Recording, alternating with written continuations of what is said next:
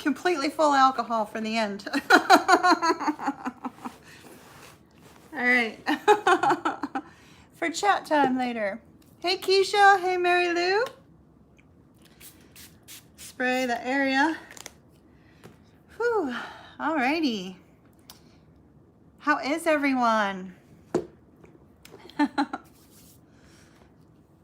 Didn't realize you could still see like way over there. Let me turn it this way. That way I don't get in trouble from YouTube. That's for when we come to an end. How is everyone? Hey Jessica. Mary Lou. Who else is here? Keisha. And Bobby. Hello everybody. It's 7:11. I'm very late. Look at that. Hey Kim. Hey Connie. Hello Jennifer. How's the audio, my loves? Hey Francisco. Let's make sure visibly the height is right and all that. Oh, Cassandra, how beautiful. That was the sweetest thing ever. Oh my goodness, thank you.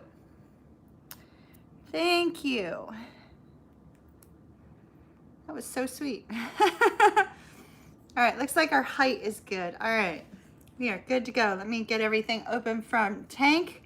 Is Tank logged in?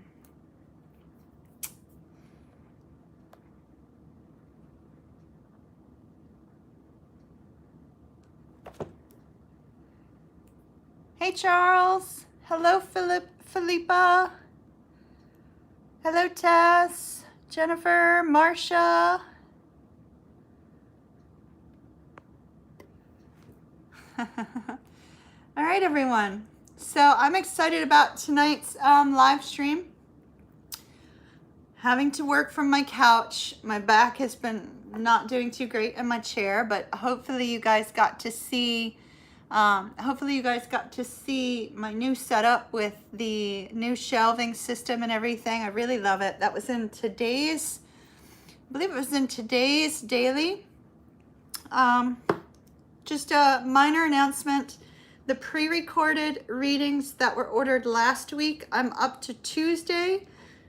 So tomorrow morning tomorrow I should have Tuesday through Thursday's pre-recorded readings finished by the end of the day. So if you ordered from Tuesday to Thursday, expect it tomorrow. Anybody that ordered a pre-recording reading for Friday or Monday, those are on a 3 to 5 day business day delay. So Friday and Mondays will be done on Wednesday. So just so you guys know, I'm almost caught up. That's where we're at. All that good stuff. All right. Okay, good. Tank's here. Hey, Lou.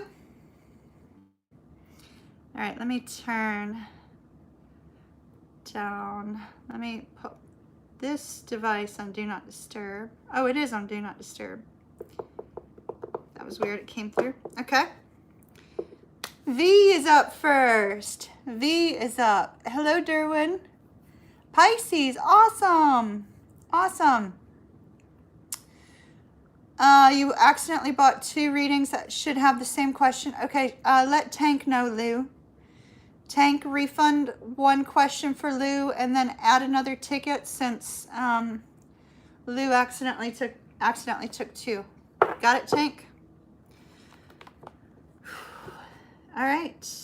I'm going to call in my guides and all that good stuff.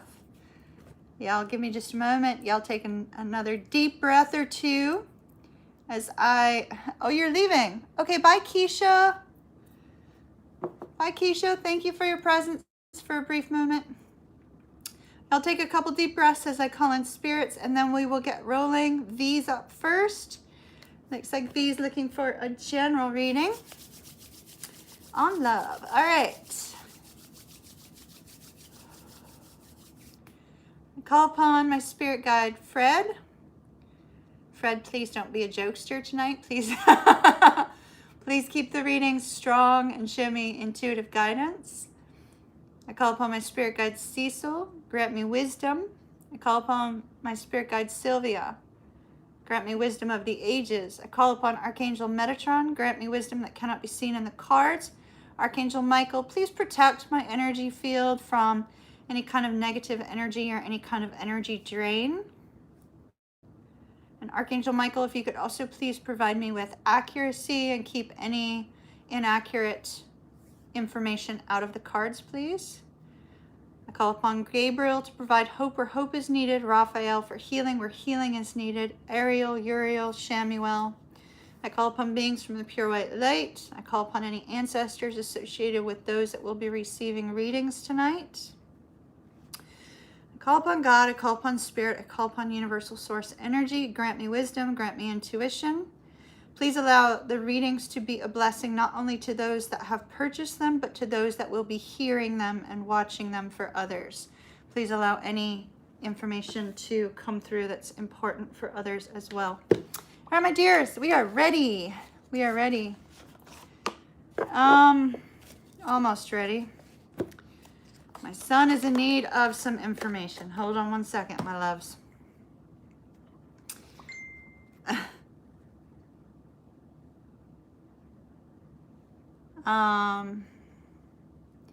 No, Tank, because you might need to log in for that. Hold on, let me get it for you in just a minute. Everybody grant me just a moment. Humblest apologies. Tank and I haven't done these in a little bit, so he's lost a password. Son. Just a moment. Let's see. Hopefully I have it. I gave them all to you, kiddo. All right, let's see. Ah, there it is. Okay.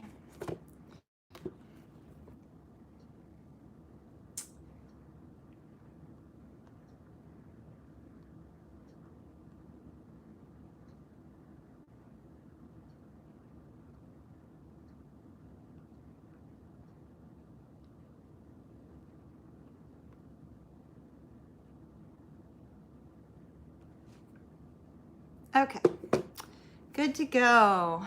We are on V in Australia. General love, okay. General love reading.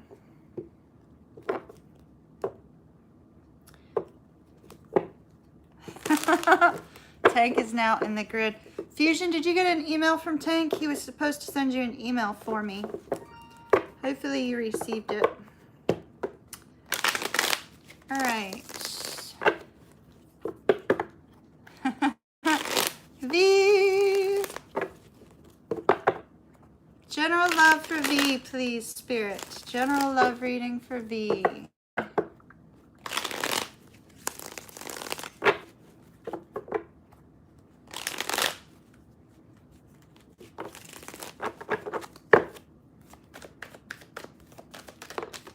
Oh, I forgot to do something.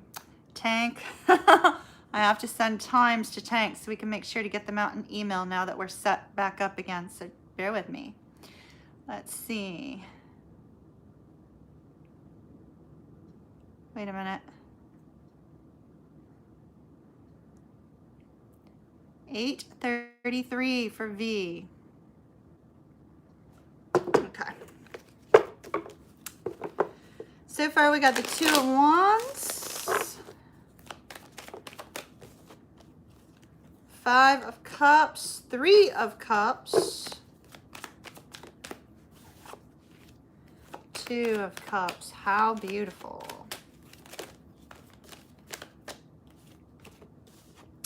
All right. Okay, Tank will send you an email for me, Fusion. I asked him to send one before we started, so hopefully you'll get it. All right, so this looks absolutely positively beautiful.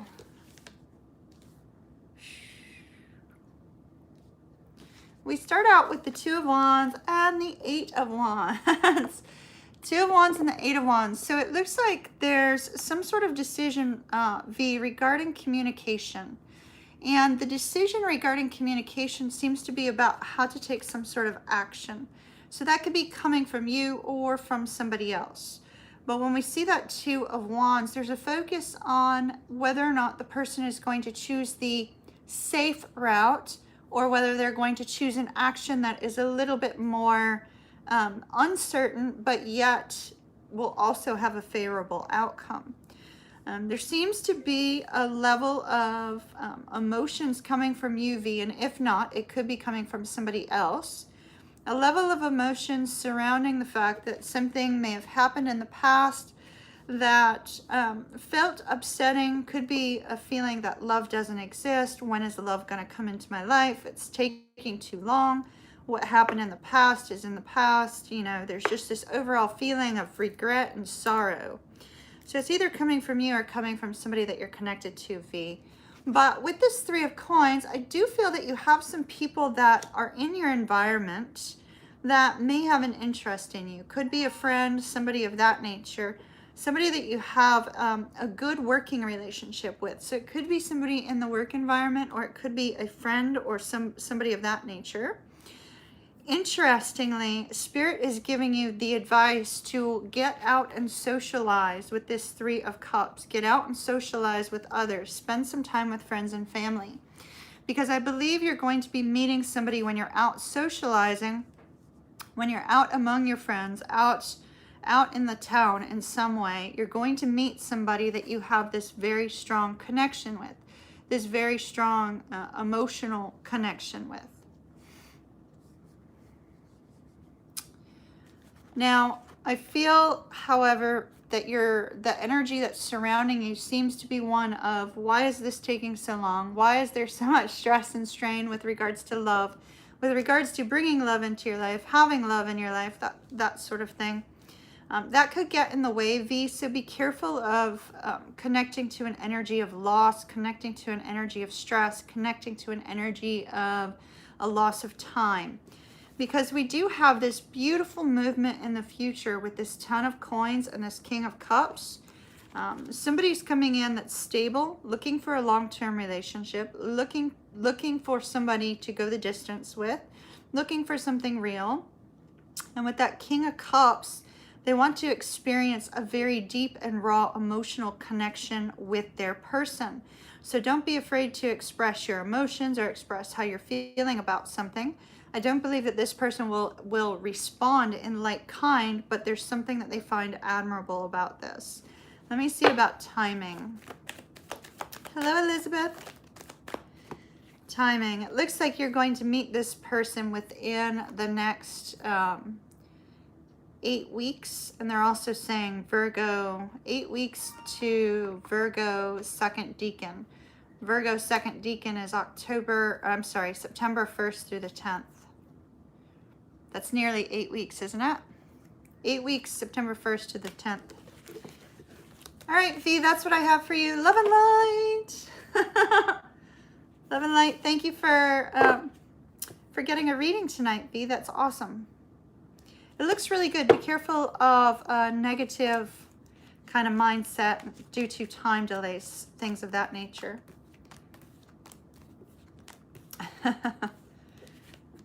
Hello, everybody that's logged in. It looks like we got quite a few of you that I might not have greeted yet. Rosie. Hello, everyone. All right, Bobby. Let's see.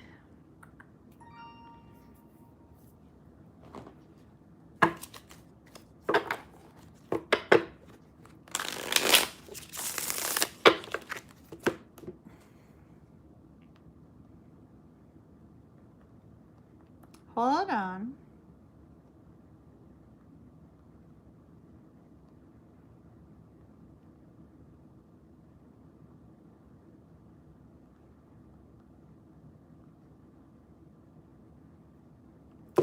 All right. Twin flame check-in for Bobby. Very weird. My phone is taking screenshots and I'm not touching it. It's very strange. All right, twin flame check-in, please.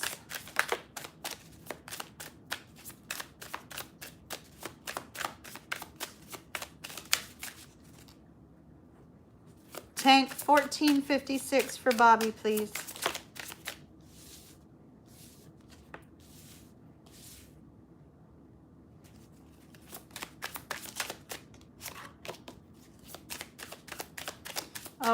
Oh, this is looking really good. Okay.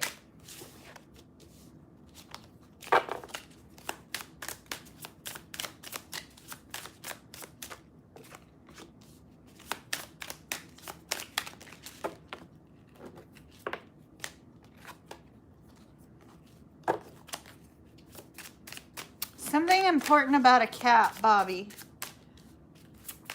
I'll show you.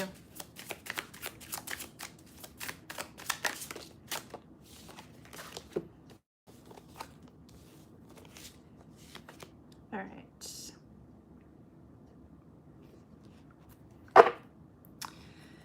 So, headspace. Woo, okay. Five of Swords. Don't like the Five of Swords. Not going to sugarcoat the Five of Swords, Bobby, but Five of Swords obviously is about victory at a price. I do believe that she's thinking about the price of having victory over y'all's conversation. And so, so there's a focus on something that's happened in the past between the two of you. And is it possible to get past this? Searching for some sort of epiphany, some sort of clarity on how to get past what has happened in the past, some sort of communication that the two of you have had in the past. So that's a really good energy, wanting to get past that, wanting to leave the difficulties from the past in the past. And we have the Fool. So I do believe that she's considering taking some action towards you. She's considering reaching out and communicating to you. The King of Wands came off by itself, and that always seems to come up in relation to, you know, your twin's energy towards you. And so you're often showing up as the King of Wands. Well, interesting. She feels like she is your perfect match, right? She feels that the two of you are a perfect match with this particular card. And so with this particular card, not only is there this essence of, well, let me find my own confidence in order to communicate, in order to reach out and communicate, but I need some extra time with this particular card. So I feel like she needs some extra time, if that makes any sense. Notice all these cats. What's up with the cats? Like, I mean, there's something up with the cats here. And so, you know, this particular card is not called the Seven of Cats. It's called, it's called the Seven of Coins. And so, but yet here they're showing 7 cats. 7 is a very spiritual number. So there could be some focus on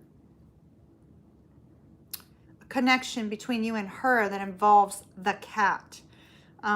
There's just some sort of weird dynamic regarding slowness and this particular cat. Now, the interesting thing about cats, you know, unlike having dogs as a pet, speaking of which, let me give the dog her, hold on, I kind of stole her.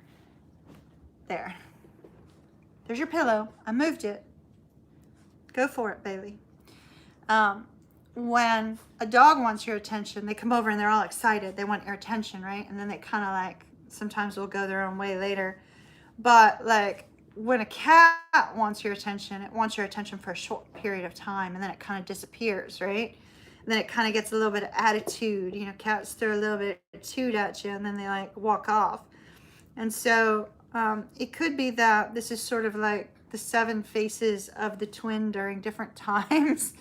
And so it could be the sense that, you know, she's thinking about all these different aspects of the connection the two of you have had in some way, and the length of time and effort that you've put into the twin flame dynamic. Now we have the stars, the 8 of Cups, the Hermit, the King of Cups, and the 2 of Wands, which ultimately what that is showing is that I do believe that she's gone through some sort of healing, some sort of spiritual growth, which is positive. And there's an essence of, okay, well, should I move away from this connection, or should I stay? Should I communicate? Should I take some sort of action? And so she's in a good mindset right now, which is fantastic. But she's also got a little bit of an energy of kind of, well, let me move forward. Let me not move forward. Let me take a step back. So it's sort of like this little bit of little inch forward, a little inch back, a little inch forward. So send her some energy. I think it would be of help. I know we got onto this like kick of pets and animals. But that's what I'm saying. That's what I'm saying. Hopefully that's of help to you.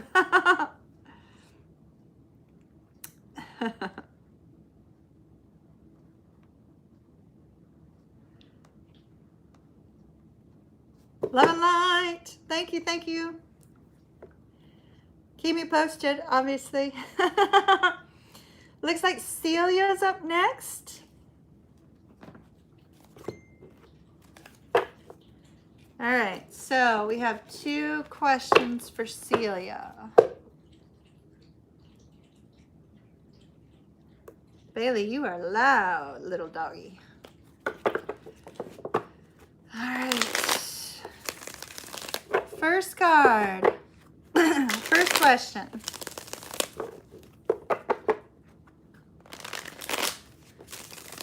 Finances, please, Spirit. Talk to me about finances for Celia. Oh my goodness, Celia. So I expected we'd get a lot of cards out on this one, right?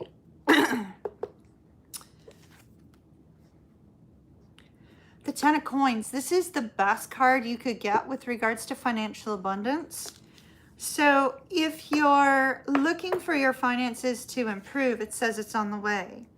If you're looking for, an overabundance of financial reward, it's on the way. If you're, well, it's not lotto good. It's not lotto good, Fusion, but it's good. It's the type of finances that come in as a reward for all your hard work and effort that you put in. And right here at the bottom, we have the 6 of Wands.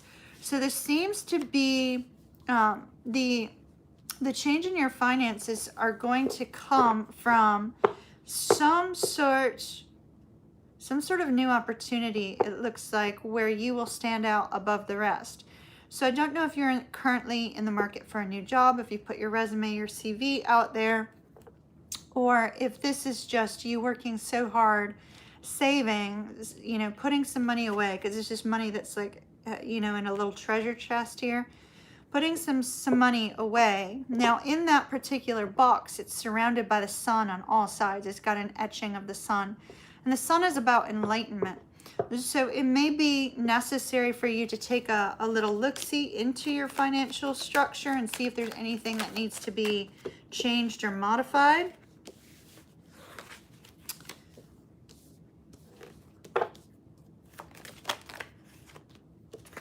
All right, give me a time frame on this, please, Spirit. A time frame. Wow, flying cards. I'm going to take the one on the floor, and the reason being is because a lot of cards came out, but one came out separately. 7 of Wands. The timing of the 7 of Wands, the 7 of Wands is 3rd Decan of Leo. That'll be August 10th through the 21st. 3rd Decan of Leo. But it's also going to mean that there may be a fight to get to this point where you have this financial abundance. I do see the Page of Cups indicating a brand new opportunity. The Death card, also indicating a new opportunity, but something has to change. And when we have that Death card, it's a release of something that's interfering, a releasing of something toxic, a releasing of something that's getting in the way. Maybe just overall, there may be, check to make sure that you're not like spending a lot of money on things that you don't realize. And then we have the Hierophant here, which can indicate a new contract, a new job, a new business opportunity. Keep an eye out for any sort of new opportunities to bring in extra income, because I feel like one is coming towards you. And with the High Priestess, I think it's going to be very profitable. It's going to be very positive. You just don't see it coming just yet.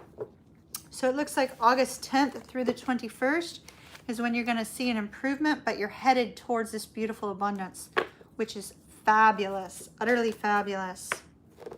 Love it. Love it, love it, love it.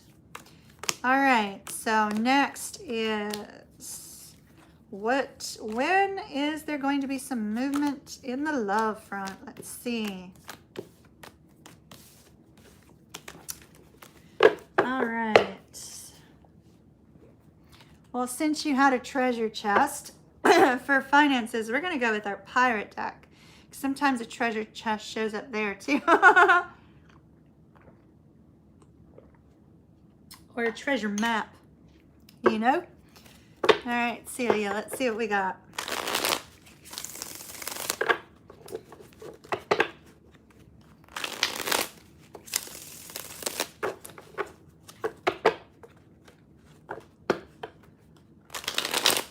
All right.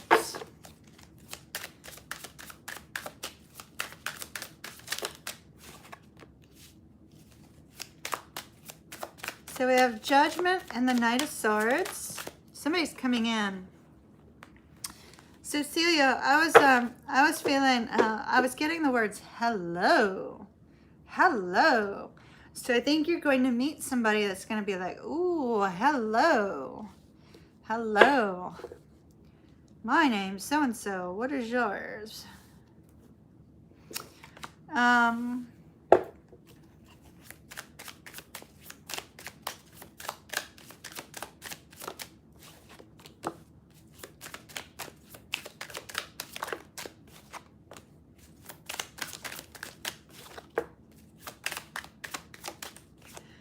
So once again, we have the Death card. You're definitely having to leave something behind. I think if you can determine, Celia, there's something that's interfering with both your financial abundance as well as bringing love into your life. If you can figure out what that blockage is and remove it and try to overcome it, then I think you're going to see rapid movement based upon the cards that we have here. You'll see rapid movement in a very positive light. And here's that rapid movement of the King of Swords. And with Judgment card here, there's this focus on the fact that you have to make some sort of decision. You have to make some sort of decision regarding this blockage. Now, sometimes when we have a blockage that affects both areas of life, we've brought our vibration down to the point where we're bringing in negativity into our life, or we're bringing in difficult things into our life.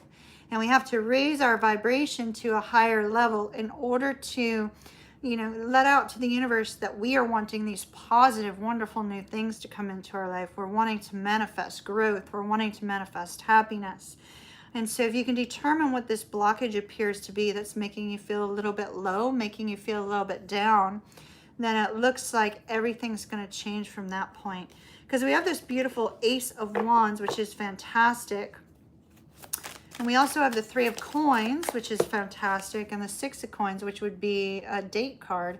And here we have the brand new beginning. But some sort of heartache, some sort of breakdown is kind of getting in the way. Some sort of heartache, some sort of struggle. Let me see if I can find timing. I'm telling you, this person, you're going to know this person by the way they speak to you. They are literally going to go, well, hello. Because that's what I was hearing. Well, hello. It's going to be somebody you're going to meet out and about town. All right, timing on when this person comes into Celia's life, please. Eight of Wands. This is the time of Sagittarius. That's okay, Tank. Eight of Wands is the time of Sagittarius. It's Sagittarius first decan. So you're going to be looking at the very end of November. From November 21st through December the 1st is when this person will come into your life. But it looks like you're going to have to decide on how to remove this blockage. If you remove this blockage, they may come into your life sooner. They may come into your life sooner. And exactly what I was expecting. They're very likely going to come into your life at the exact same time as this abundance is, because at that point you've removed the blockage, if that makes sense. Hopefully that will be helpful to you, my dear. Love and light to you, Celia. I wish you well. How long is the list? Diane, it's probably very long. You know my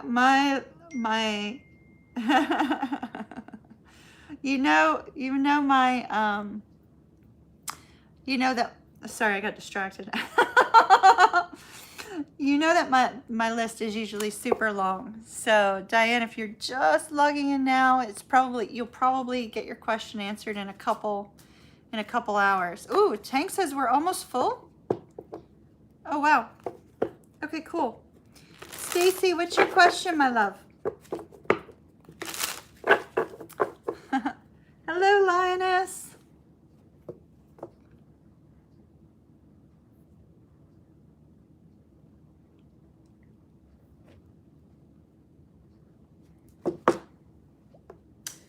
All right.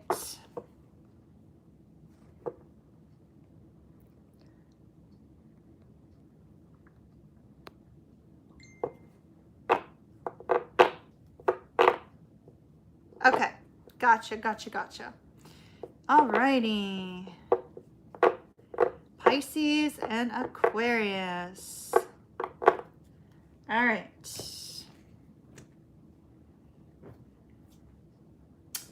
Stacy, oh, Linus, thank you so very much. Thank you. There's the little doggy. Thank you. All right. Always good to see you logged in, Linus. Thank you. All right, Stacy, are you ready? I'm using my Crusaders deck for you. It's kind of led to it. Pisces, Aquarius. Stacy and the Aquarius.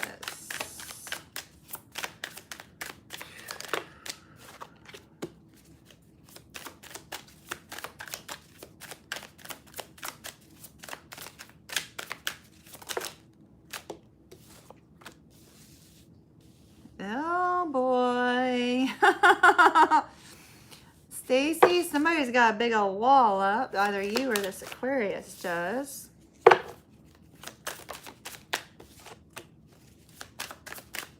Oh, I neglected to tell Tank the times.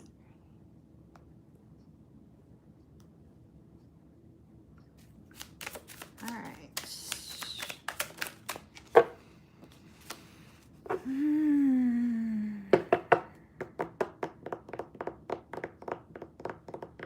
Stacy, are you logged in now? You are. Okay. So, regarding the Aquarius,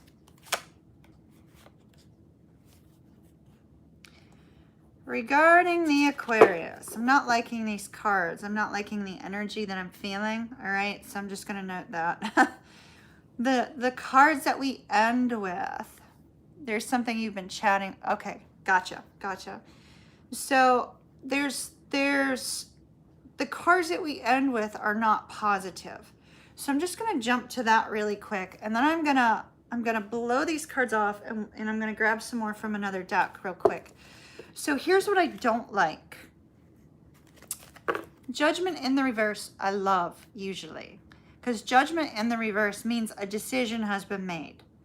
And it's a very positive thing because somebody's taken some time to make a decision. Now, here's what I don't like. Seven of Swords with the Star in reverse. The Seven of Swords can be an energy of deception. It could be an energy of deceiving oneself. It could be an energy of, lying, cheating, things of that nature. And with the Star in the reverse, I feel that, this particular energy that this person is putting out there appears to be a little bit on the immature side, a little bit, perhaps a little bit combative, all because they're keeping something to themselves. Now, it doesn't necessarily mean that what they're keeping to themselves is bad, but they're keeping something to themselves and not telling you. I do see a lot of fears and worries. I see this energy of perseverance. It got a big old wall up around me, that sort of thing. The Knight of Wands is unfortunately negatively aspected because it's directly between these two cards, and that's kind of player energy. Now, if you're okay with that, if you're okay with, if you're, kind of open relationship minded, you might not be as moved by that particular energy, but I think that you're probably going to be a little bit moved by it. So we do have the King of Swords, which can mean an open, honest discussion is coming. I do see this person shows that they're willing to put work and effort towards you. They show that they've got their life together, but internally something's going on with this person. So let me take a little look-see.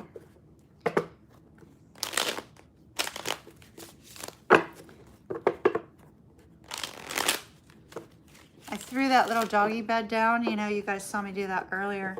Because I'd put it up here hoping she'd come up on the couch and just chill. But now she is dead asleep in that cushion.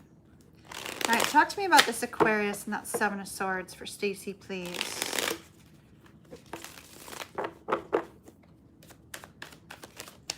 Does somebody play tennis?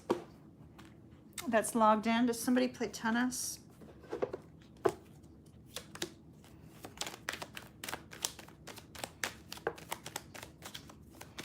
Stacy, is the Aquarius the twin? Because we've had the Emperor come out twice.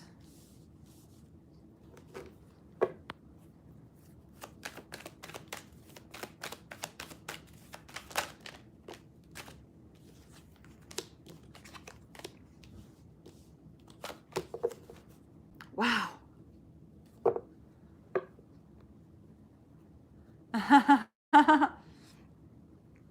All right. So the Aquarius is the twin, and I'm assuming there's another person, that there's a third party based upon the cards that have come out. So we have the Emperor came up twice. We also had the Justice card show up twice. I just didn't mention it before. It was underneath the Emperor, and we have Temperance. Temperance and the Four of Cups. I do feel that you are on this person's mind. They are thinking about you. They are also feeling very unbalanced with regards to the connection. We have the Chariot and the Emperor together. And so I do feel that this person is taking some sort of action. They're moving forward. But if there's a third party, Stacy, they're not moving forward towards you. If there's a third party, they're moving towards their person in some way. Justice can be a Libra card, absolutely, positively. Can be related to the Libra. They're dropping some sort of burden with regards to this Lover's card. You know, making some sort of decision. It may be making a decision between the two of you. No. All right.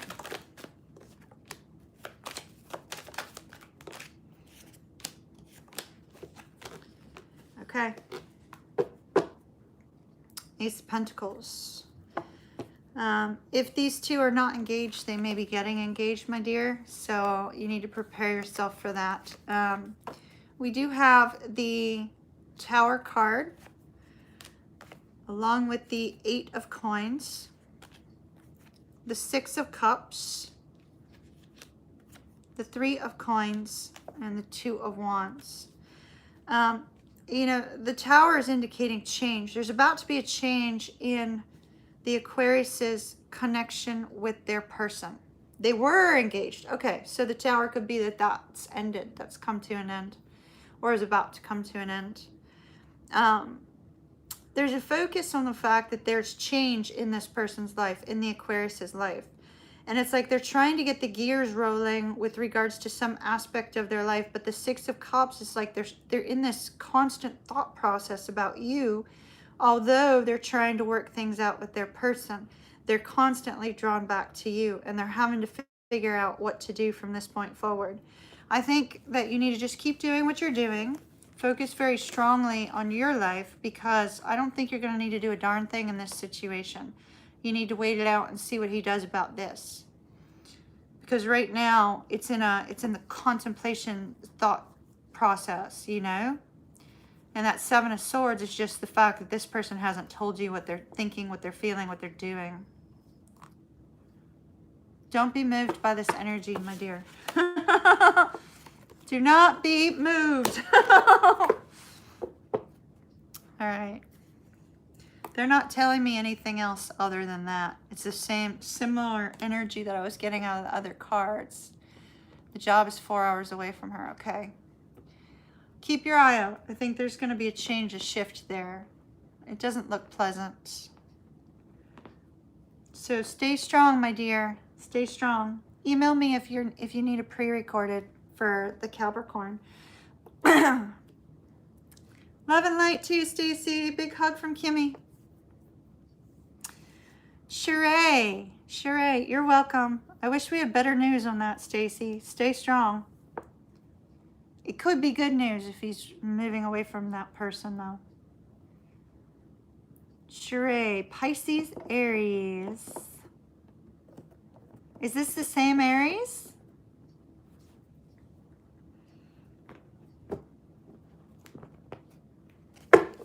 All right.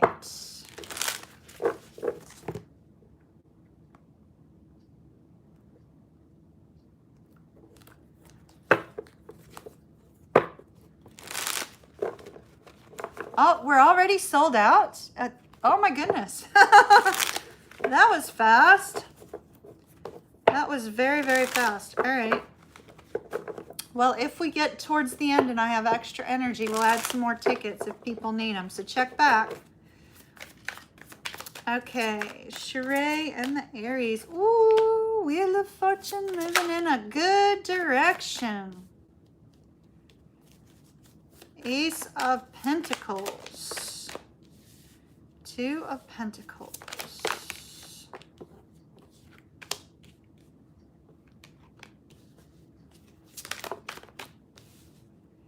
Wow. Wow. Wow. Wow. Wow. Wow. Oh my goodness. Okay. Wow. Wow. Wow. Wow. Wow. Sheree. Wow.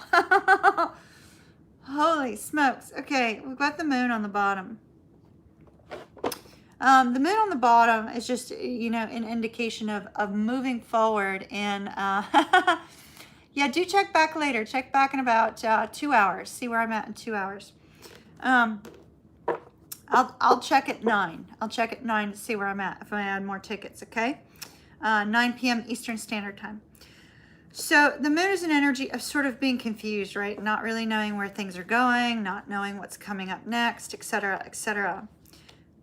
By golly, Sheree, this looks absolutely phenomenal. So where should I start, Spirit?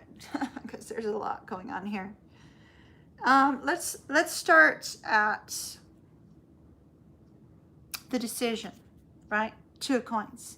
Some sort of decision having to be made. It might be moving in together. Might be something of that nature as listed, right? It could be something similar to that. But with that 2 of coins, it's sort of like, are we running out of time? Do we need to move forward in a different way, right? Do we need to, you know, get moving on this as quickly as possible, or, you know, do we take time? We have the Tower in the reverse. I like that. I like that.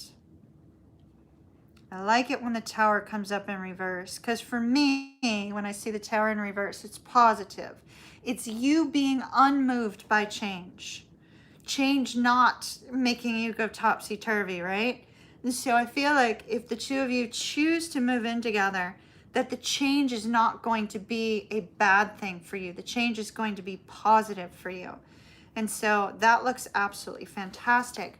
With the Devil and the Hangman, it could be that one of the 2 of you has had to kind of gain a new perspective on the whole situation in general. Somebody may have been overthinking this moving in together. They could have been overthinking, you know, what will happen, what will change, etc., etc., etc.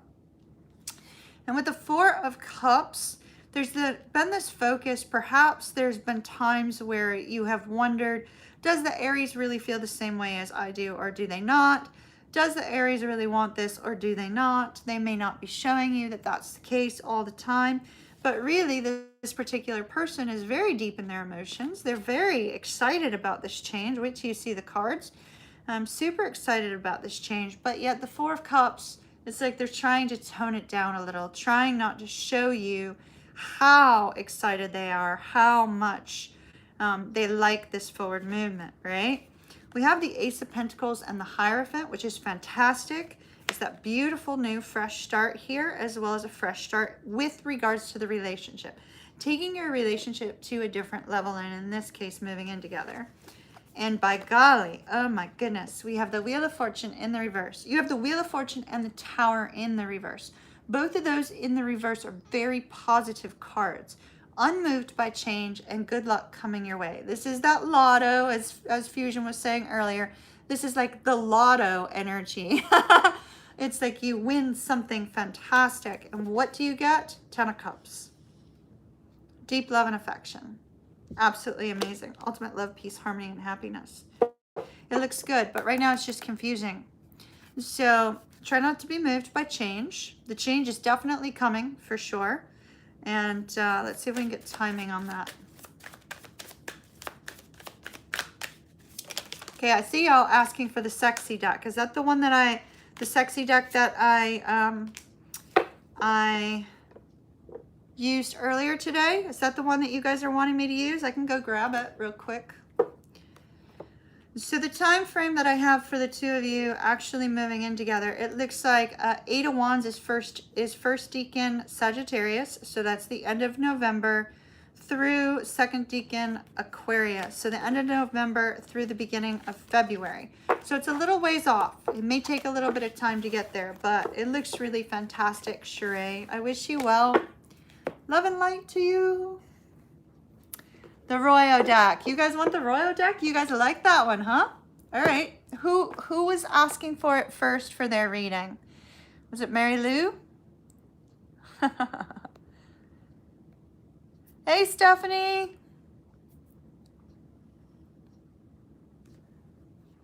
All right, let me go grab that deck. I will be real quick. Hold on 1 second.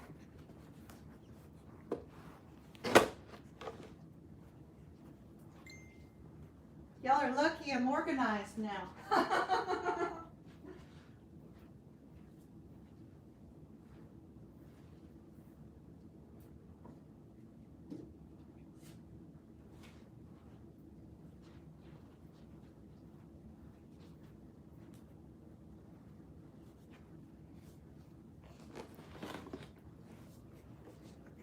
Oop.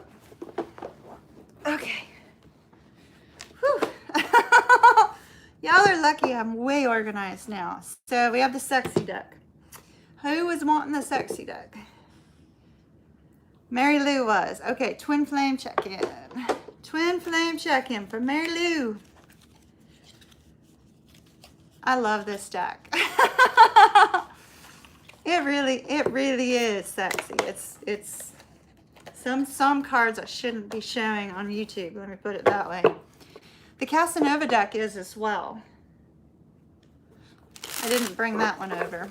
The Casanova deck is nearly X-rated. All right. Let's see.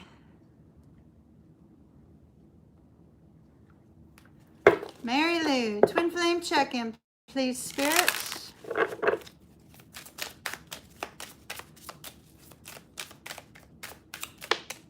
Ooh.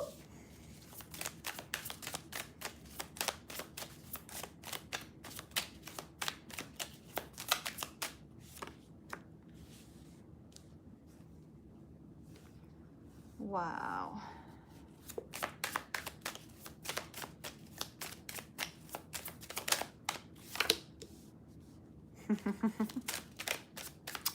Looks pretty good.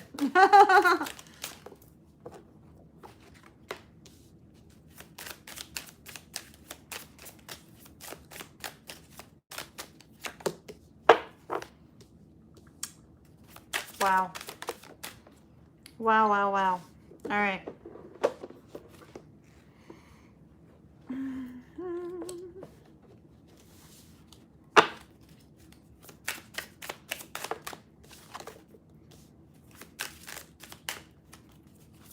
One more, please.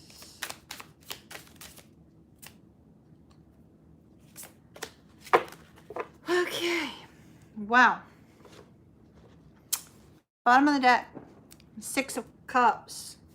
Deep nostalgia, you know, daydreaming about each other. And by golly, are you daydreaming about each other? There is so much love here between the two of you. It's stinking fucking ridiculous. Excuse my language, Mary Lou, but holy smokes. Holy smokes. We have the 10 of Cups, the Ace of Cups, and the 4 of Wands on your twins' feelings about you. They feel it's a connection that defies explanation. There's a desire to renew the love, and there's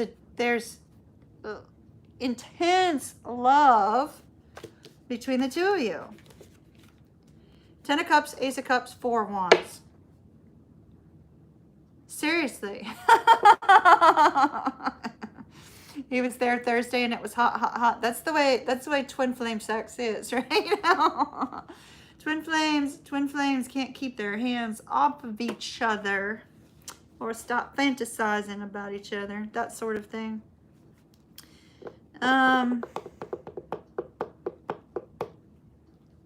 So there you go. I mean, there's so much love here, and it's not even talking about the sexual aspect of the connection at all.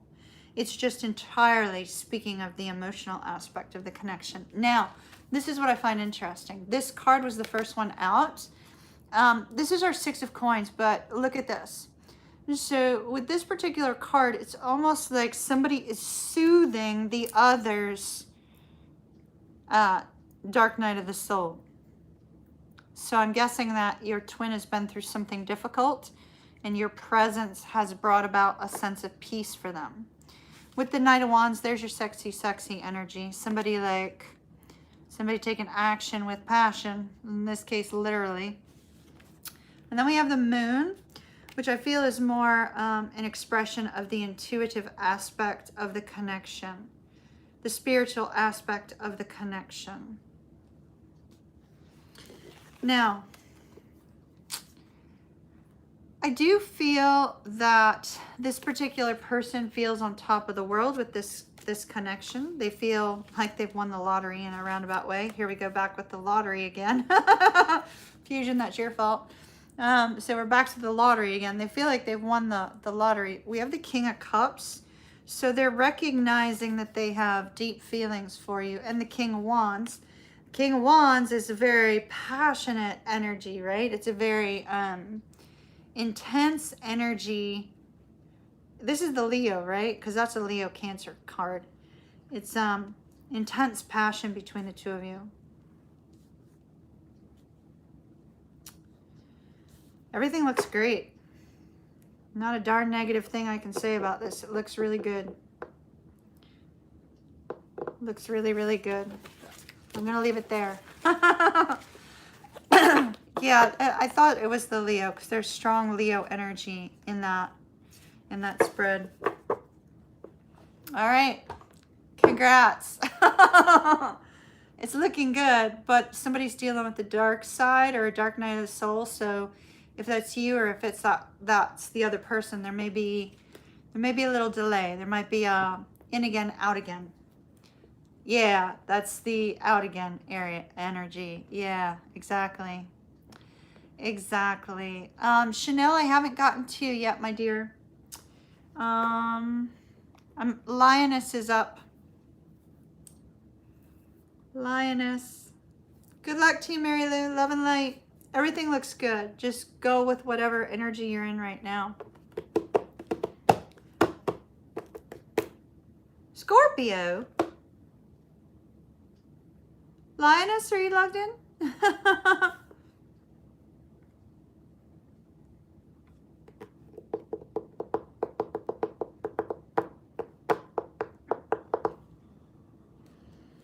All right.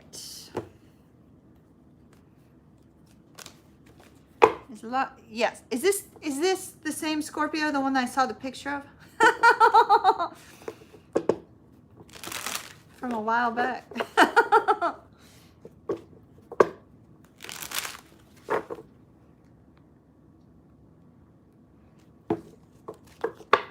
All right.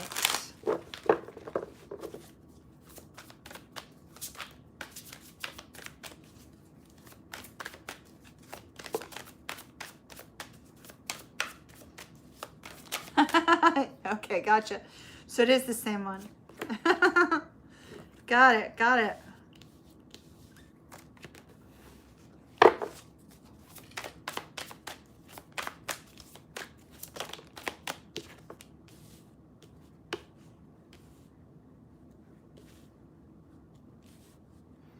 All right, come on, talk to me about what this Scorpio wants, please, Spirit. Let me get time for you.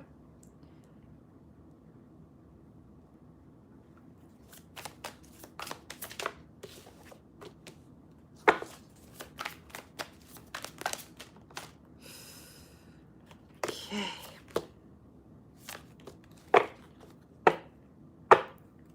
Wow. All right. I swear, y'all's, we have a new moon coming up, don't we? It's like this new moon energy is just like crazy strong. Crazy strong. Let's see.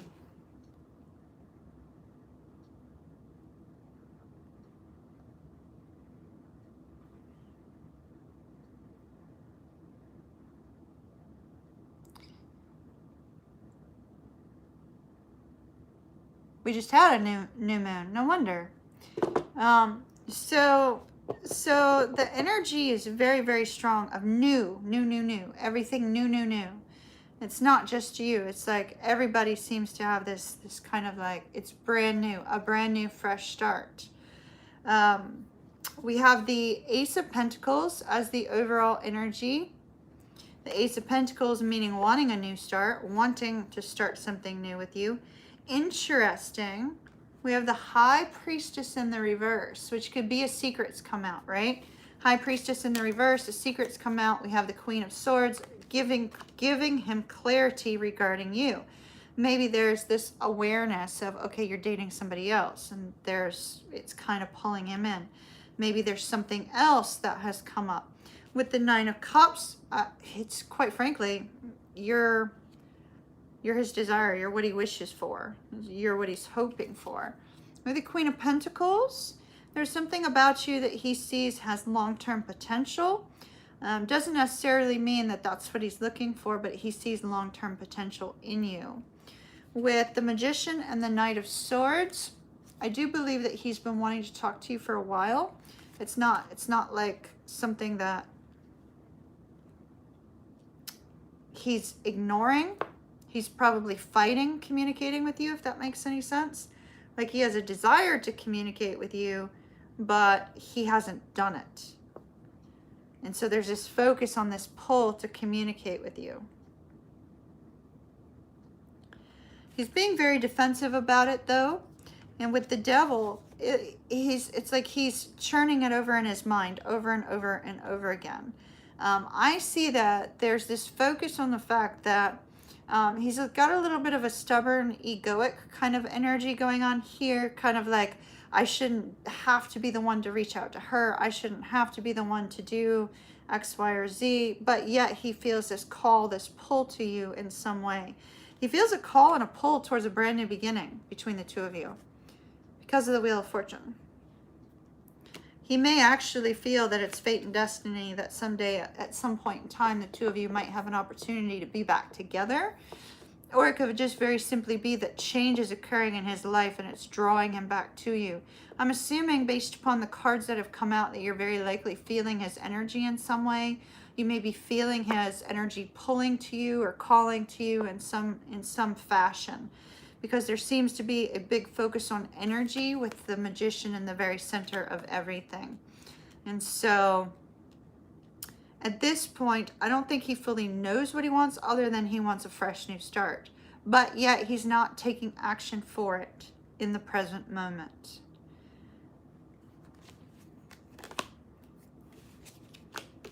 Look at that. Oh my goodness.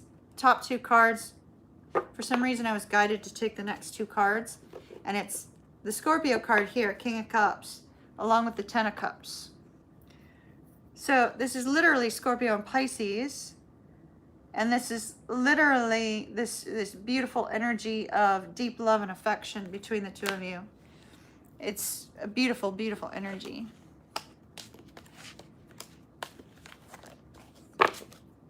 Yeah, exactly. That's good. That's good.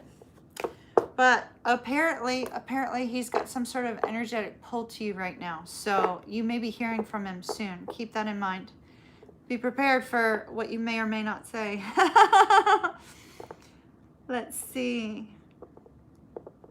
All right.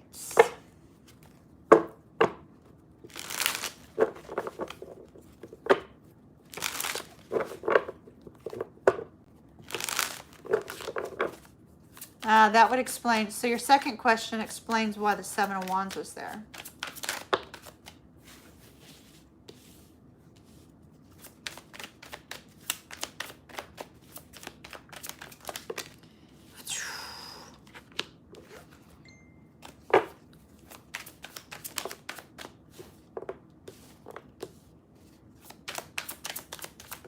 All right, so Spirit is saying be patient regarding the property, okay? Be patient, be patient, be patient, because you are going to have an opportunity here. Let's see.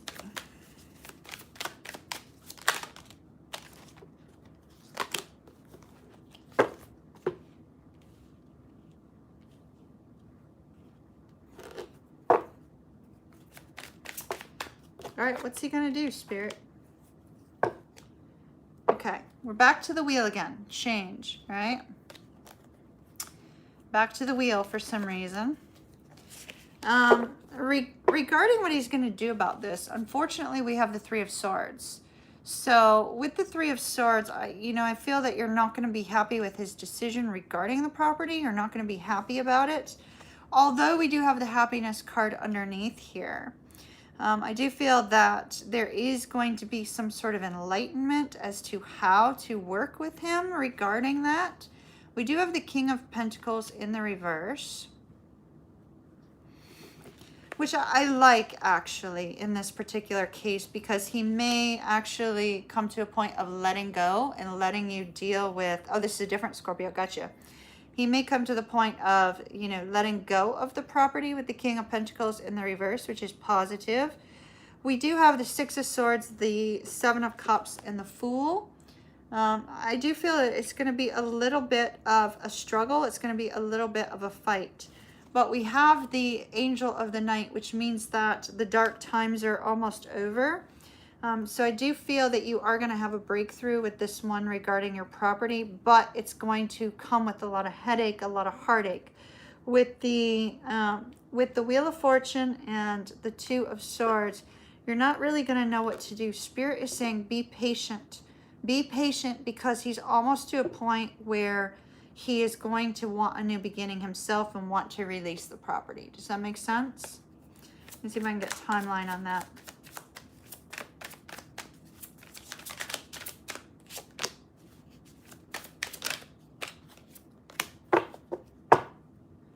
Four and Five of Pentacles. Okay, that's interesting.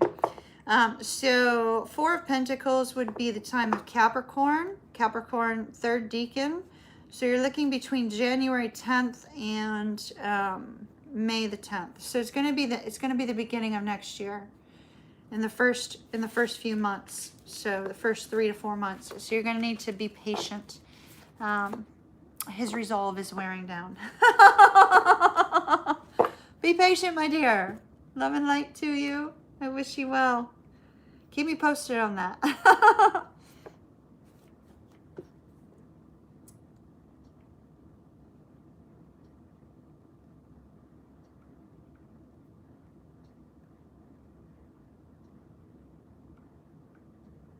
All right. Connie.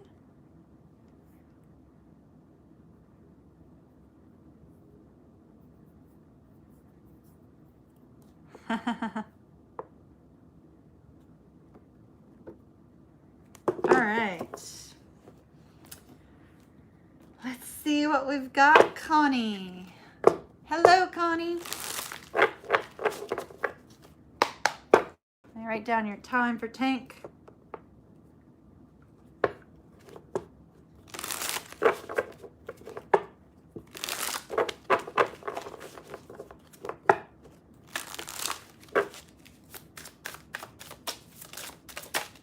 Whoa, flying cards. I don't know if you heard that. It's like they were flipping and flying and everything else. Let's see, there was another one that flew. Where'd it go? Ooh. Ooh.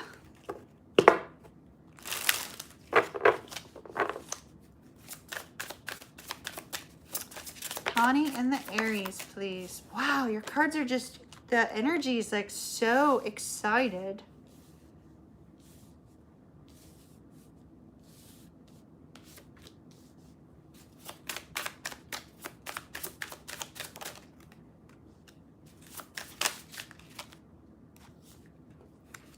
It's crazy, Connie. Your cards are literally going nuts.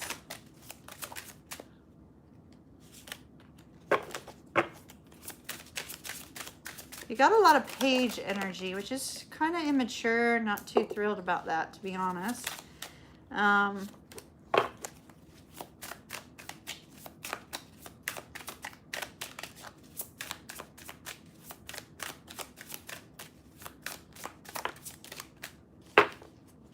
All right. Good. Excellent. Look at that. Queen of Cups is your overall energy. All right, I like this. It's actually turning out better than I expected. So, Queen of Cups, that's beautiful. So, that's you, quite frankly. Queen of Cups is you. There's no, oh my goodness, and the Two of Cups is directly on the last next. I can't even speak. Boy, energy is like insane. Two of Cups would have been the next card out. So with the Queen of Cups, I feel you've been very loving. You've been very kind. You've shown a real pleasant side. They find you very attractive. So here's something interesting. They do not like the fact that they are going to be away from you. Eight of Cups, Two of Pentacles. It's leaving this person feeling unsettled, that they are going to be at a distance from you for a period of time. No matter how short or how long that distance happens to be, they do not like the distance at all.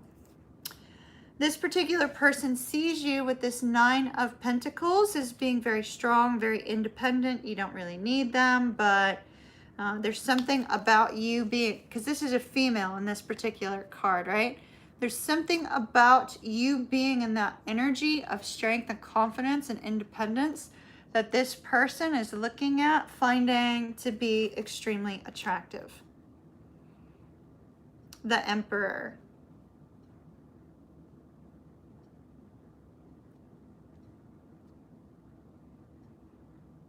I'm seeing a hot air balloon.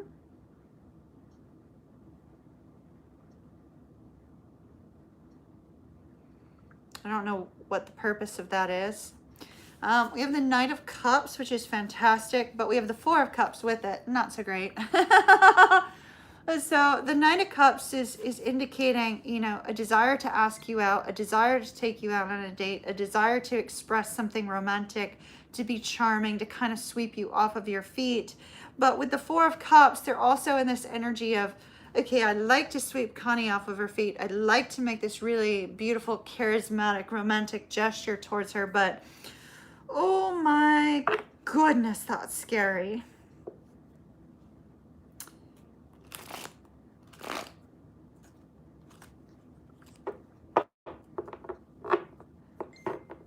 Interesting, we have the World, because I feel that the World is indicating that there's a new beginning here for the two of you.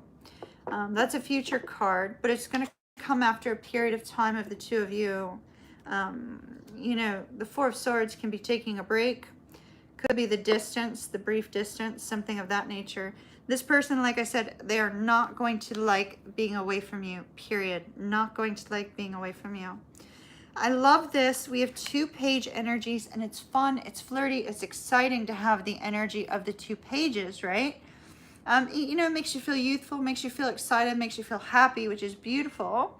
With these two cards, we have the Page of Wands, which is flirty. Flirty, flirty, charming, flirty, you know, kind of gives you that butterfly sort of feeling. And then we have the Page of Pentacles. So there's this indication of the potential of something new with this person. But, oh my goodness, wow, oh wowza. So you know the energy that was occurring with the cards, that like really intense, fly everywhere kind of energy from the cards. It's like this person is feeling this intensity of excitement connecting with you, which is really awesome. You know, it's kind of like that new energy, even though you guys have known each other before. It's not something brand new, but it feels brand new. It's like that giddiness, right? Well, we have the Two of Wands, which is about, you know, choosing to take some sort of action. The Ace of Wands. There's a fresh new beginning for the two of you. But here's the thing I find to be so interesting, and I'm getting cold chills about that. Not only is it a brand new beginning for the two of you, we have the Judgment card and the Ten of Pentacles. This person is looking at this connection regarding whether or not this is going to be something long term. And so I find that to be really quite beautiful, especially with the Two of Cups coming out next. And then we have the Tower with the Three of Coins. So it's like surprising that this person, you know, works so hard to kind of get your attention. Plus the Six of Cups and the Ace of Coins. So I think this person is really thinking, you know, is this something, let me put it this way, this person is ready for some sort of long-term relationship, and they're wondering if you're the one for that. This is the most beautiful reading we've had for you in a while. It's absolutely gorgeous. So for right now, I would highly recommend just sitting in that wonderful giddy energy, knowing that this person is not going to like to be away from you at all, but it's necessary and part of your journey. And the Aries has got some butterfly feelings about you, which is absolutely beautiful. I love it. I love it. Oh, let me get timing on the Judgment.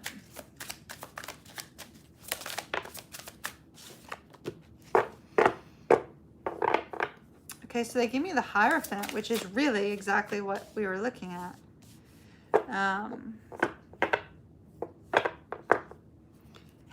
That timing seems awfully far off, Spirit.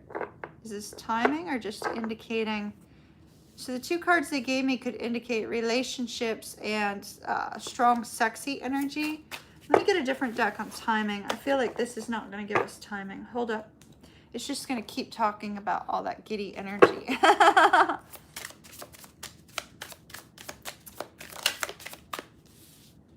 Okay, the Hermit. That's the time of Virgo. End of August through end of September. There should be some movement on his deep thought. Oh, good, good, good. I love it, Connie. Please keep doing that. It looks fantastic.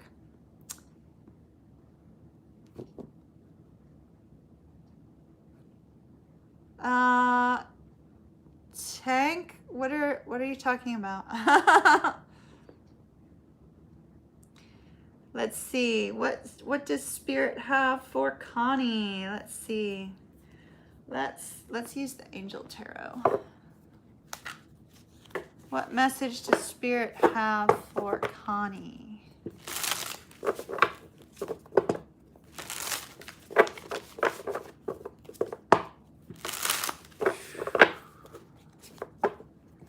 I'm feeling like intense butterflies, Connie. I don't know if you get intense butterflies when you see that Aries, or it's vice versa, or both of you.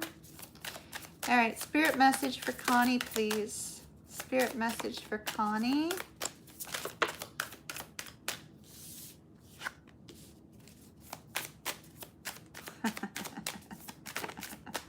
Ah.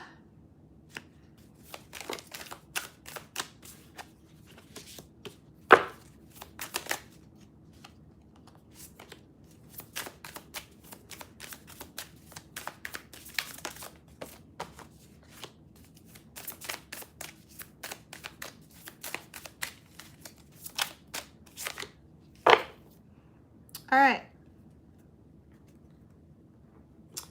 Interesting. So let me just note that one of the cards that came out regarding, you know, this Angel Tarot I used to gain spirit messages, there's this sense that with this particular card, it indicates influence over men, is what the card says. And so I find that interesting because it's almost like there's this essence of the fact that your feminine charm seems to be working wonders for you. Could be working wonders for you with regards to your job, could be working wonders for you with regards to this Aries.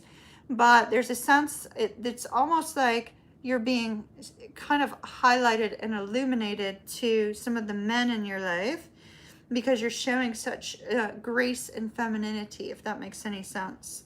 That seems to be spirit driven. It's almost like they've shown a light of favor upon you, which is wonderful.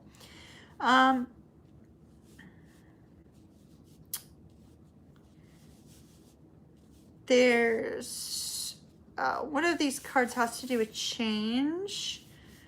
Seems to be change with regards to finances and knowledge. So there may be something really important there. You work at a place of knowledge, so that seems to be interesting. Seems to be interesting. You work at a place of knowledge, but it's financial in nature, something financial in nature. I don't know if you're still considering a move, but there's something financial going on here. Once again, notice the 2 rings here. There's almost like this is a fresh start between you and the Aries, which is fantastic.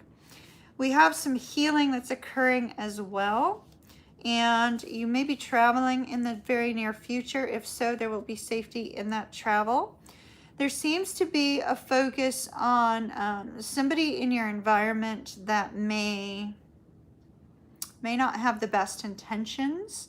Could be a neighbor, something of that nature. Somebody who has kind of got prying eyes but has not taken any kind of action towards you. And there's a strong focus on knowledge, and discernment. So one would wonder, what is that knowledge related to? What is that knowledge related to? Talk to me about this knowledge and this favor that she has earned here.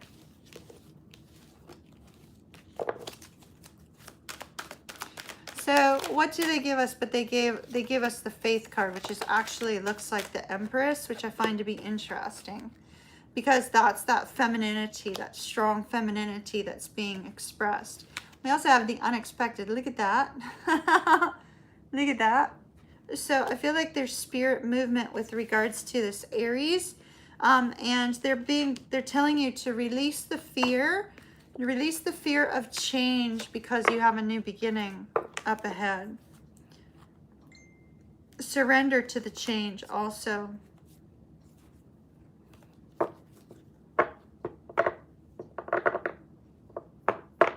It's kind of almost like the change comes in to shake things up and really give you what you wanted. So release the fear. Release the fear. All right, my dear, love and light to you. I wish you well.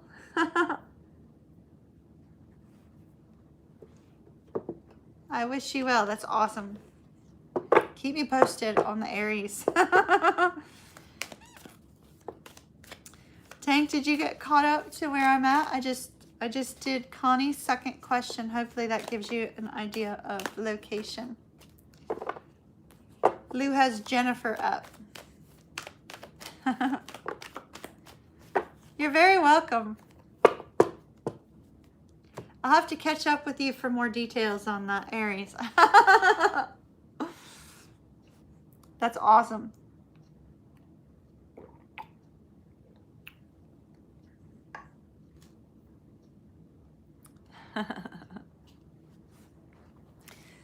Oh, taking a brief breather while Tank finds the next question for me.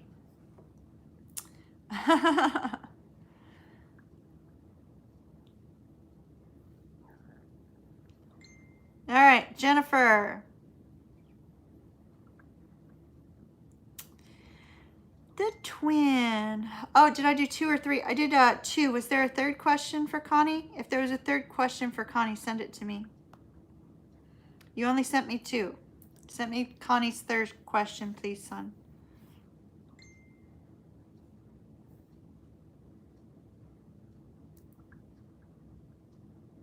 Oh, okay, I got it. I got it. I got it. I got it. I got it. Okay. You sent 3, but in 2 messages. Okay, okay, okay.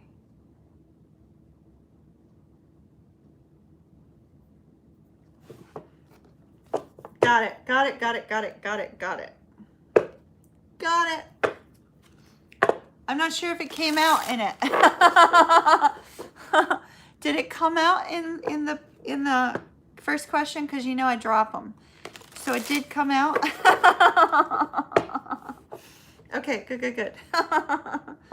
Good, good, good. That's interesting that it came out in the cards. All right. Good deal, Connie. Sorry about that. I completely missed it. But if it came out in there, that's good. It was supposed to. All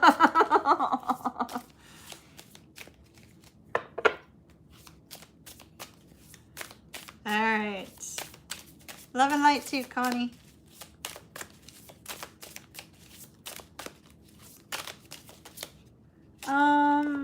Which cards do I want to use for Jennifer?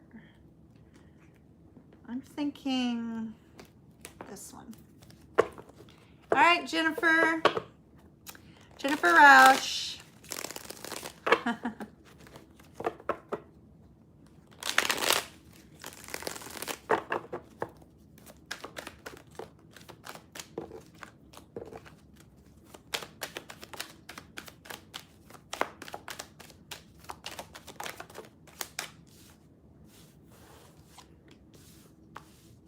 Wow. Gosh, everybody's got this beautiful energy.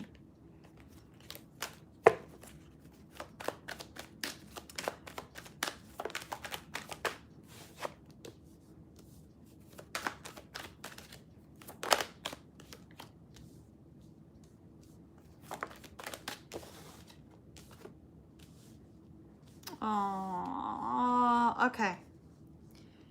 All right, all right.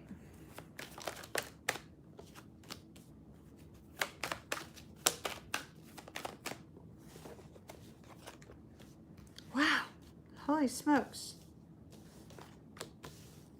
I swear, everybody's energy is like, it's so beautiful. I don't know if y'all are like super happy or if it's astrological. I'm glad we did not do this the other day when everybody was having astrological difficulties a couple days ago. That would have been rough, but man, I'm glad we're doing this on a good day. So regarding your twin, Jennifer, I really, really, really love the energy of the headspace. The heart space still needs to meet the headspace a little bit, but it's getting there. It's getting there. So with the Queen of Cups, this person sees you as very loving, very kind, very expressive. You wear your heart on your sleeve. With the Two of Cups, they feel that the two of you have this really, really strong emotional bond. They're focused on the connection. They're focused on the love that exists between the two of you, which is beautiful. And the Devil in the reverse is phenomenal, y'all. Take note, tarot readers.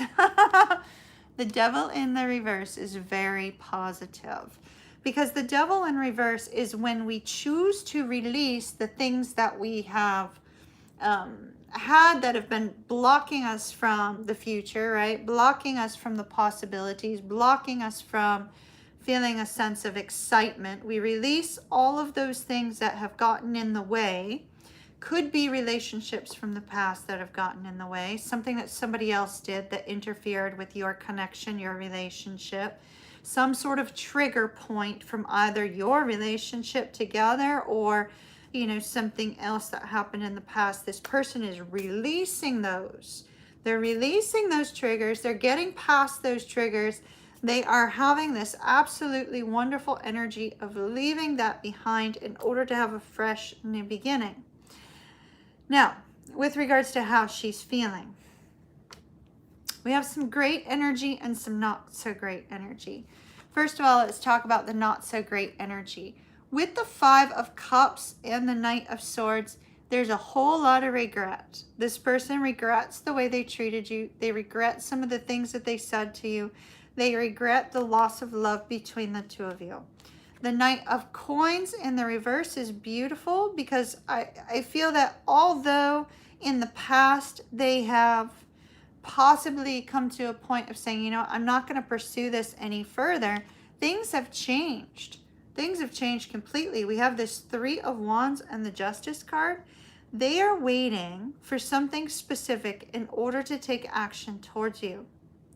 And it seems like whatever they're waiting for has to do with them releasing something that they have had a struggle with releasing in the past. So there's a beautiful energy of this person healing and going through some change, right? And with regards to their actions, we have the Wheel of Fortune. the World, the Seven of Wands, and the Hierophant. Girl, this is somebody who wants to come back towards you. Look at that reclaiming the Mountain card, right? Saying, I have not let go of Jennifer. I'm choosing to say, how do I get back to Jennifer? How do I have this brand new beginning? How do I have this new cycle? How do I bring about change? It's fate, it's destiny for this connection to be resumed. I think it's just a matter of time before this person comes your way. There's a lot of internal strife though. All right, so we have the Four of Coins with regards to timing. That's a long way off. So as I always say don't sit around and wait on somebody. Make sure that, you know, you keep living your life. But the Four of Coins is the time of Capricorn. Now, for some reason, they have Cancer listed on this card, and I'm not quite sure why. There may be a focus on this particular time of Cancer right now, but the timing of this card is Capricorn third decan. So that would be January 10th through, you know, January 20th, really. But there may be some sort of movement, some sort of communication, perhaps, during the season of Cancer, which is now.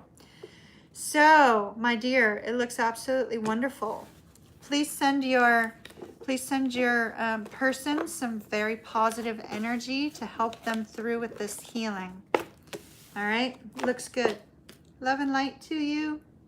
And I forgot to put your time span on there. Tank, could you please find Jennifer's time for her beginning question and add it to your list?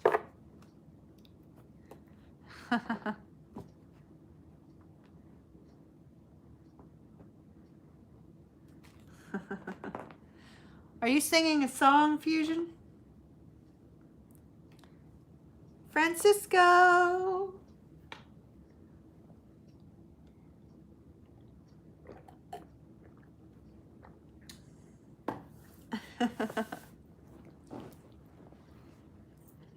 Y'all have had some beautiful readings tonight.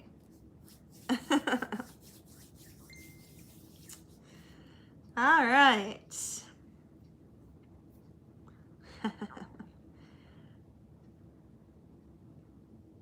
Okay, let's see.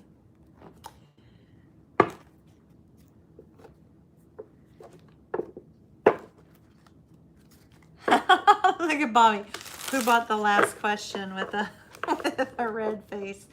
Are we completely sold out tonight? Ooh, these cards are not for you, Francisco, because they just went flying off the deck. I picked up the wrong deck, or flying off the little tiny desk. Hold on. Picked up the wrong deck for you. Okay. No. All right. Sold out at 8:30. That's pretty good. That's awesome.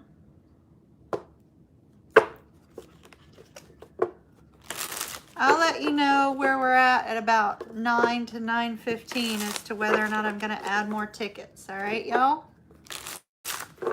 We'll see how my energy is. Thankfully, I'm comfortable sitting on this couch. So you never know. We might go longer. All right. Francisco's question, please, Spirit. You see the question.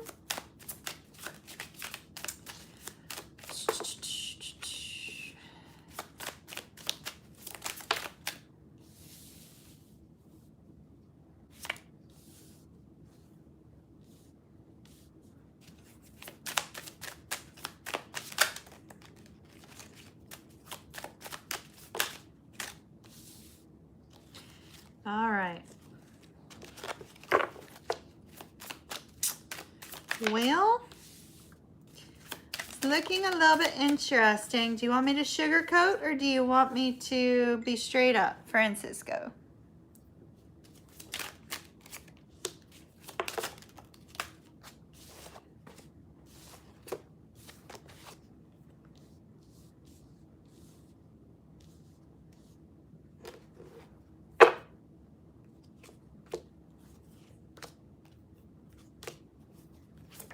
All right, where's this going?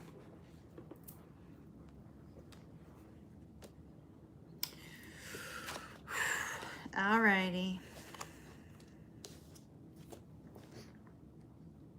All right, straight up.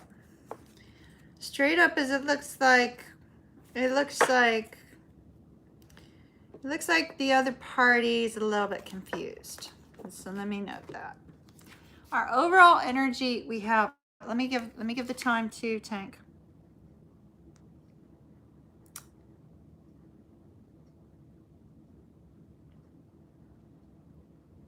All right, the overall energy is that of confusion.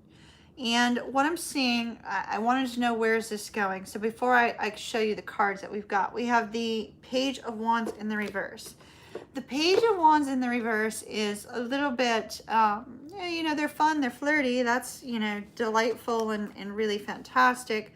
But they're kind of non-committal. The Page of Wands is sort of an energy of somebody who's impulsive, a little bit reckless, maybe takes chances that they shouldn't take, or, you know, kind of gets moved by overt excitement, right? So we have a lot of fear with regards to opening up that this particular person has. They have a fear of getting too close to somebody. And that fear of getting too close to somebody appears to be related to something that happened in the past, likely not with you though. The Page of Cups is also kind of a fun, flirty, adventurous energy, but once again, a little bit immature. We see that with the Queen of Wands and the Four of Swords, that this person has been healing from something, and that healing is bringing them back to their own sense of self-confidence. The Queen of Wands has a tendency to have a lot of suitors. And when the Queen of Wands has a lot of suitors, a lot of people interested in them, in this particular case, in your spread, we have confusion as a result of that. Not really knowing which direction to move in, feeling a sense of heartbreak, feeling a sense of struggle because they can't make up their mind, because they can't see their way forward.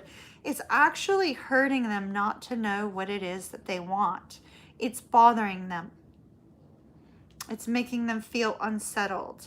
And in fact, you may get a little bit of cutting words from this person every so often because of the fact that they're feeling like they just really are not ready to make up their mind or really ready to determine the direction they want to go in. With the Two of Cups, they see that the two of you have this strong bond though. And the strong bond, also we have the Chariot and the Knight of Cups. So I feel like this person may be a little bit concerned of truly expressing exactly how they're feeling, truly expressing that they have feelings.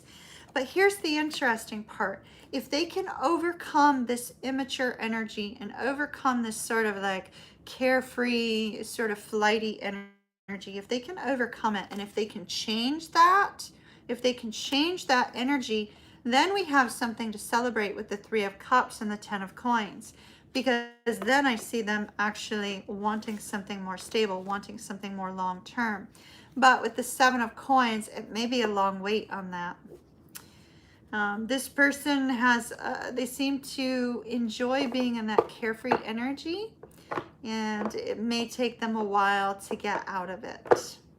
It's not impossible though, it's still a potential.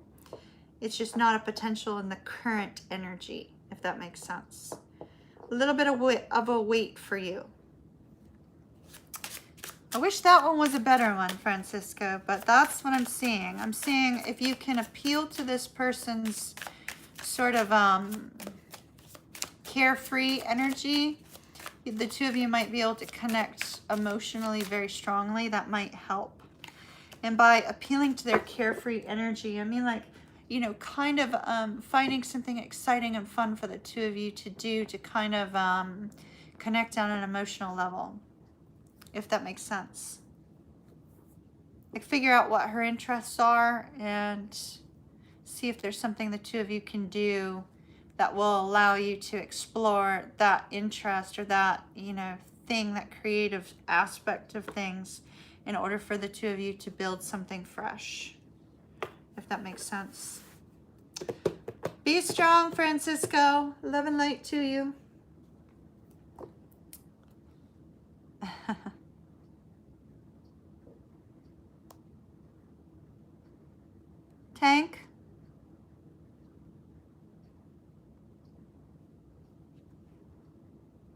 Did Bobby get the last question? Francisco, did all of that make sense?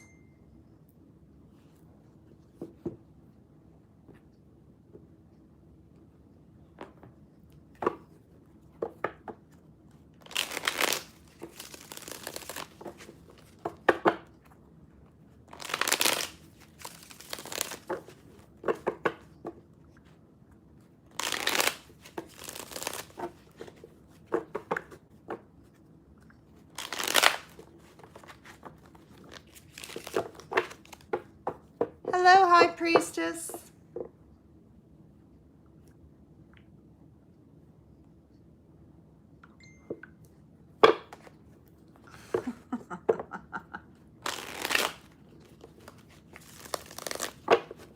Oh, well, thank you for the kind words. Thank you for the kind words. I appreciate it.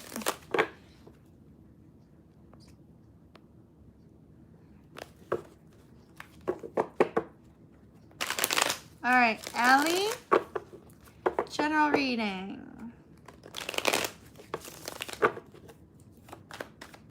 Francisco, were you able to sit through the whole thing? Let me know you're good. Give me a thumbs up.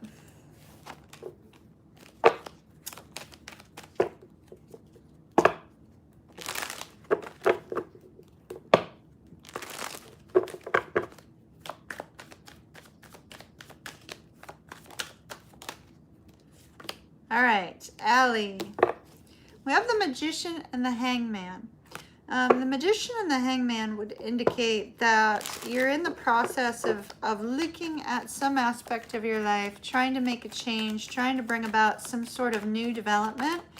It could be that there's an aspect of your life in which you're wanting to completely change, completely move in a brand new direction.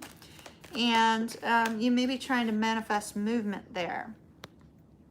Manifest movement. Okay, good, good, good. Francisco, have a beautiful rest of the day. So then we've got an energy coming next, Allie, where there's a lot of emotional movement here for you. Let me get 3 more cards and I'll show you what we've got.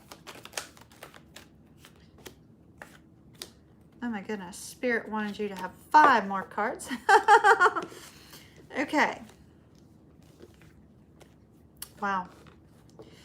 All right, so what I have with the energy regarding the past, Allie, we have the Seven of Cups, we have the Lovers, and we have the Magician. I do believe that in the past, it could be recent or it could be long ago. There's this essence of trying to make a decision regarding, it could be regarding a love relationship, or it could be regarding a partnership of some sort. It could be regarding a partnership with regards to work or something, you know, relatively general. But ultimately, I feel like it's something that was very emotional for you, some sort of partnership that was very emotional for you. It could have been a connection that you developed very rapidly with another person. You felt this intensity of connection to this person, yet you didn't really know where things were going. And so if we're looking on the romantic front, then this could be, you know, a romantic relationship that kind of sprung on you quickly. You may have developed feelings rather rapidly and didn't know what to do from that point. If this is, you know, general, if this is work related, you know, it's still the same sort of energy in terms of an emotional response within you regarding working with another person. Right at the center of everything, we have the Page of Cups. The Page of Cups, this is your energy. You're staying in this energy of, you know, kind of like low-level emotions, low-level feelings, low-level aspect of fun and excitement and happiness. But yet this particular card is surrounded by jellyfish. And the jellyfish are saying, oh my goodness, don't take that step lest you get hurt. Don't communicate lest you get hurt. Don't take action unless you get hurt. Be cautious because there's danger all around. And so this is you not wanting to open up, not wanting to get too close, not trusting someone, and choosing to take a baby step in some sort of direction. If it's regarding your financial security, I do see that there is going to be a change with regards to your financial security if you look at things from all angles, if you look at things from a different perspective. If you're trying to create movement with regards to your career or your finances, it is coming, absolutely, positively. If you're trying to create movement with regards to a marriage or a long-term relationship or being connected to another individual, I see change. I see a beautiful energy of new growth, new happiness. Now we have the Ace of Swords, the Queen of Cups, and the Nine of Coins. Now, the Ace of Swords with the Nine of Coins following the Queen of Coins. If you're trying to get yourself out of a long-term committed relationship, you have the possibility to do that. If you're desiring to move in some way towards your financial success, I do see that's possible as well. I see a strong intuitive energy for you. There's something that you know is coming your way. You can feel it, you can sense it, it's on its way to you. But with the Ace of Swords and the Ace of Wands, it's not quite clear yet. It is going to be made clear to you very, very, very, very soon. But ultimately, I see success. Success in love, success in finances, success in career, success in general, and some really great news coming your way. So that looks fantastic. That looks fantastic. Sometimes, just to note, Allie, since we have this Page of Cups in the very center of everything, just a note, sometimes fear holds us back from the best things in life. When we are afraid we're going to get hurt, when we're afraid we're going to, find ourselves in a situation where things don't turn out our way, when we let fear hold us back, sometimes we miss out on the best things in life. So be strong. Love and light to you. I wish you well. I hope that helps in some way. Melissa.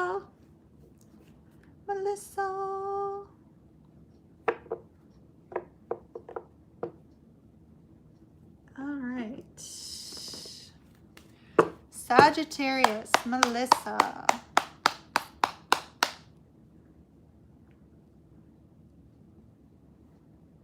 All right. I'm using the Santa Muerte deck for you.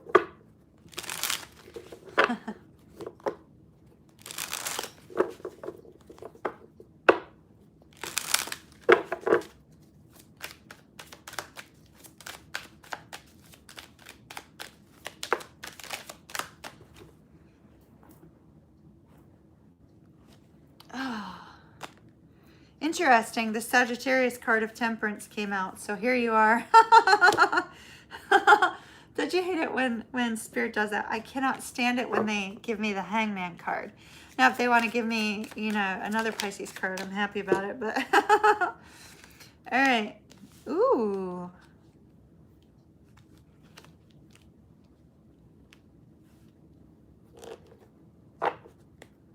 Wow, wow, wow.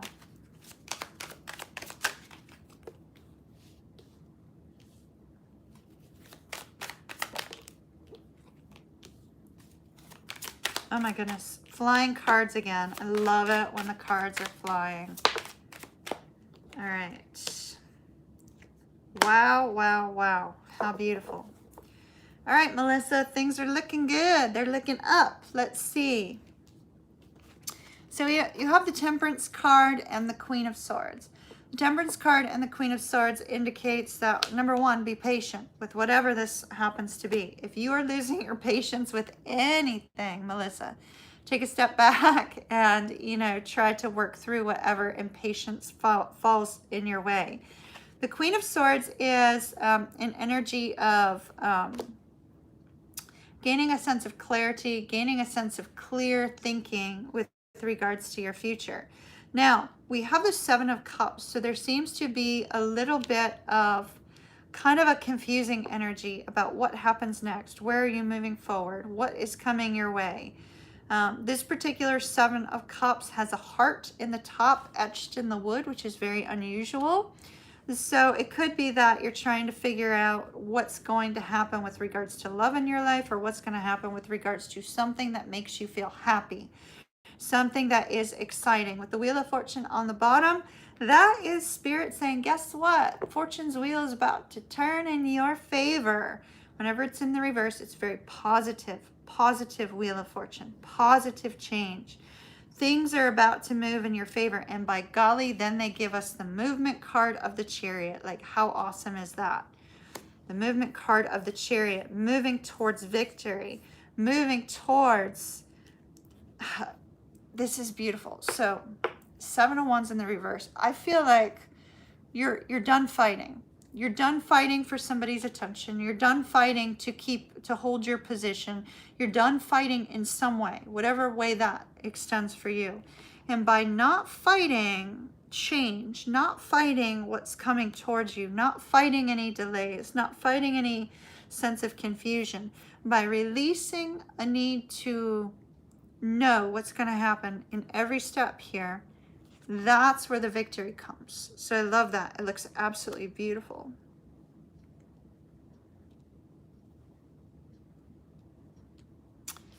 Page of Pentacles. I like it. News of a brand new opportunity here. A brand new opportunity. The interesting part about the Page of Pentacles, in your case, the Page of Pentacles could be related to anything, right? Because you didn't ask for a specific area of your life. So the Page of Pentacles could be related to love, absolutely. Somebody could come ask you out. Somebody could come express a desire to move forward with you. But I don't know. I feel like this is very more likely related to career or some sort of job situation.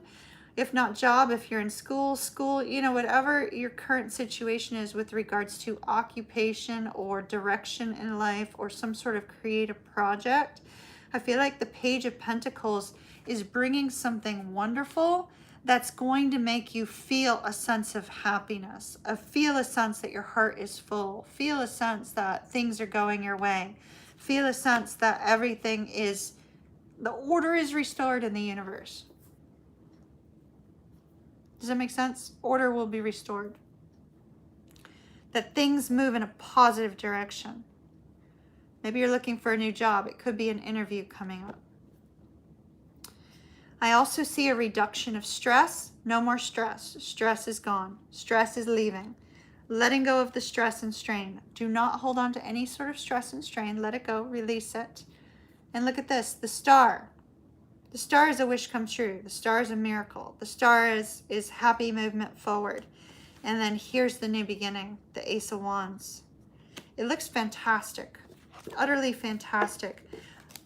Provided, Melissa, you can release any feelings of impatience, release any feelings of stress and strain, release any concerns or difficulties with some other people in your life. If you can say, I don't give a damn about those things, and just really embrace this new movement, you have something utterly fabulous and fantastic coming your way. It's going to make you super happy.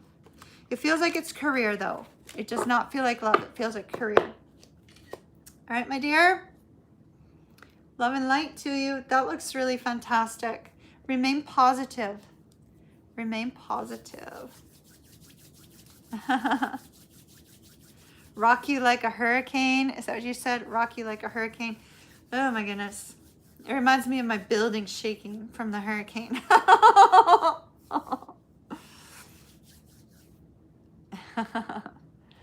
Not care what people think about you. Good, good, good. You're very welcome. Keep me posted. All right, Tankinator, who's up next? Keep me rolling through the energy, please, son. Fusion. Fusion, fusion. New person. New person, new person. Okay. Fusion, you always like this deck, the Tarot de la Nuit. Is that the one you want now with the new person, or do you want me to use a different one? I'll give you the choice.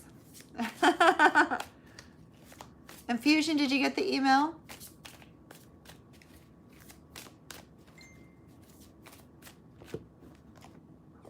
Okay, good. Good, good.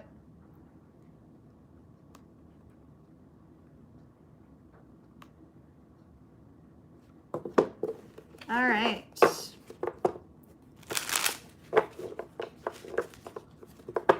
Let's see. Fusion and the new person, please. Fusion and new person. Is this a new person that's already come in, or is a new person coming your way? Okay, good. You got the email. Good, good.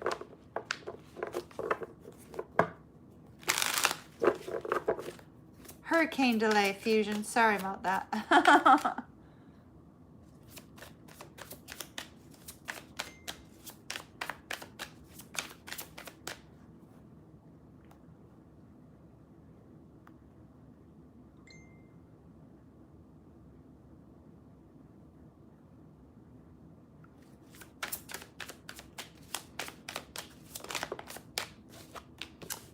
All right. Ooh, look at that. Look at that. Ace of Cups. It's like right out of the gate. A new person. They're not here yet. Okay, good, good. That's what it looks like. It looks like somebody brand new. Ace of Cups. Brand new.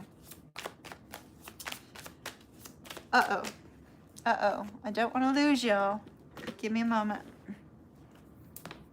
I gotta plug in the phone, lest I lose you. Okay, there we go. Don't want to lose y'all. All right.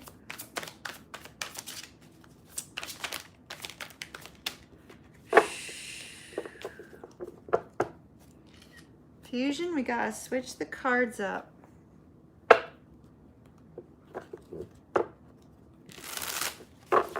Talk to me about this new person, please. It might be, based upon these two cards, it could be an air or a water sign.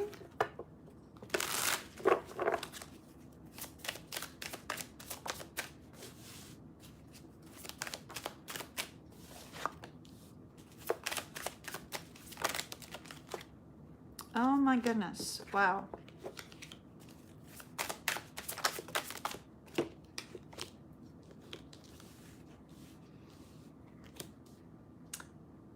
I didn't give Tank here time frame. Let's see.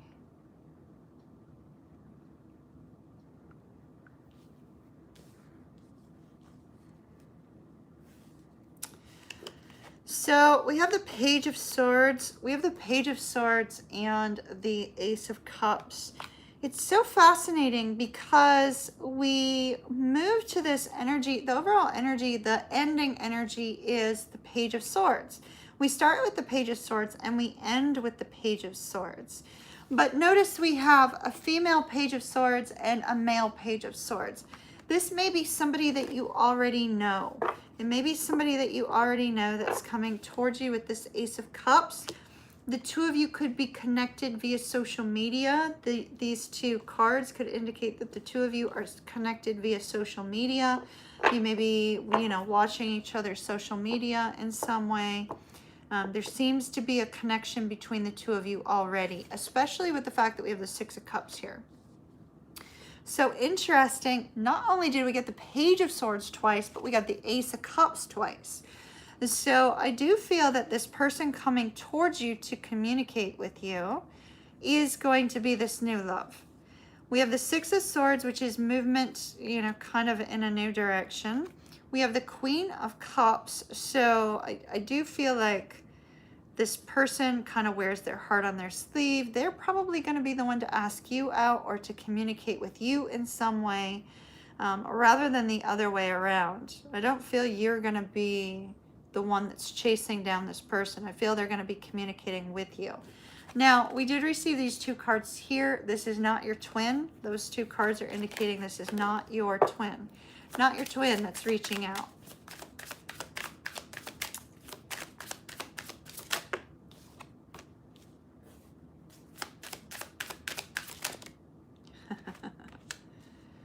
All right. Could be an Aquarius because we have a lot of Aquarian energy showing up for you. I think,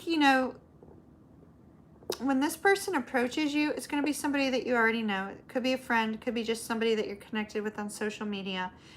This person is very sweet. They also have a little bit, they're a little bit vain. I don't mean that in a bad way, but they have a little bit, they're a little bit vain. So I do believe they're going to be very attractive, probably super attractive. They may take a lot of selfies.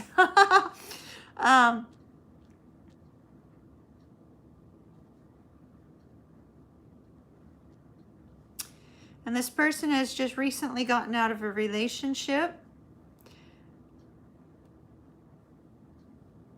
and wants to reconnect with you. So you already know this person. We have the King of Wands, so it looks like you are going to be inspired to take action. Spirit corrected me. With this Five of Swords, be careful of a combative energy between the two of you. Make sure you're open and honest. If you are not open and honest with this person, they will know because they have a strong intuitive energy. With the Three of Wands, I feel like the two of you are going to be at a distance. You're going to be at a distance, but this is what we have coming toward you. I like the energy though. Make sure you're open, honest, and direct, because if not, this person's going to know you're lying and then you'll be out. This person also very likely may have red hair because there's a strong focus on the red hair there as well. Hopefully that helps. I feel like it was a little discombobulated, but hopefully that helps. There's a strong connection between you and somebody you already know. So think about that. Like, who do you already know that has kind of red hair? Or strawberry blonde. Strawberry blonde or red, something of that nature. Keep me posted. Lou!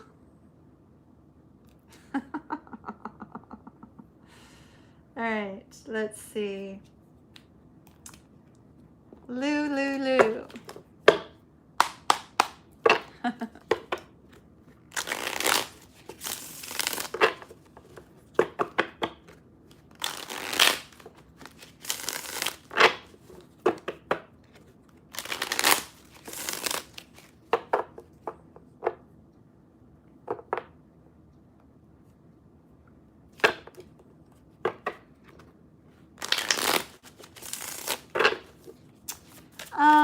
Tank, go ahead and add 5 more tickets to the event. And if I still have the energy to add more in another hour, we'll take a look at it. Okay?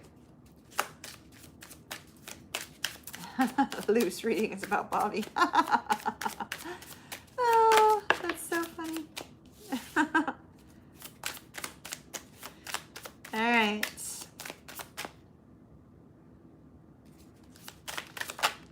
Spirit, what does Lou need to know about this connection? Oh my goodness.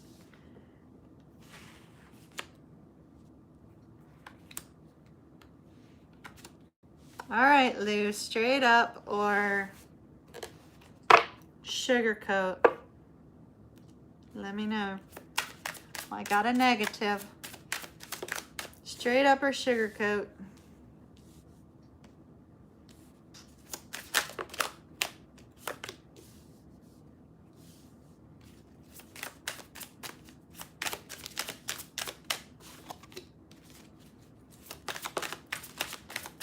Oh boy.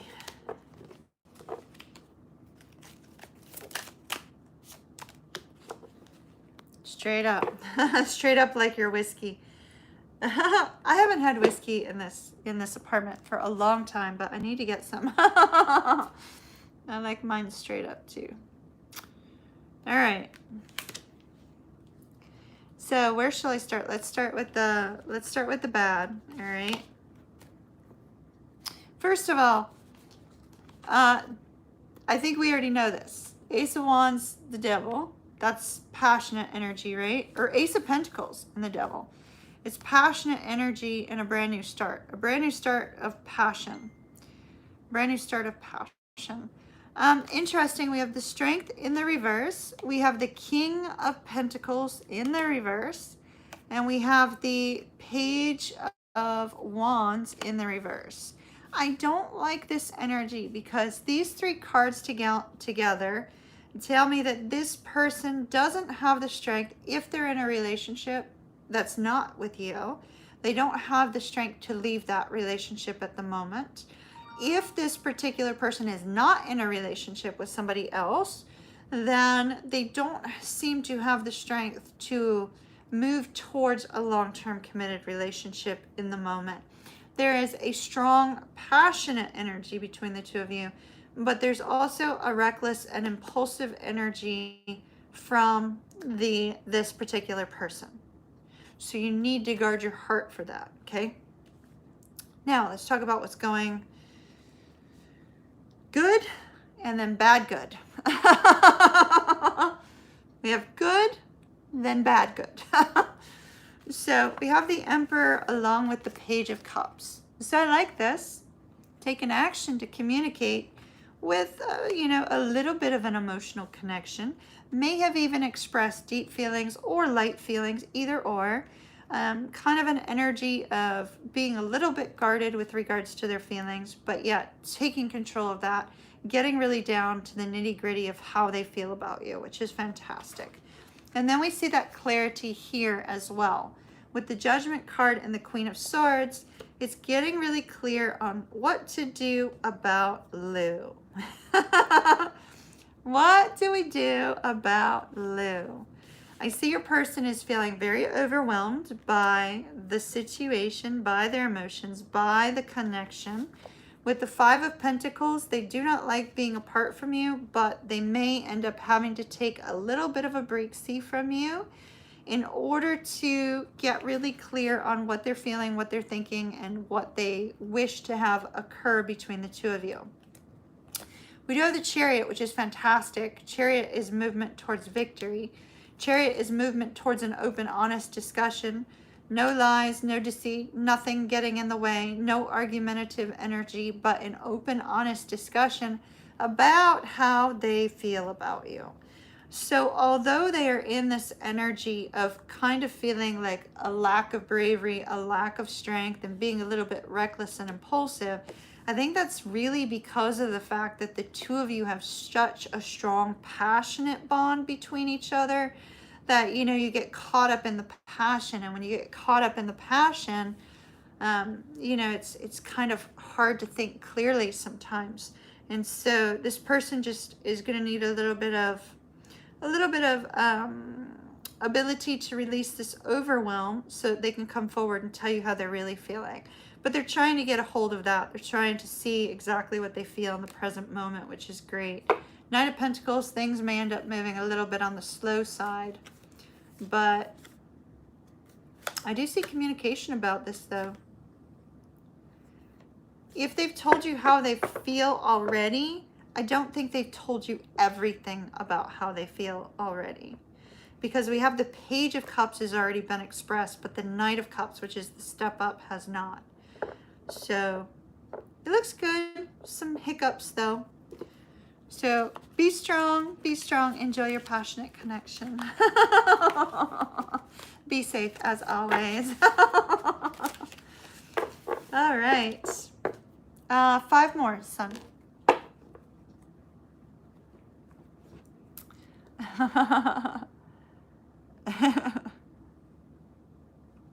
Well, hopefully you'll get another weekend like last weekend. That's really awesome. All right, Ed.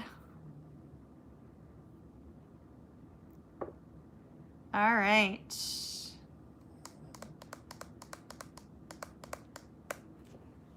Let's see. Which deck do you want me to use for this, Spirit? Probably this one. You need a time machine so you could go back.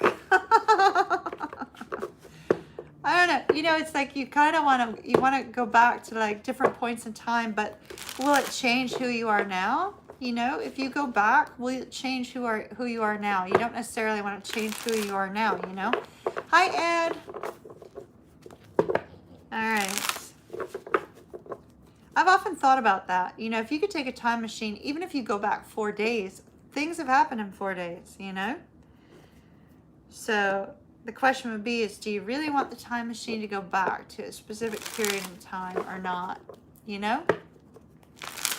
Hello, Jess.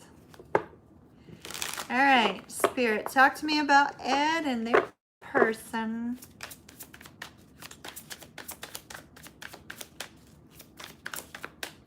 They're guiding me to a new deck. Ed, hold on.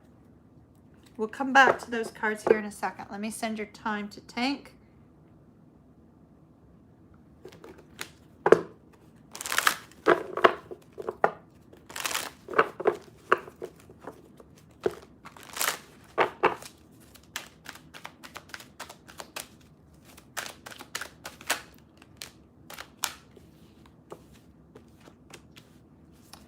Okay, so right now we have discernment and pleasure, purity,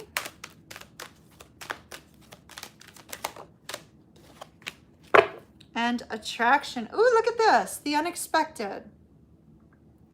I love this card. This card is like when the two of you connect, the two of you are connecting in a way that it almost seems otherworldly because everything works out as it's supposed to in specific timing, in divine timing.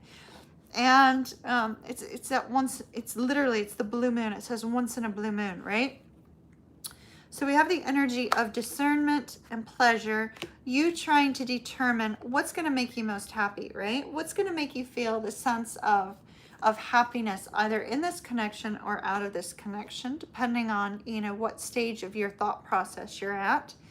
But it's also kind of submitting to whatever the universe is bringing you with regards to this connection. Saying, all right, you know, let's have peace, let's have happiness. Because the love between the two of you is very sweet, it's very pure, it is very true. It is true love. I love to see that card come up. There's a strong attraction between the two of you as well. And then we have this beautiful once in a blue moon, things resolve and look absolutely positively stunningly beautiful. Now alternatively, Ed, it could be that you meet somebody else and that somebody else, it's like it's the perfect connection ever. Everything like rolls smoothly and it's instantaneous. Is that somebody new, Spirit, or is that the current person? Two of Wands, Two of Pentacles, Ace of Pentacles. You may be meeting somebody new. Whew, wow, you may be meeting somebody new. 2, 2, and a 1. Combined, that's a 5, which is change.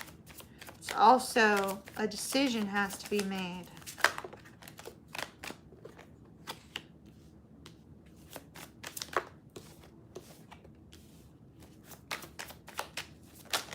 Whoa, whoa, whoa.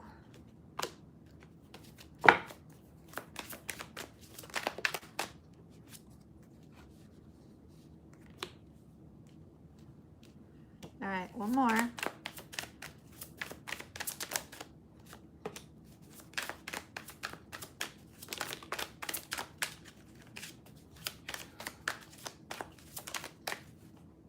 Okay. Overall energy is the Hierophant, which is your relationship. It's your connection. The connection the two of you have together. So I find this to be fascinating because you have this beautiful energy in those oracle cards of this really fantastic true love, this sort of unexpected connection. It could be that there is the potential for some sort of travel. Notice we have like the Cinderella thing here in the background. This kind of Cinderella, time is running out kind of energy here with regards to this connection.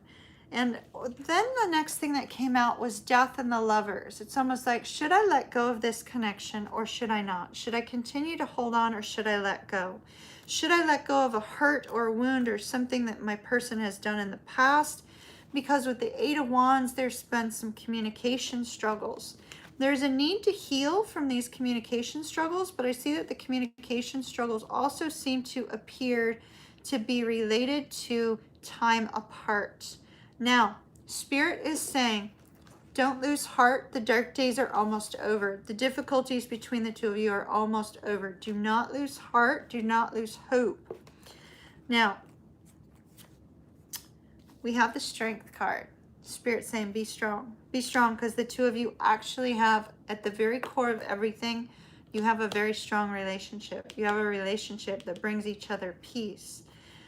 What we have coming next, I find to be interesting. I'm going to take a couple more cards on this because in light of the cards that are showing somebody new, we have two pages. We have a Page of Wands and a Page of Cups, as well as the Justice card.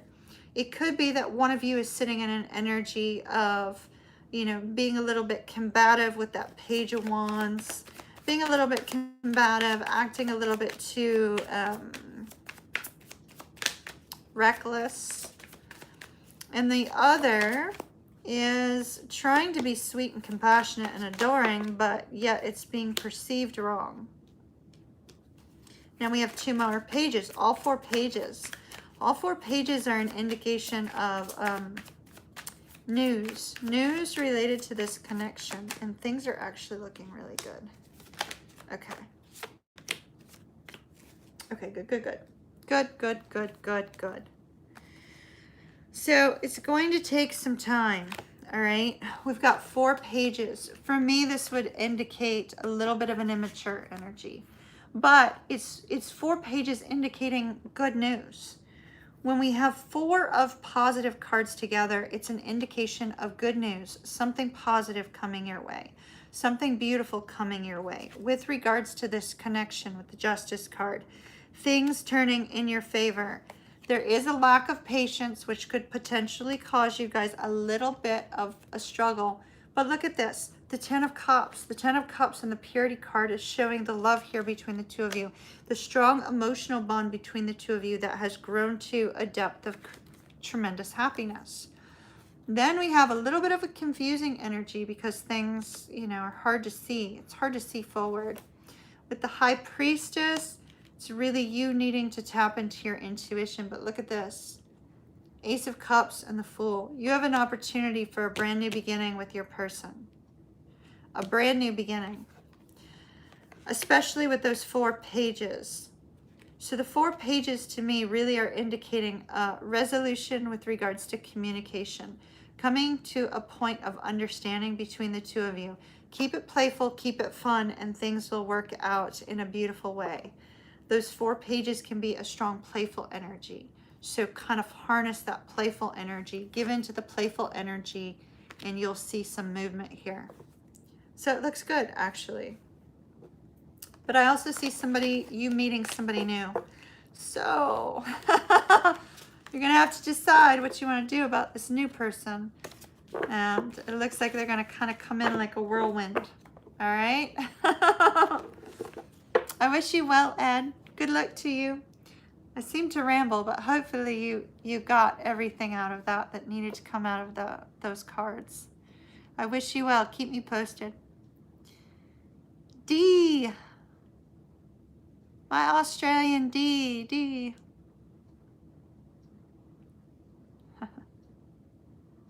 All right.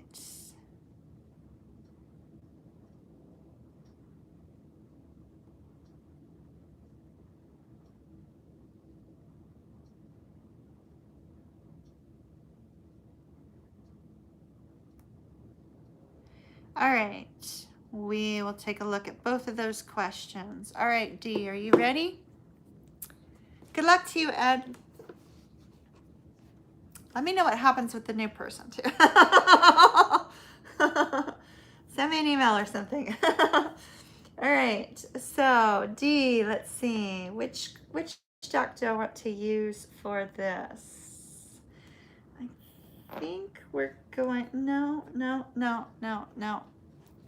We're gonna use the Sexy Dark deck. All right, let's see.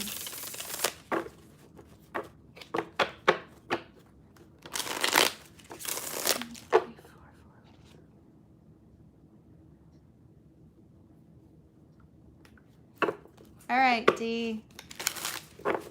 How is this person feeling about D, please?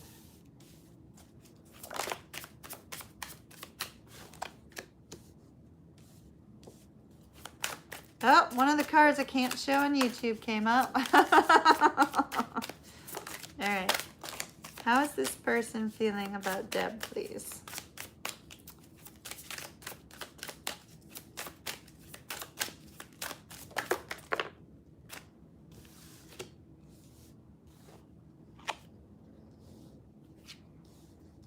Okay.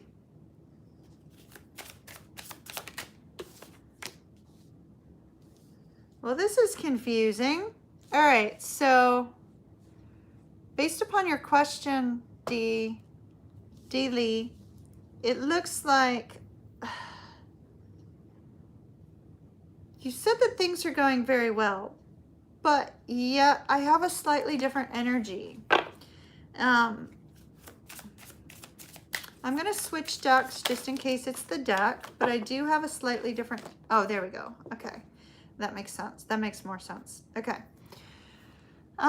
So with regards to how this particular person is feeling about you, with the Seven of Cups, that's a little bit of an energy of not really knowing where things are going. Maybe that's your energy, not really knowing where things are going. We have the Six of Swords immediately after that. Trying to move forward. You may be considering moving in together.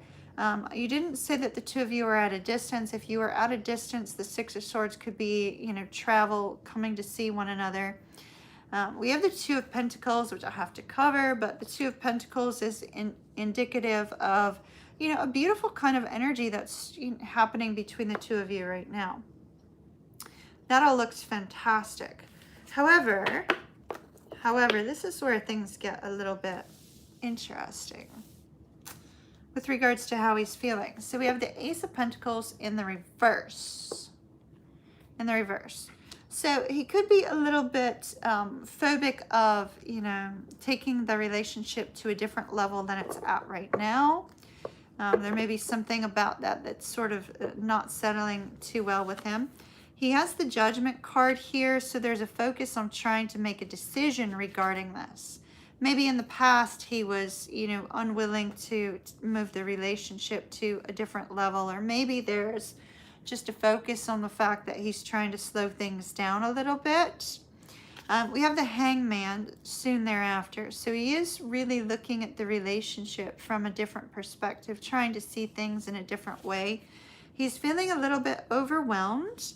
And why is that? Well, we see it right here. The Empress and the King of Wands. With the Empress and the King of Wands, I love the Empress in this deck. Like, tell me that's not a kick-ass Empress there. Like, she's pretty damn awesome.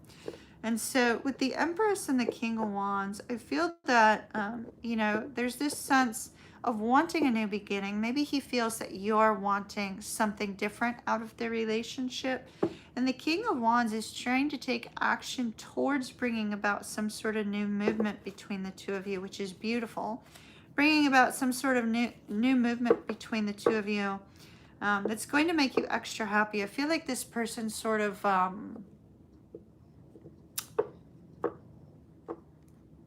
is willing to consider moving the relationship into a new phase, whatever phase you're currently at, making some sort of adjustment. But I got to tell you, this person has a very strong sex drive, it looks like, with this particular card here. And hopefully the two of you are matched on that. If the two of you are not matched on that, that could become a problem in the future.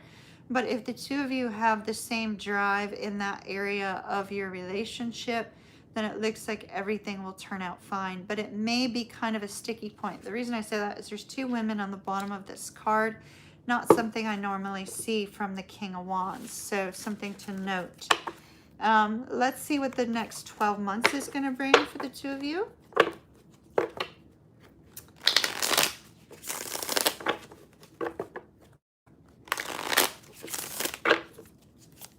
All right.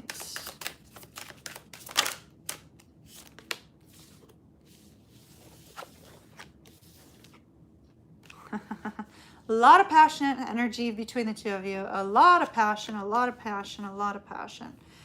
One of the two of you, it looks like, is going to get a little bit up in your head, maybe a little bit too fearful, maybe a little bit insecure,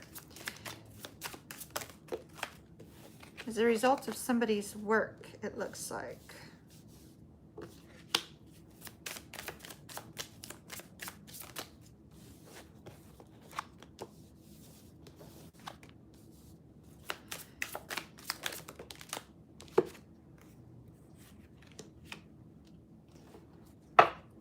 Wow.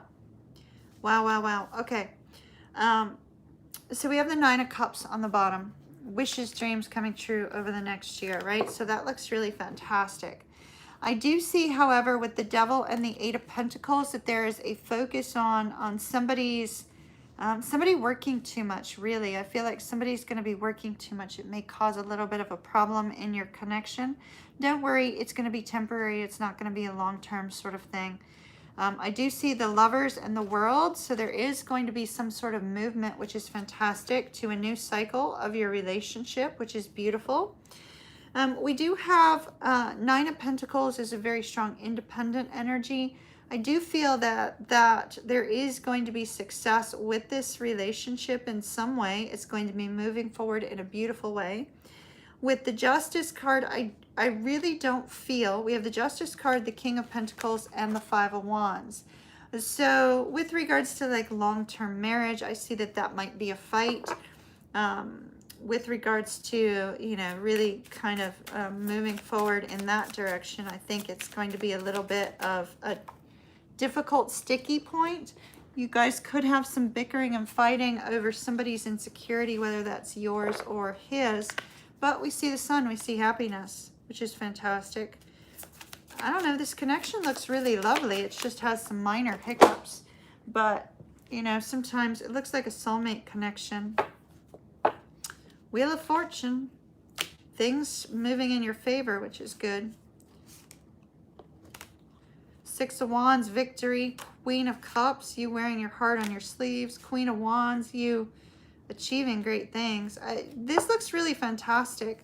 The only thing I would be concerned about over the next year is one of the two of you getting into an energy of insecurity. If you get into the energy of insecurity, you guys are going to be fighting and bickering.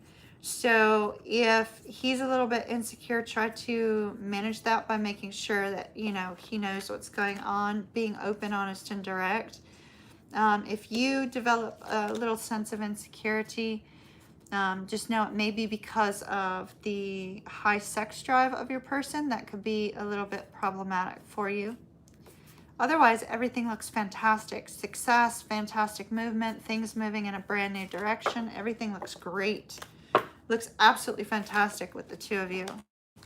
Now let's see about this this friend.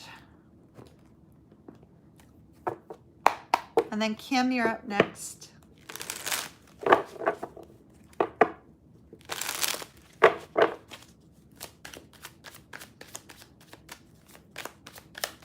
All right.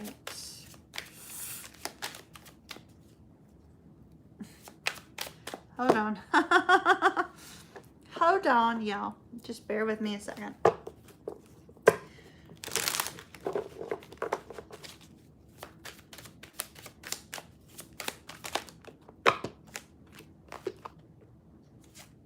Oh, wow, wow, wow. Look at your ex-friend's energy. Five of Swords.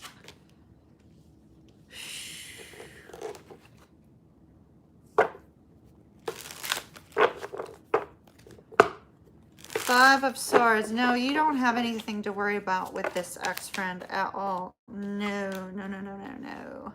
No. There is, so with Temperance and the Ten of Wands, there's a lot of stress and strain regarding this person that you used to know. A lot of stress and strain, but I got to tell you that this person cannot interfere with what the two of you have. Ten of Cups and the Judgment card in the reverse. No, this person cannot interfere. This person cannot, there is nothing that can get in the way of this connection. Not from this person anyway. Two of Pentacles in the reverse. It's like, nope, decision being made. Nothing you have to worry about with this person. Six of Swords, moving on. This person is going to move on. They're not going to interfere any further if they've interfered already.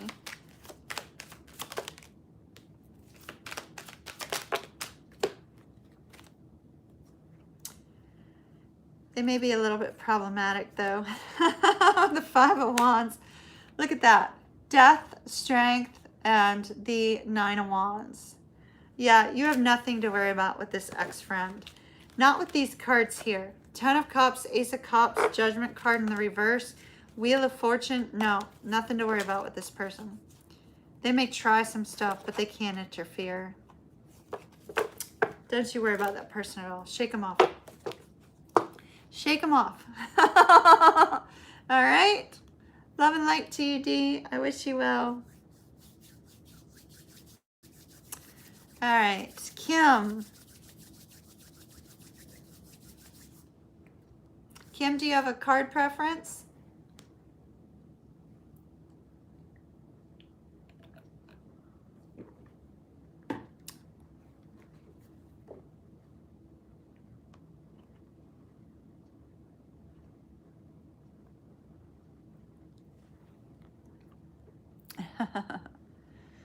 Do I need to take a break? No, actually, I'm doing great. I'm doing great. No break. My energy feels fine, actually. I may stand up and move around in a second, though. So, give me like 30, in 30 minutes, Lou, give me a little reminder, and I'm going to get up and I'm going to get some more water. All right, Spirit, what message do you have for Kim this week?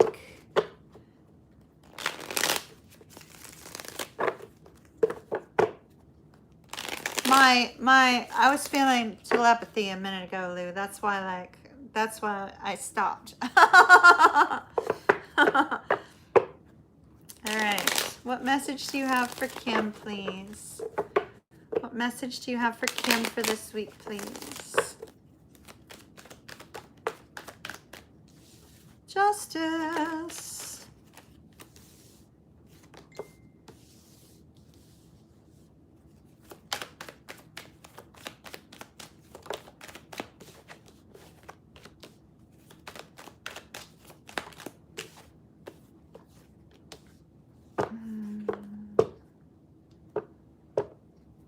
First of all, be patient. Be patient, be patient, be patient.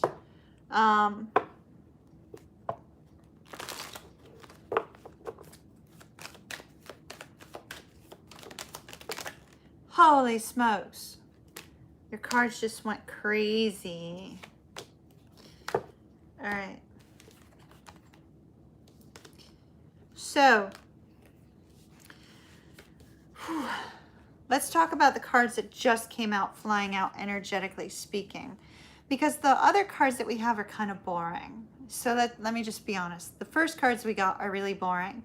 Things got interesting when the energy suddenly flew and went nuts, okay? So here's the thing. You have the Justice card. I feel like you want justice. You want karmic justice for something that didn't go right with the devil in the upright. It could have been, something toxic, something difficult, something of a struggle, right? You want justice. You want this karmic situation resolved. Totally understand that. Why? Because you want a new beginning. You want happiness. You want something exciting to happen in your life, some sort of excitement.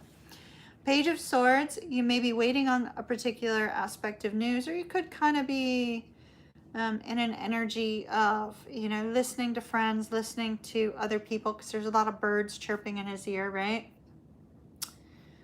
And quite frankly, you're holding on tight to your person, which I'm not surprised by. It's like you're holding on tight to your person. There may be a fear of loss. There may be a fear of opening up. There may be a fear of expressing yourself, of being vulnerable. Now, we have the Knight of Swords with the Wheel of Fortune. Knight of Swords in the reverse. This is negative communication. This could be a past energy, or this could be an energy coming up in this week. It could just be a focus on the fact that there's been change, and the change has not been positive. The change has been a struggle. With the Page of Wands, or the Page of Coins, my apologies, the Page of Coins and the Ten of Swords, be careful of this, because this may be overthinking, desiring an apology, desiring communication that's going to bring, extend an olive branch between you and another individual. With the Page of Coins and the offering of the bunny there, I feel like, your hope is for a resolution to something that's plaguing you, that's bothering you on the mind space. Well, guess what, girl? Like I said, things got interesting. It's like all of a sudden the energy went wacky. And the energy went wacky. Why? Because we have this energy of feelings, a sense of regret. A sense of regret. That could be your regret. That could be somebody else's regret. A desire for stability, a desire for peace, and a desire for a miracle. Look at this.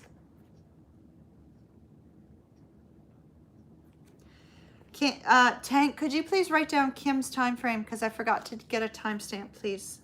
Tank. Hopefully you heard me.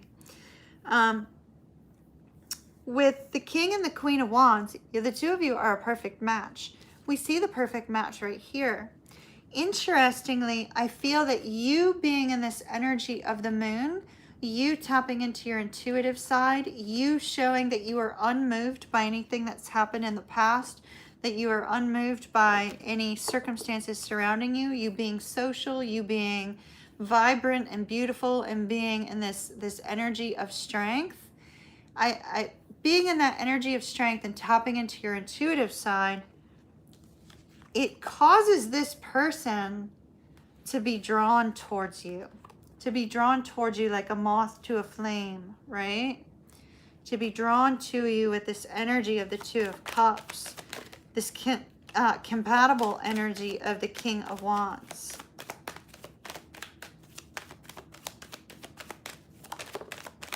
It's you being unmoved by change. The Tower in reverse. I don't know if you heard me talk about that earlier. Being unmoved by change. King of Swords, there's some communication. Not putting any energy into this connection. If you do not put any energy into this, what will happen?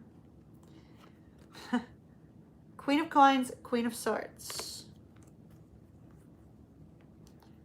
Two of Swords, the Chariot, the Three of Wands, and the Seven of Wands. Victory. Spirit is saying, do not be moved. Do not be moved by change. Do not be moved by any kind of communication that comes in. Keep your boundaries up. Keep a sense of strength, peace, but be compassionate. I see that with the Two of Swords, the Chariot, and the Three of Wands, there's going to be a little bit of delay. There's a little bit of a stuck energy, but we do have a return with the Seven of Wands. You have to keep your boundaries up, though, and show this absolutely vibrant, beautiful energy. Tap into that intuitive side. It's going to draw this person in. We know who that is. So, all right, my dear. I wish you well. Be strong. Be the Queen of Wands. Be the Queen of Wands. Love and light to you. I love the Queen of Wands. It's like an energy of intense strength and intense confidence.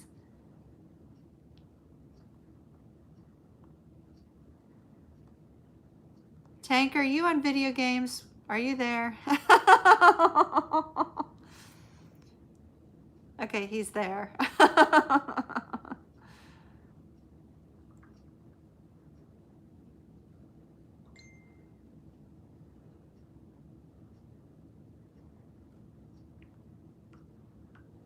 All right. I wish you well, Kim. Oh, don't mention pizza. Oh, that's going to make me hungry. I don't eat when I do the live streams. I don't eat dinner when I do the live streams so that, you know, I'm not like, I don't know. I feel like less is more. It helps the energy move better. So I'm not like sluggish, if that makes any sense. Jessica N, it looks like. Plans, updates, etc. Jessica N. Jessica N. No pizza orders for me. No food orders. Let me change out this to this. The cable. Let's see.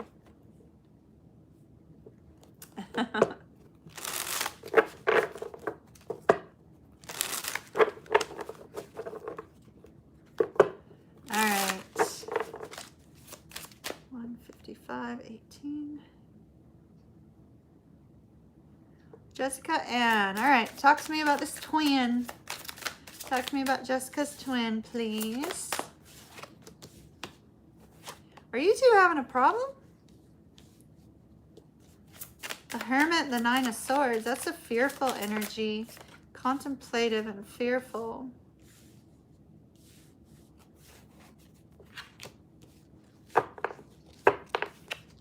Are you up in your head, maybe? right. Let me switch decks. I'm not liking this energy. I'm swiping it off the board. Hold on.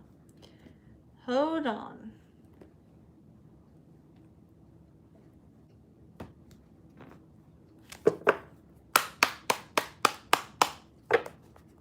All right, Spirit. Jessica N, please. Jessica N and the Leo, please. Jessica and the Leo. Jessica and the Leo, please.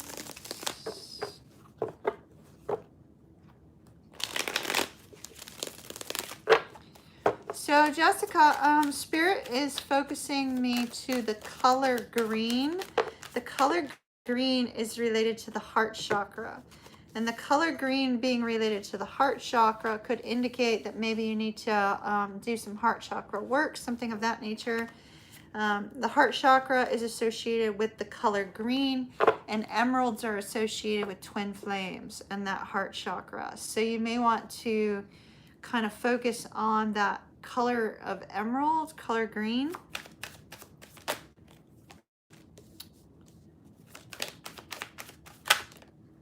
Okay. Oh my goodness, wow.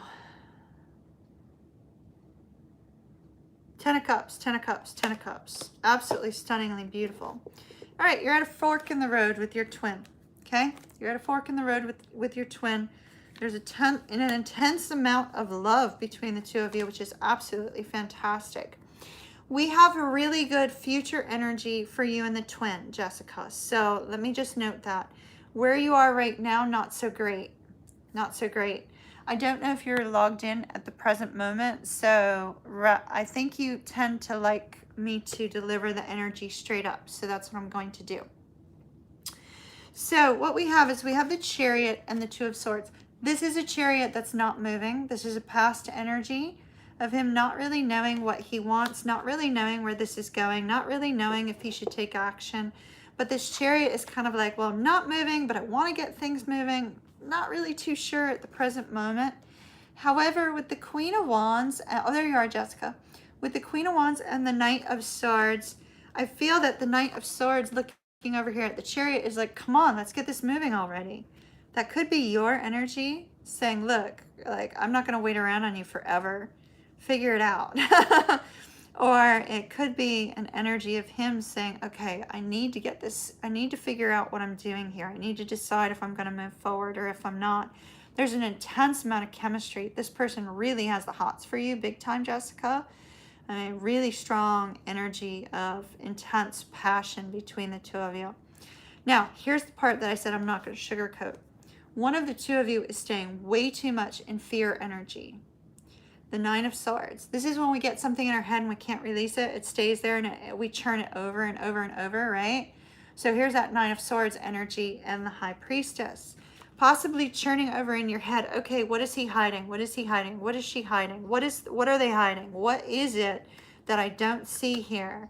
What's going on behind closed doors that I'm unaware of? You know, there's this intense energy of fears and worries about what is hidden from your view, what it is that you cannot see. So it's either your energy or your energy of your Leo, right? If it's your energy, well, you're a Scorpio. So I'm not going to tell you to shake it because you actually need to be in it, right? You know, so if it's your energy, you've got to process through it. But if it's his energy, then you're going to have to wait it out. It looks like there's an owl on this one card, so gaining a sense of wisdom may be important to you or may be important to him. The wisdom about what you can't see, right? Wisdom about what's not visible to you. So that energy is one that you have to try to find a way to work through, if that makes sense. Now, here's where everything gets absolutely stunningly beautiful. And something for you to hold on to during this moment of confusion, during this moment of fear. Okay? What should you hold on to? So, here's your miracle. Here's your miracle, my dear. Here's your miracle. The Star, Page of Cups. Miracle of the expression of what you've been desiring to hear, right? this beautiful expression of love, this beautiful expression. You guys have already expressed the I love yous, right? So it's not like I love you, but it's an energy of somebody saying, look, here's this wonderful opportunity for the two of us to move forward. Here's this wonderful opportunity for the two of us to heal this connection.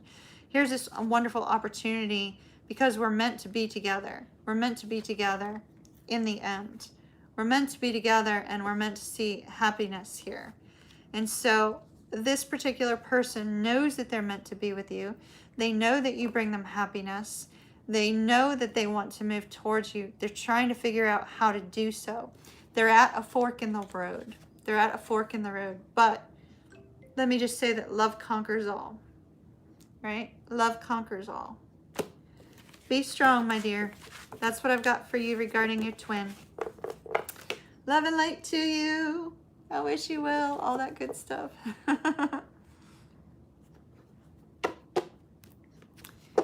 All right, Liz.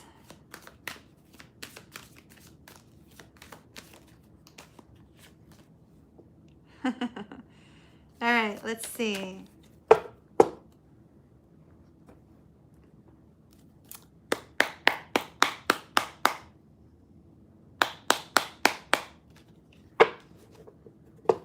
Jessica, keep me posted. All right, Liz.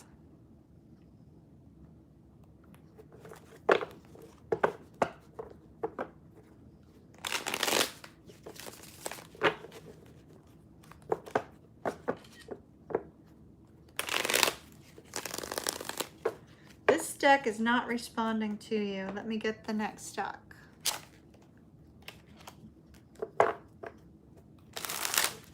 There we go.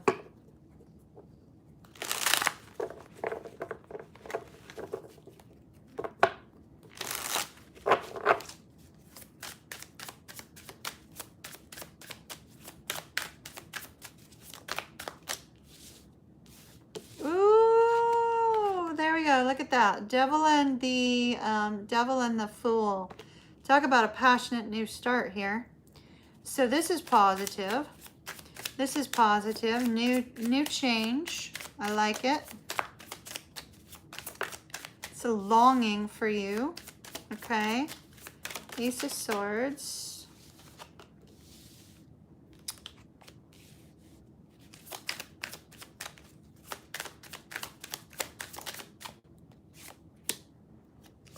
Wow.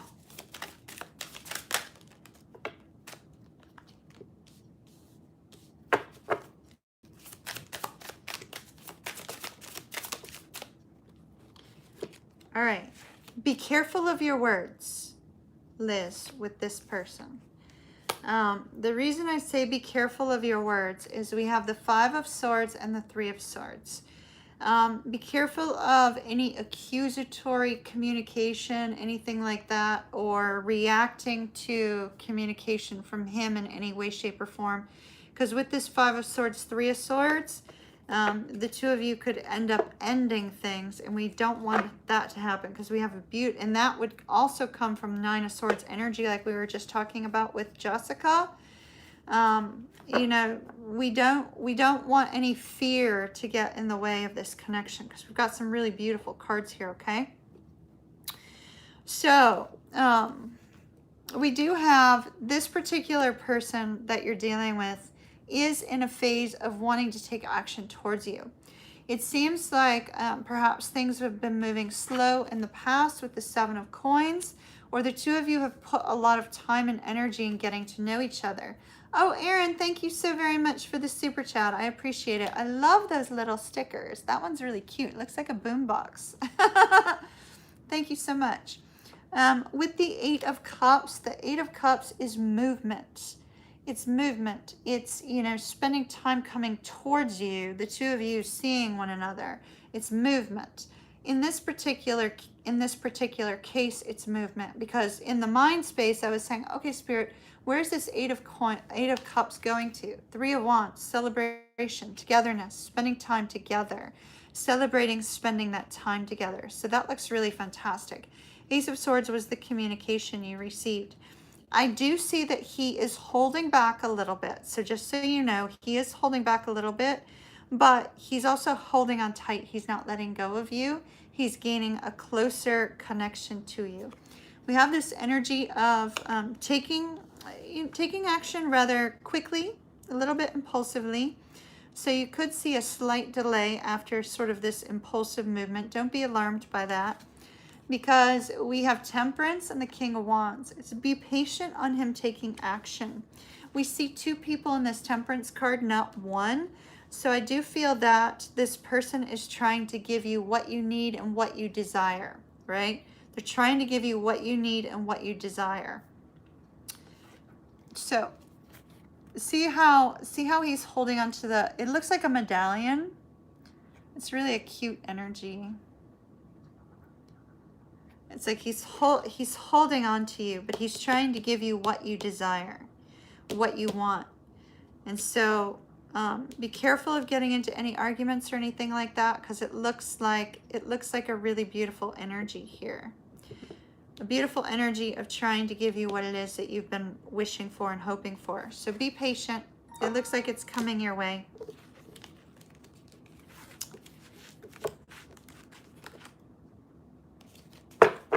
I like it when the person that you have that bond with seems to understand what you need. Does that make any sense?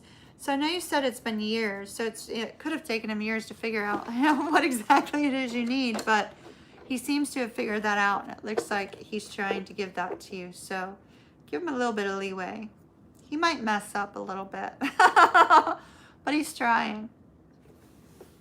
I wish you well, my dear. Love and light to you. And keep me posted. I'm serious about that. I do read everybody's emails. I'm not really good about responding to everything because I've got so many that come in, but I do read them all. All right, let's see.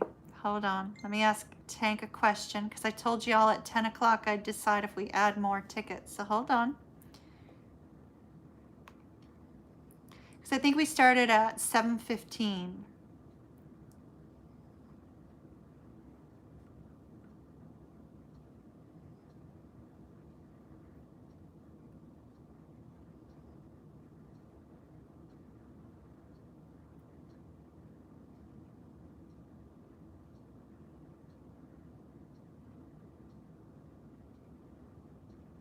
All right, Rosie, is that 2 questions, dear, or 1 question? You've waited years. Oh, I get that.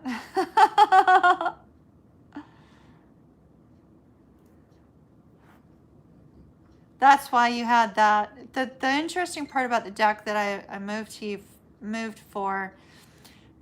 to for you, Liz, is that in that particular deck, there's somebody giving to the other person what they need that will help the connection. So it's beautiful.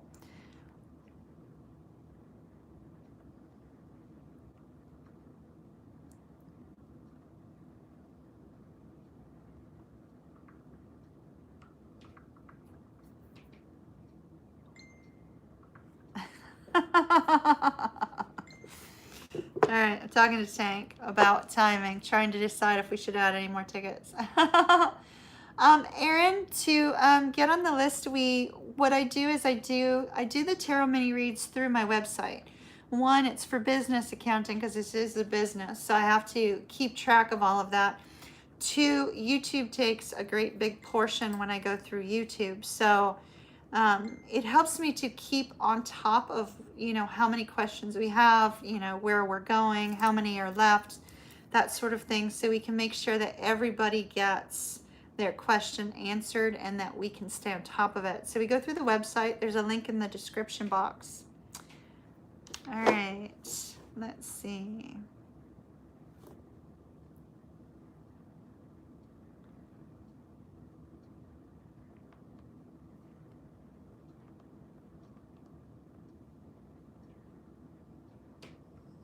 All right, Rosie, my dear, let's look at your question. Good night, Connie.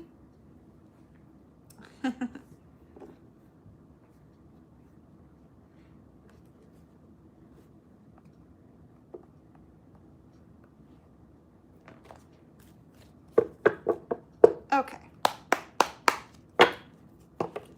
We'll leave the tickets where they are now. You can add 2 more, I guess, Tank. And then we'll see if we need to add any more towards the end. It looks like we're doing fine with where we're at. Okay.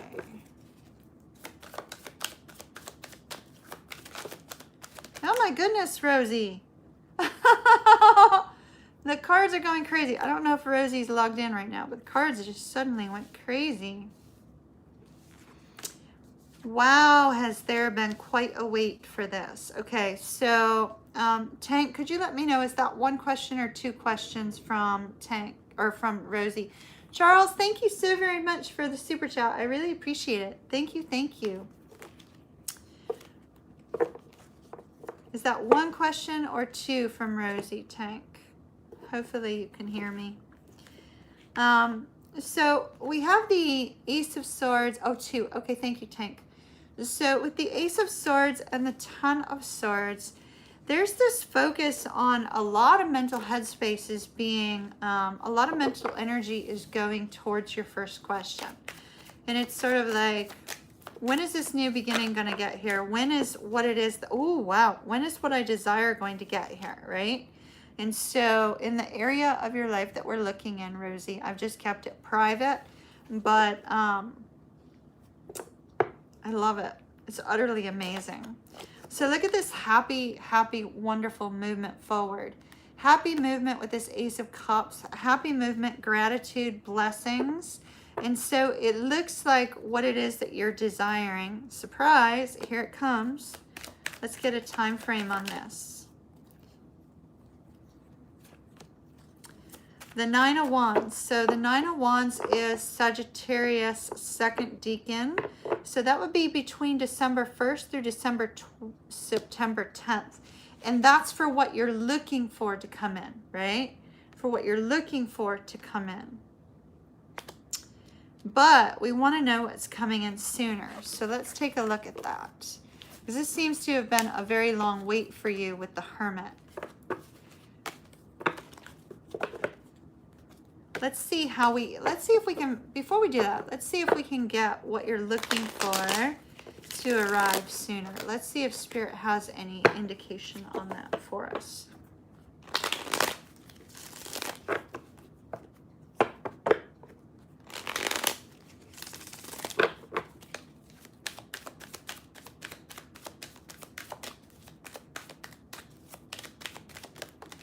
There's a focus on the number 3, Rosie. So if you see 333, 33, any combination of 3s, look up the angel number.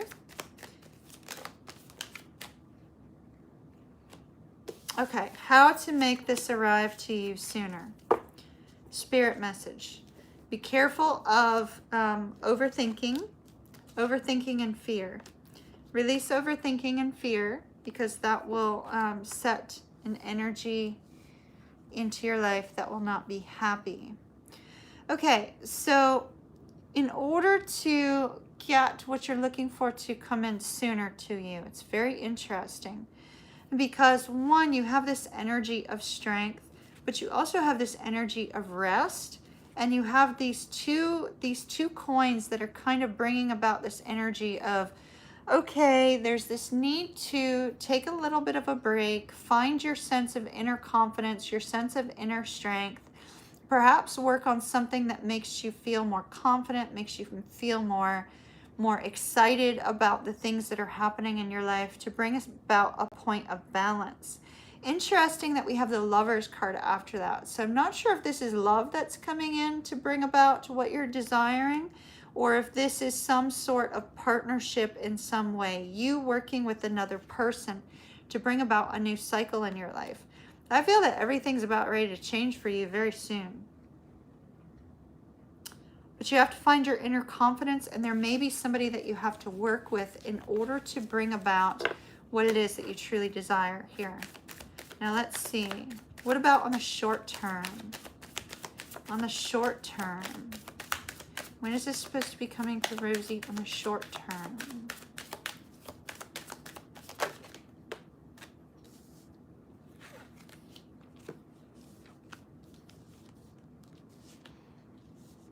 Oh my, my, my, my.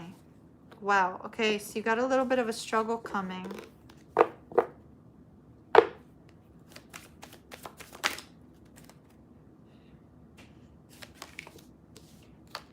It's all tied back to your inner confidence, dear. Wow. Oh my goodness. Look at this. It's all tied back to your inner confidence. So in this, your second question talks about, you know, we had some previous energy before about this coming into your life, this temporary, smaller thing from the big thing that you just asked about, right? And what we see is it's tied back to your inner confidence again.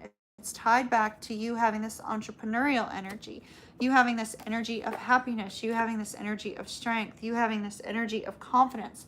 In that energy of confidence, we have a miracle coming with regards to success in your life, with regards to financial abundance, with regards to success, with regards to happiness. We have wishes, dreams moving in that direction.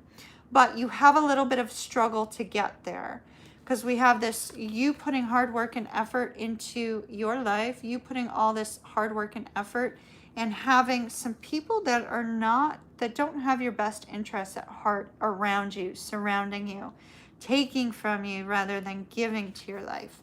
And with this Five of Wands, there's a little bit of an energy of struggle and combativeness between you and some people in your life. But ultimately, I see you're going to find your own sense of happiness and contentment with regards to finances, with regards to your life in general, with regards to financial movement forward, with regards to your home, with regards to your family. I see you have this beautiful energy of the Magician and the Ace of Wands bringing about this brand new beginning, along with the Ace of Coins and the Emperor, you taking control of this aspect of your life. Let's find out a time frame on this. When is this new movement coming in? Ten of Cups. Ultimate peace, love, harmony, and happiness. When is this new movement coming in? How long? All right, so they brought me back to the time of Pisces again with the Hangman. So unfortunately, it's a long way off. But I'm starting to wonder, Rosie, if the first answer to your question was actually for your second question. And this answer is to what you're looking for, what you're hoping for, what you're wishing for. You taking control of it and bringing it in. You bringing in that tremendous amount of happiness. You bringing about that tremendous amount of excitement because what you've been looking for lands at your feet. It looks like that's during the time of Pisces. So that would be February and March, my dear. But that part looks absolutely amazing. So I wish you well. Good luck to you, Rosie. Love and light to you. Good night, Liz.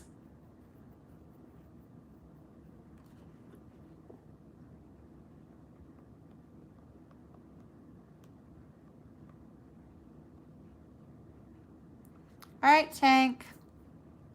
Yeah, I'm going to get up and get some water. Thank you for the reminder, Lou. Let me get up, stretch my legs, and get some water. And I will be... Well, I've got some water. Let me get some more water. Let me get some more water, and I will be right back. Easy peasy.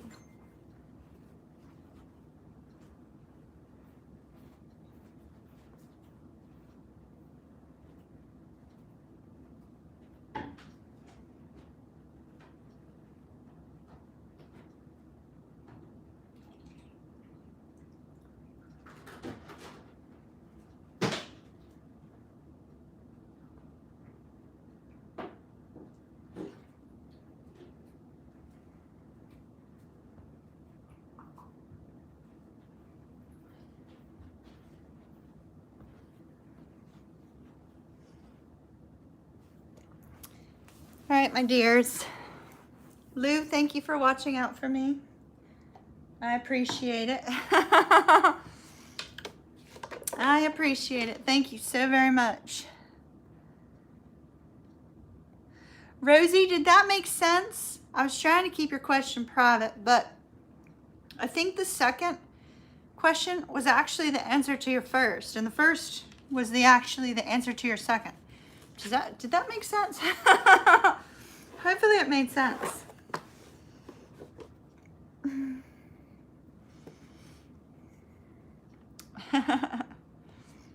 Charles. Let's see.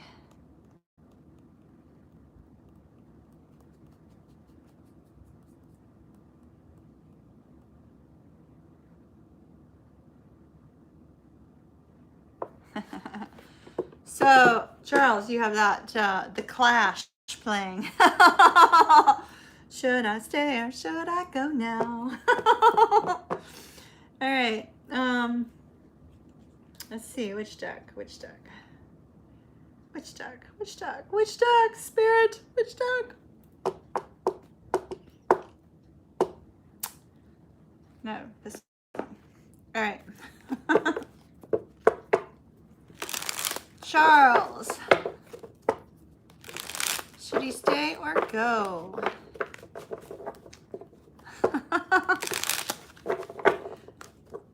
Are you and Bobby talking about your wedding again, Lou?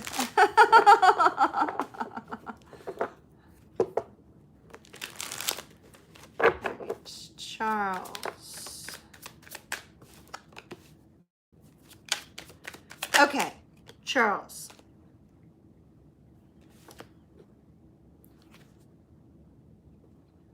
We start out right out of the gate. No stress. Stressful out. No stress. Release the stress. Release the stressful situation. Hold up. Let me get a time frame for you. Hold on.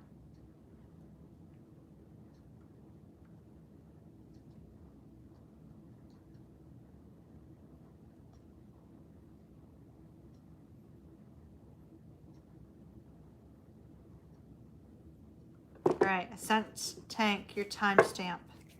All right, I'm gonna do a fork in the road spread.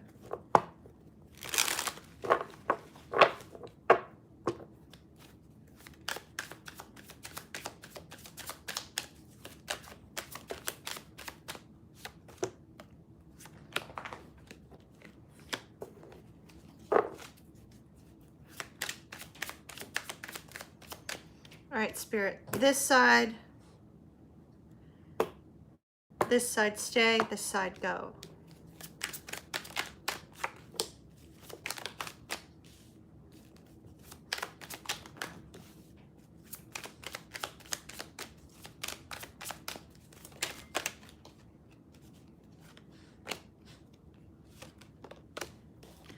Wow, a lot of cards came up on going.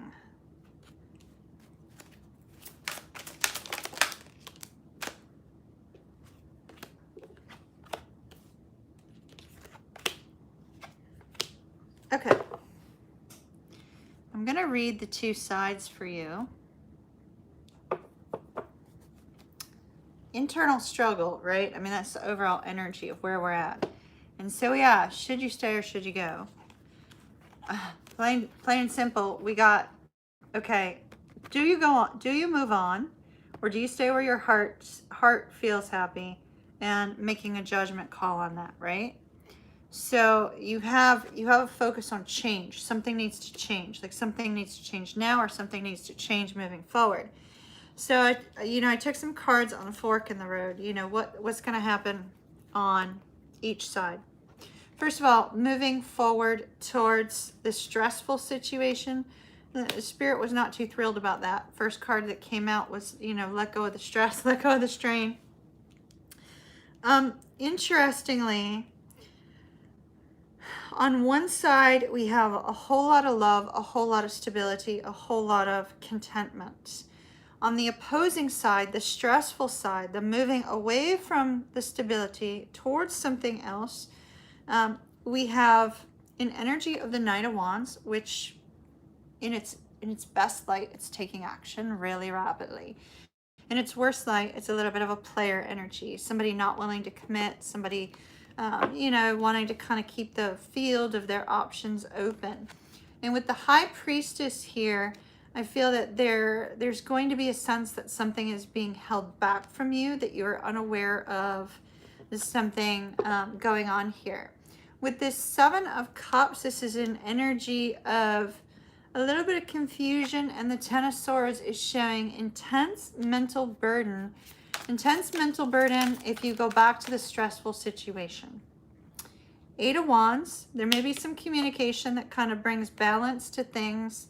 And we have the Page of Wands, so it can be an exciting, fun energy to return to the stressful situation. There can be some fun and excitement and some great communication, but a lot of mental burden about something that you cannot see, something that may be hidden from you. This person may be very insecure, may be very worried about, you know, your intentions or vice versa. Now, on the other side, the staying side, Four of Wands, harmony, peace, and contentment. With the King of Wands, or the King of Cups and the Queen of Cups, I feel there's a strong emotional bond with the person that you're currently with.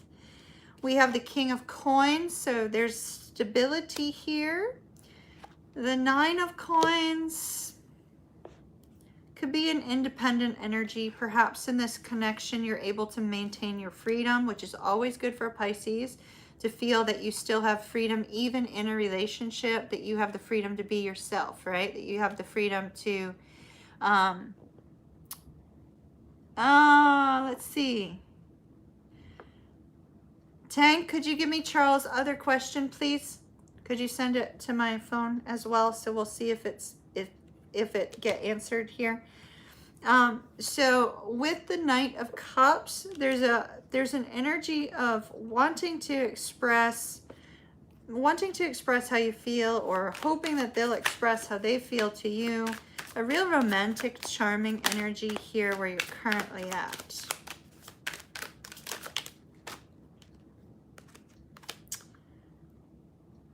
The World and the Seven of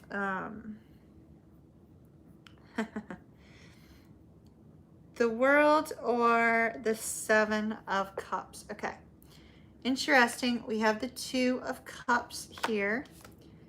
We also have the Six of Pentacles.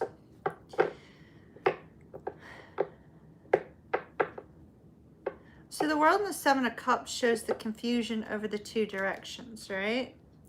So we have one direction that there's that strong emotional bond. Could be twin flame with the Four of Wands, or soulmate connection. A strong element of love, right? On the opposite side, there's an element of excitement, an element of desire, an element of, you know, being very much up in your head. Knight of Swords. Let me get a different deck. We need to know what Spirit wants you to do. Because I see that, you know, the heart wants what the heart wants. You know what I mean? But if that happens to be the stressful situation, let's see. Should Charles follow his heart, or should he follow logic? Heart, logic. Heart, logic.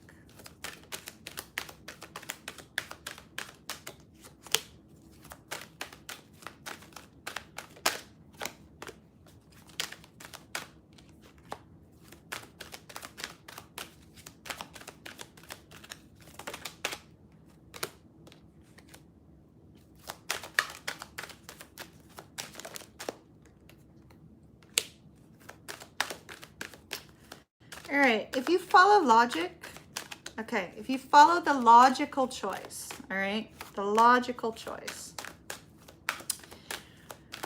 I don't feel there's going to be any growth or any change to the connection based upon the cards that are here. There could be a battle of wills. There could be some fear if you follow logic, a lack of growth, a lack of change with regards to the connection. But here we do have we have resistance to change here, right? Resistance to change, yet a passionate energy. So that's if you choose the logical choice. I feel you have a divine union here, Charles, and it looks like maybe the divine union could be twin flame. We have the divine masculine showing up. We have the Four of Wands. If you are following your heart, because this is a divine connection, whether it's divine, soulmate connection or divine twin, I feel like your heart is actually yearning to release the logical choice and to choose your heart instead. We have sovereignty, which would express the divine connection. We have masculine expressing the divine masculine connection. Gratitude and love here, as well as blossoming love. Charles, I think you're going to choose love. Looks like you're going to choose love. But if love is the stressful situation, you better buckle down, because it's not going to change. The stress is going to remain the same. If you want love, you'll follow your heart for sure. If it's a divine union, you'll follow your heart. But if you choose to follow logic, just be prepared that it's going to remain stagnant. It's going to remain the same, according to the cards. So, I wish you well, because you got a big decision. And those decisions don't come easy. They don't come easy. But, I like to say that love can conquer all, and love endures all. Love very much endures all and is very patient. Especially true love. So, I wish you well, Charles. I have a feeling you're going to follow your heart. Let me know what you do tomorrow. I'm curious. All right.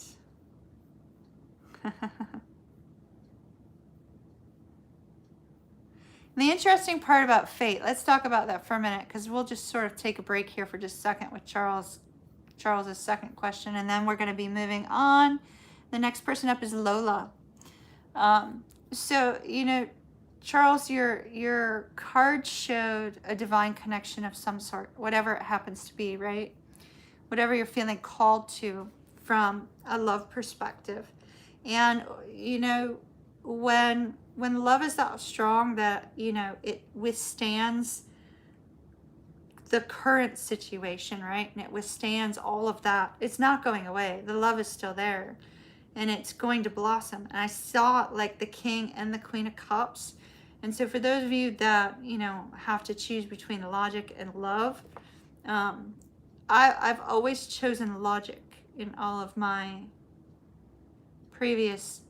in my marriages. I chose logic. Logic over love. And probably should have chosen love over logic. Just saying. So I wish you well. Good luck to you. Good luck to you. Don't make my mistakes. Choose love. All right. But make your own decisions. Don't go by mine. We know sometimes I make bad decisions. Is it a divine connection, Charles? Because it seems like it. All right. Scorpio and an Aries. That's an unusual connection. Let's see what we got with that. All right, Lola, are you ready?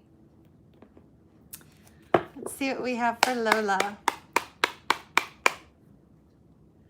Good night, Rosie. Big hug from Kimmy.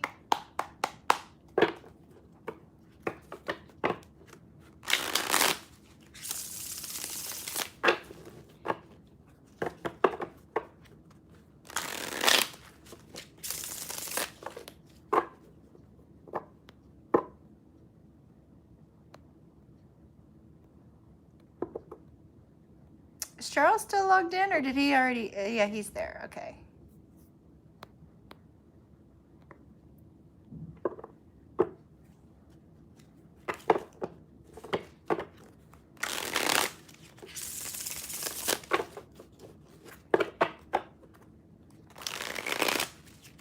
Charles, did you get that whole question? Did I answer them both before I move on to Lola's?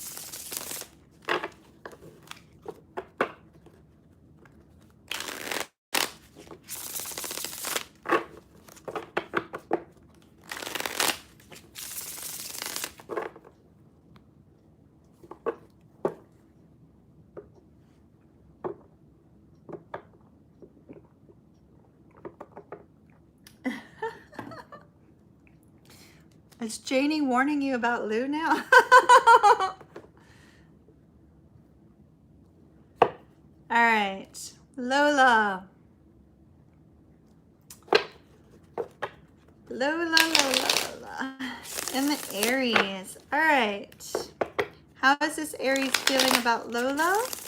And what is the future of this connection, please, Spirit? How is the Aries feeling about Lola? And what is the future of this connection?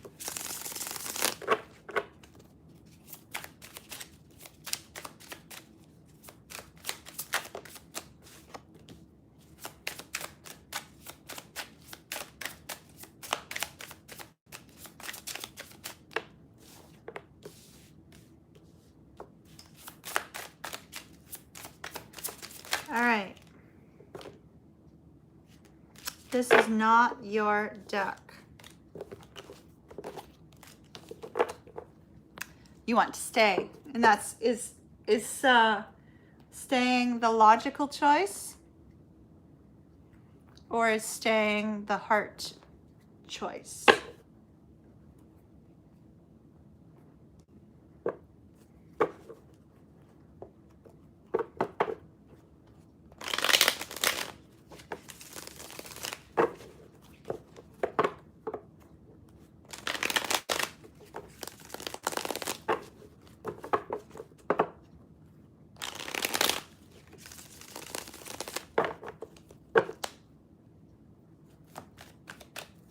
All right, Lola and the Aries, please.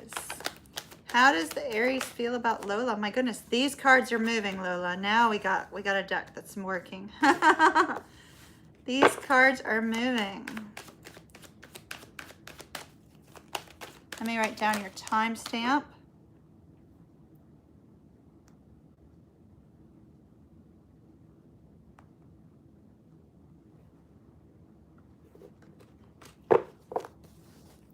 Okay.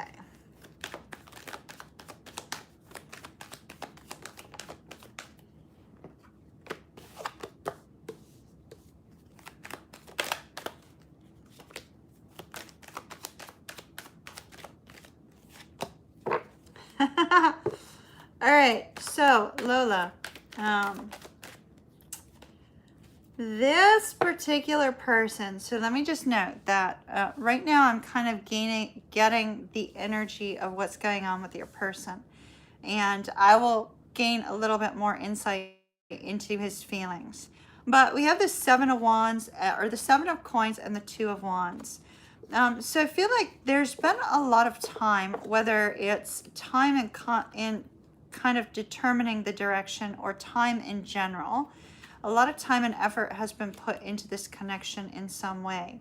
And there's been a need to make a decision regarding you. And it looks like the Aries has made some sort of decision. And made some sort of decision regarding how they feel about you. With this Queen of Cups, I do feel like this person has feelings for you. They're trying to be, women with a Scorpio placement can be a little bit intense. And so I feel like the Aries is trying to wear their heart on their sleeve around you, trying to open up. I don't know if they have opened up yet, though, because we have the Eight of Swords and the Ten of Wands. So that seems to be a little bit of fear and a little bit of being stressed out. They're stressed out about the future of the connection with the Chariot and the Three of Wands. They're stressed out about what's going to happen next. And in fact, I feel like they feel their intensity here, right? They feel the intensity with you regarding moving forward. It's more like this person wants to know how you feel about them, and not the other way around. It's like they're kind of waiting on that.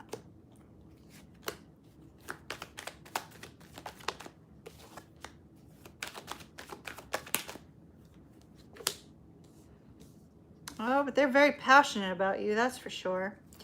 We have the Ace of Coins. We have the Ace of Coins, the Five of Cups, and the King of Cups.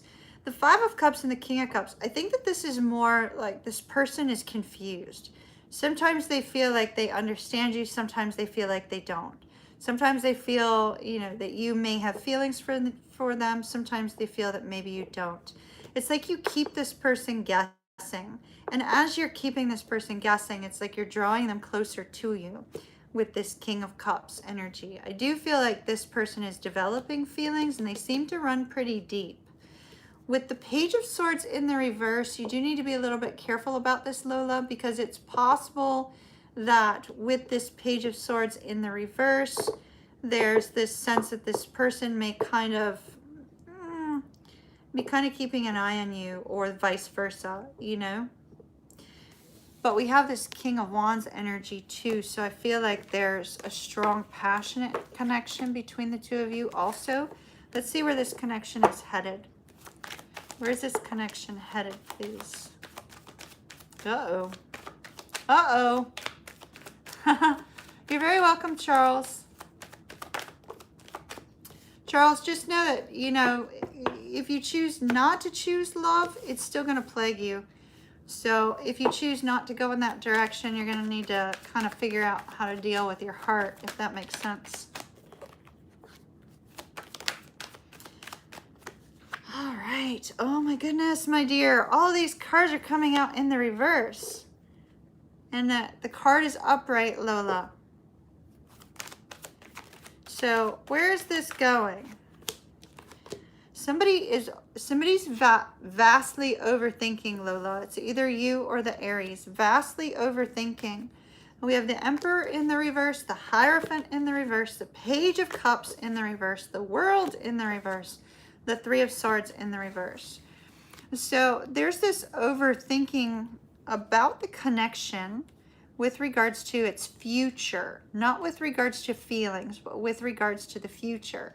With the Emperor in reverse, somebody feels very much out of control. They feel like they just really aren't really too sure what's going on now. Maybe you keep this person guessing so much they're feeling out of control, or vice versa. With that Ten of Swords, this person is very deep in their mind over, you know, okay, I'm guessing this person is not interested in a relationship. I'm guessing this person, you know, feels a sense of wanting their freedom. It could be a lot of overthinking. It's back and forth, back and forth, back and forth. And then with the World in reverse and the Three of Swords in the reverse, there's those moments of happiness where it feels like everything's going great with the Page of Coins. It's a back and forth energy. But the two of you have this beautiful bond, this beautiful emotional bond, this beautiful connection. And so right now, in order for this to move forward at all, somebody's going to have to release the overthinking energy.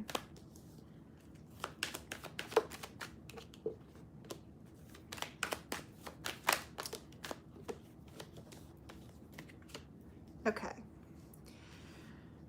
So we have the Knight of Swords, the Empress, the High Priestess, the Seven of Swords, and the Knight of Coins. You know, this relationship has the potential to start off and to move forward, but it's going to be very slow because one of the two of you is too much in your head overthinking, and it seems to be overthinking on whether it's good or whether it's bad. And so if that's you, you're going to have to get out of this difficult mindset with all of these cards in the reverse. If that's your person, they're going to have to work through it. It's going to take time. You're going to have to decide if you want to put the time and energy into this over the long haul, because it's going to take time. It's going to take time. All right, my dear. I wish that was a better message for you. They have feelings, but it's going to take time if you want it to go the long haul. Time and extra effort. So decide early whether you want to put in that extra effort. Love and light to you, Lola. I wish you well.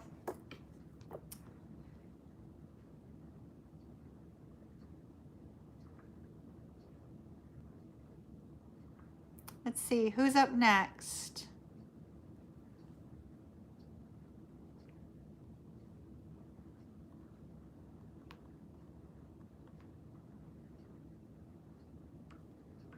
All right, so I have 2 questions for Chanel.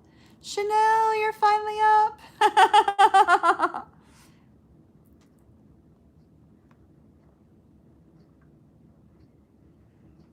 All right.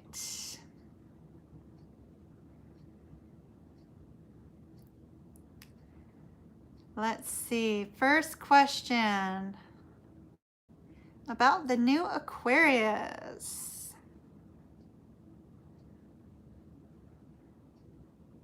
All right, Chanel. So we're looking at 2. Let's see.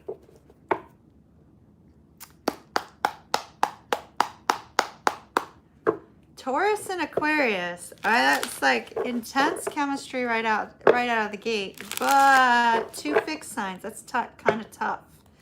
Let's see. Let's see what the cards say. All right, Spirit. Ooh, that flew out over here on purpose. Ace of Wands. So that's just expressing the new beginning, right? The new beginning with the Aquarius. Let's see how it's going. Let's see. How does this person feel about Chanel?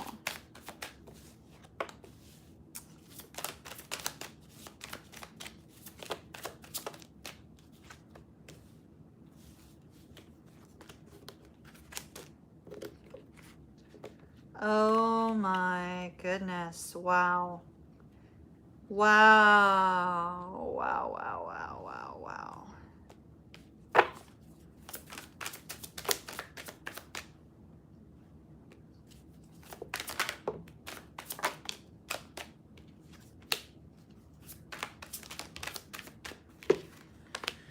Wow, wow, wow. Okay. So we start out with the Page of Cups in the reverse. We're not going to spend a lot of time on that card. The Page of Cups in the reverse, that could be an energy of being a little bit immature. So just be aware that there is a potential for this person to be a little bit immature. They may show you like they don't care, but that's actually not the case. The reason I say they may show that they don't care is because we also have this 4 of Cups. You may kind of feel like this person is sort of in their own little world, you know, that maybe you don't have a huge place in it. Just be aware that that energy may come off. And it's because this person's trying to decide, you know, where is this going? What's going on here? And how do I really feel about Chanel? So here's the beautiful part. Oh my goodness, we got the moon. And when I get the moon, it's like this really deep emotions, right? The moon is like you are wading in this emotional pond where you're trying to gain control of how you're feeling. You're trying to keep it really inside. You don't want somebody to know how deeply you yearn for this person, right? And so I see that your Aquarius has really deep feelings, really deep emotions. I think the problem here is that it seems to have developed rapidly with that Page of Cups being a little bit not liking to be vulnerable, right? So it seems to have developed really rapidly, and this person has jumped 2 feet in on this connection. But with the Star card here, there's this sense of excitement. Like you're very exciting to this person. They have deep emotions already, and they're not feeling too comfortable with that. I think they're keeping it hidden from you really, really strongly. The reason I say that is because we have the 7 of Swords. Keeping something hidden, and with the 9 of Swords, out of fear. Out of fear that, quite frankly, you're going to run. They're more concerned about you running away from the connection than them running away from you. We have the 2 of Cups on the bottom. Here's the Emperor, the Ace of Cups. That's a lot of love. It's a very, very strong bond and connection. And not only that, they're deeply passionate about you. So having both the Empress and the Emperor here tells me that this is a very strong soulmate union, possibly. Since it's so new, we're going to call it soulmate. But keep an eye on it in case we discover it's a twin connection. But it looks like a really fantastic connection. Having the Empress and the Emperor, it very well could be the one for you, if that makes sense. All right, so let's see what is happening with the Capricorn.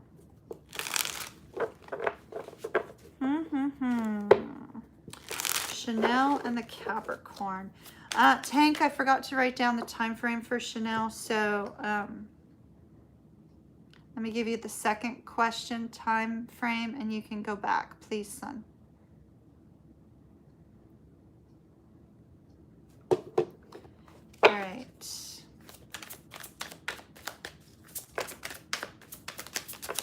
Capricorn. Ooh, my. Flying cards with the X. Holy smokes. Okay.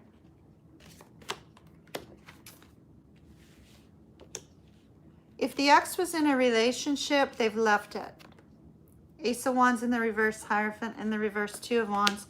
If your ex was in another relationship, they have left it or are about to. Okay? Now, what do they do about you? Yeah, see, look at that. If they're in another relationship, they've left it or they're getting ready to walk out. They're really not too sure about that, though. They're not really too sure if they're making the right decision. Now, regarding you,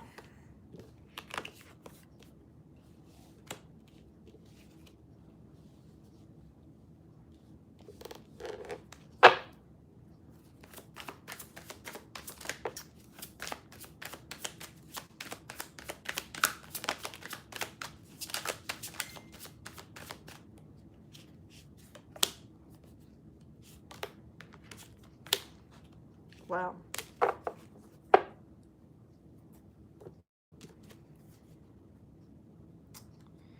I do not see them wanting to reunite, so let me just note that here. Six of Cups in the reverse, Four of Cups, along with the Three of Swords. I do not see them wanting to reunite at this point in time. They're currently not in that energy of desiring to reunite. However, I do feel that they are going to reach out and communicate, though. They are going to reach out and communicate. They have some really deep regrets here with this the Five of Cups and the Five of Pentacles. Five of Cups, Five of Pentacles. They want to bridge the gap between the two of you. But as far as reuniting for romantic connection, I don't really see that. I see the Three of Coins. It's like they want to develop a friendship with you. They do have a strong, passionate desire for you still. But it's like they're wanting to start up a friendship so that the two of you can release some of the old energy from the past. Release some of the old energy from the past, but they're holding back. They're holding back because they're in this energy of trying to figure out what to do about the current situation. But I do see that this person wants to bring peace between the two of you. Bring peace between the two of you, bridge the gap, gain some sort of enlightenment regarding this connection.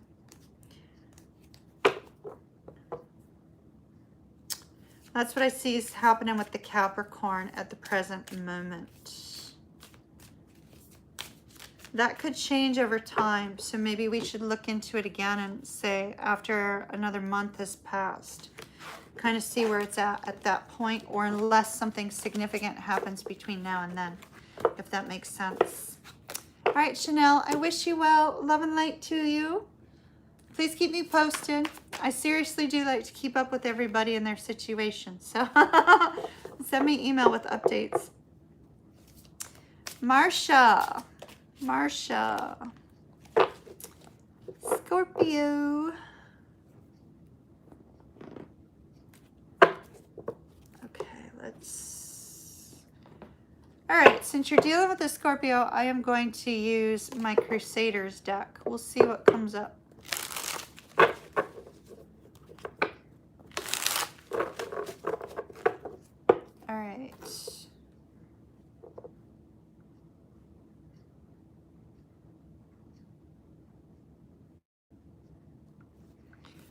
Interesting. Apparently y'all broke up on my birthday last year. All right, let's see.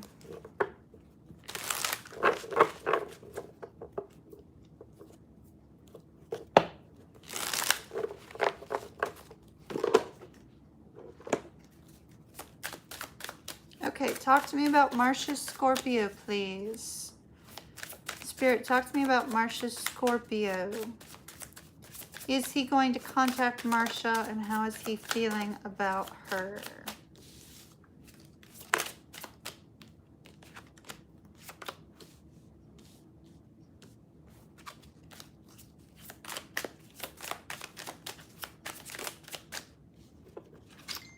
Wow, they're bringing me a lot of cards. Wow, we got the King of Cups and the Queen of Cups.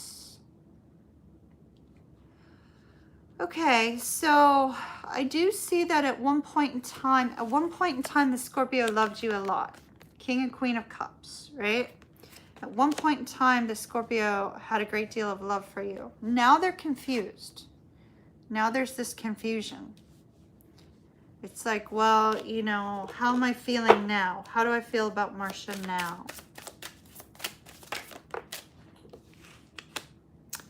Temperance in the reverse. I don't see a reconciliation coming.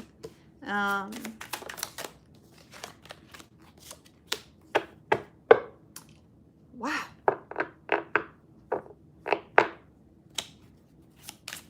Talk to me about this Wheel of Fortune, please, Spirit, for Marsha and the Scorpio.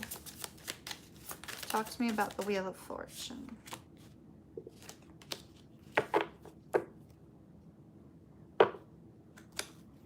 Talk to me about the Ace of Swords.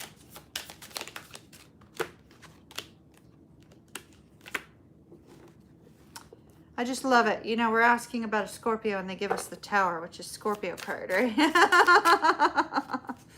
All right. Scorpios are super spontaneous, so that Tower could be some sort of surprise movement that you don't expect with regards to communication, because this looks like communication related. So with the Hermit and the Ace of Swords, I do feel like the Scorpio is trying to decide, do I reach out or do I not? They want to drop some sort of burden between the two of you. And with the Tower and the Empress, I mean, there could be a surprise new movement here between the two of you. But this person is very unclear about how they're feeling about you now.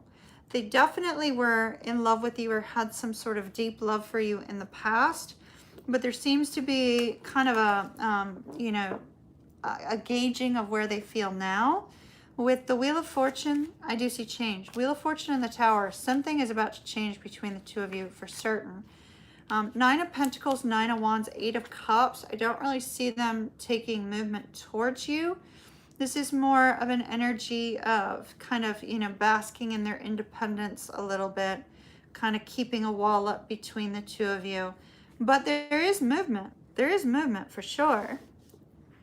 It looks like that movement is going to be with regards to communication, but I'm almost feeling like you're going to reach out to them with these two cards here. With Temperance in the reverse and the Knight of Swords, I feel like you're going to get a little impatient. You're going to reach out to them. With the Ace of Cups, I do see that there is some sort of happy movement in the future, but also something that you don't see, something that's being held back from you. And I feel like that which you don't see is the fact that this person is confused about you, confused about what they want, confused about how they feel in the present moment.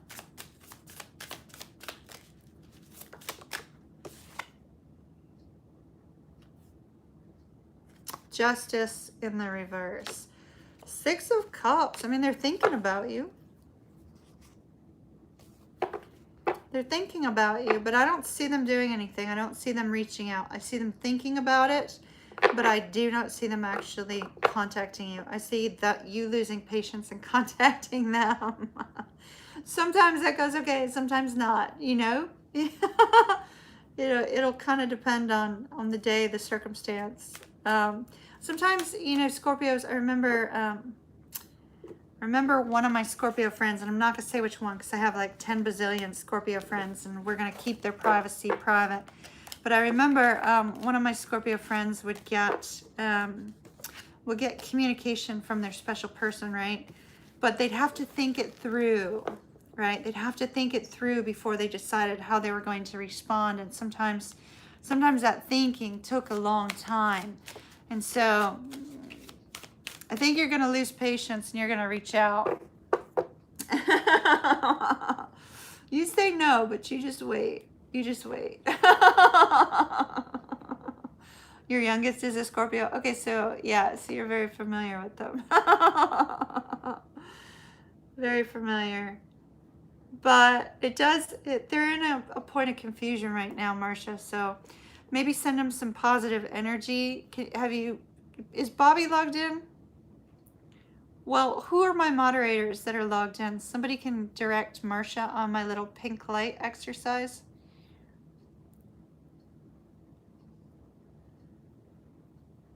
Who are my mods that are logged in that can explain the pink light exercise to Marcia that I do? Oh, you're very welcome. I laugh a lot. Not so much tonight because I'm focused, but most of the time I'm laughing. Laughing and smiling. I'm just a happy person, that's all. Just happy. All right. Carissa's up next.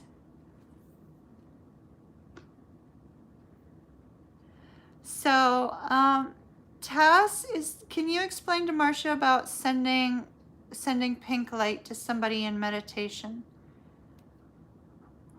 If you don't mind, for Marcia. If you have the time and the energy. If you don't, I'll explain it on another day.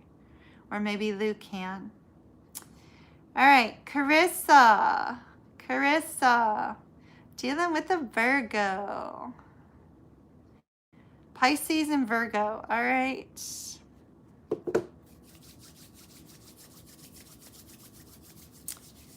222. 222. That might be important to you, Carissa. 222.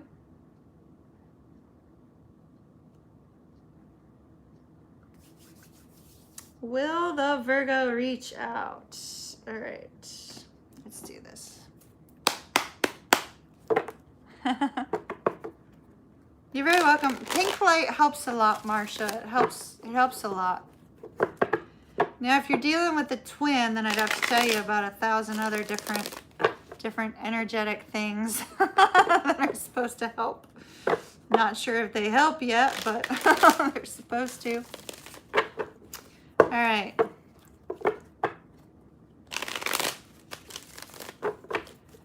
Pisces and Virgo. All right, Carissa, let's see. Will your Virgo reach out?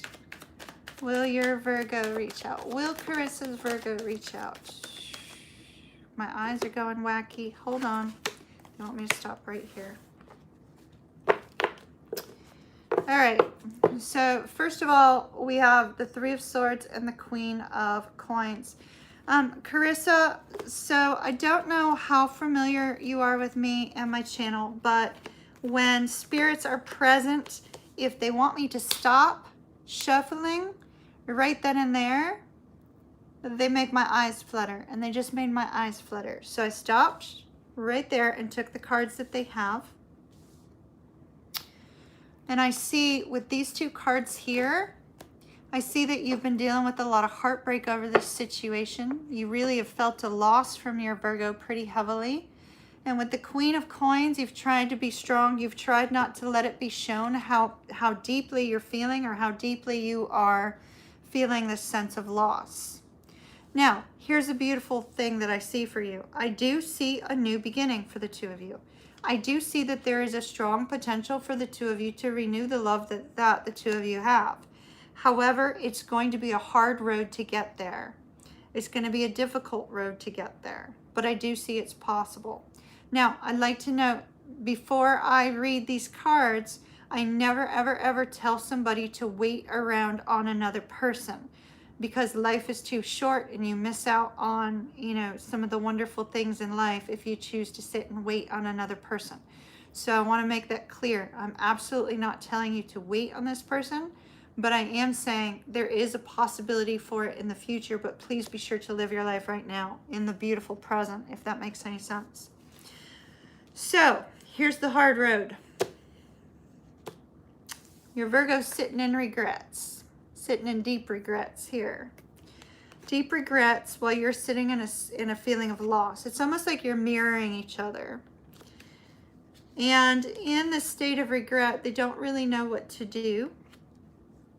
They're feeling pretty sad. They're feeling pretty much, alone, whether they're with another person or whether they're in any type of connection. They feel a sense of disconnect from you. They think about you. They long for you. With the Knight of Cups and the Queen of Cups, there's this beautiful energy of mutual love and attraction, a beautiful emotional energy, a beautiful connection here. Yet one of the two of you is sitting in an immature energy, and it's not you, it's the Virgo. The two of you have this energy of the Seven of Coins. If you want this to work out, when this Virgo reaches out, it's going to require a lot of work. They are considering reaching out and communicating. It's going to require healing as well. So you're going to have to heal from whatever hurts have occurred between the two of you in the past. Empress, a new beginning, but there's a fear of the new beginning. There you go. Look at that. Time frame on when this Virgo is going to reach out. Time frame on when this Virgo is going to reach out, please. So we got 2 9s. Could be 9 weeks, 9 days, 9 weeks, 9 months. But ultimately, I'm seeing between the time of Sagittarius second decan and Capricorn second decan. So that would be December the 1st through January the 10th is when you are very likely going to hear from this person. All right, you're going to have to decide, is it worth putting the time and effort into? That's going to be different for everybody, but for you, you'll have to give some thought into that. And since you're starting a new business venture, it may be good that the timing is towards the end of the year so that you can focus on that. So let's take a look at that. Second question for Carissa, please. Will this business venture that she's starting be successful?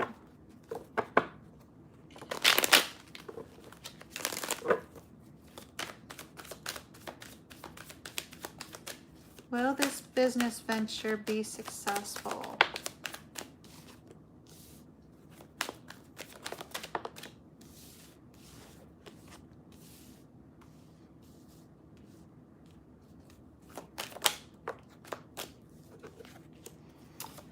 All right.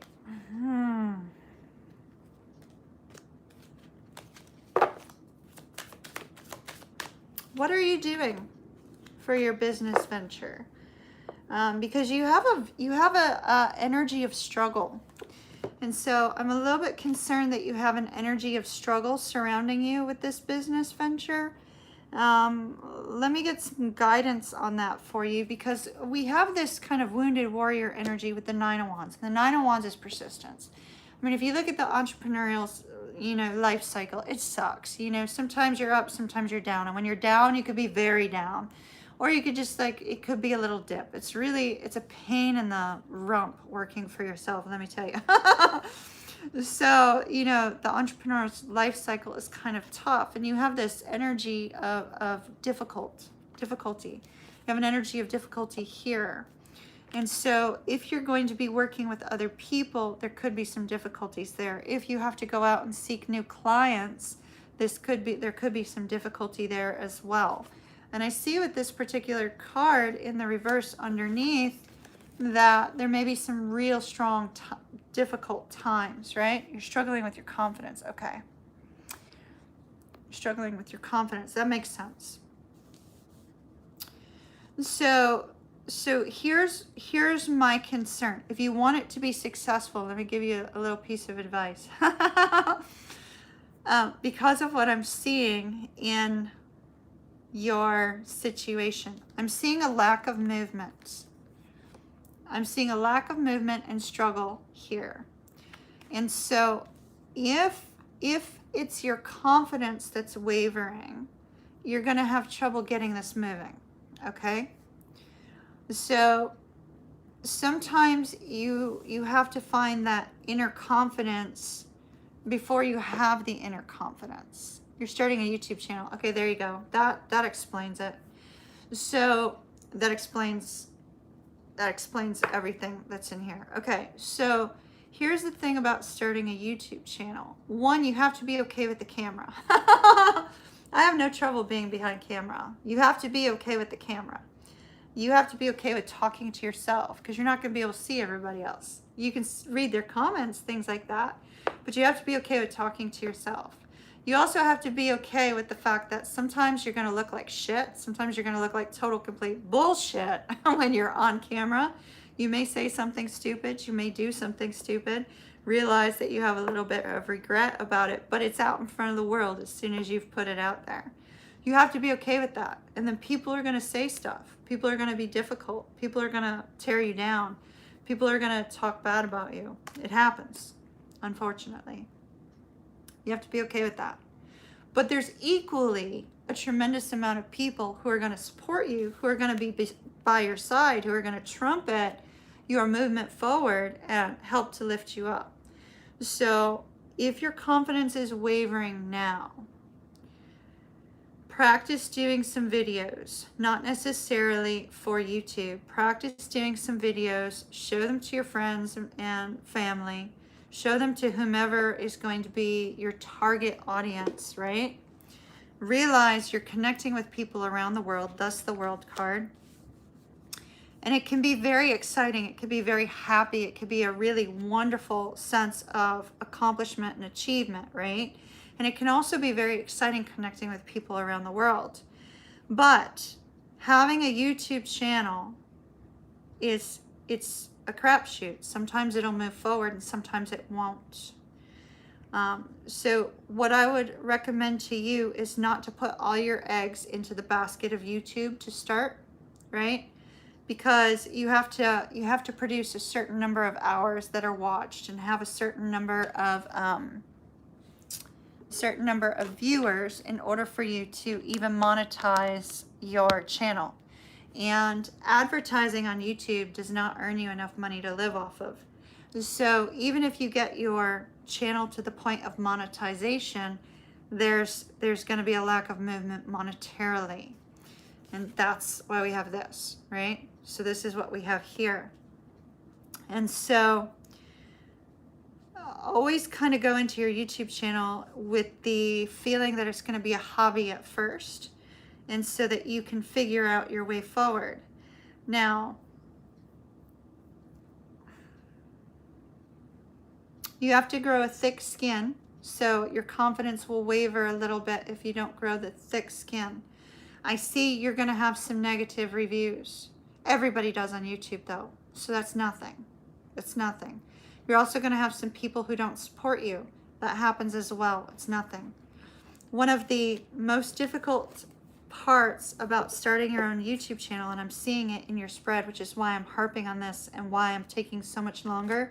So those of you that are after Carissa, please bear with me. I'm trying to help Carissa. So here's the thing. When you get, let's say your channel grows by leaps and bounds, right? And your channel grows by leaps and bounds, and you have this beautiful channel that's you're producing a lot. You're still going to be dealing with a lot of personalities that are difficult. Some people don't like to see you succeed. And in a public forum such as YouTube, you're going to run across people in your regular life that are going to have some struggles with it. So you're going to have to find your own sense of inner confidence for your on YouTube and when you're off YouTube. Does that make sense? On YouTube and when you're off YouTube. I was just talking to another YouTuber about this earlier today. And when you hit a level of perceived success, you're going to have people problems. And that's what I'm seeing. I'm seeing people problems. And so if you can power through the people problems and make YouTube your hobby and something that you love, you will have a greater sense of success. When you get a negative comment, delete it. Don't be moved by it. Because everybody's got an opinion. Some opinions are great, some opinions not so great. Embrace the people that support you and that love what you do, and it will help you to find your inner confidence as well. It'll help you to find your inner confidence and help you to find that energy to succeed on YouTube. And one more thing, do not base your money and your finances off of YouTube. You will fail. Base your money and finances off of a business that includes YouTube, and you will succeed. All right? So that's what I've got for you. Tough cards, but Kimmy lessons. You can do it. Find your inner confidence, my love. Find it, find it, find it. You have to be super confident. Super confident and willing to promote yourself. And that's hard for a lot of people to do. So I wish you well, my dear. I wish you well. And keep me posted. If you have any questions, send them to my email. I'm not quick on responding on email, but send them to my email. Love and light to you, Carissa. Be the Queen of Wands, Carissa. Be the Queen of Wands. Paula. Paula. When will you meet your new life partner? Paula, Paula, Paula. All right, let's see.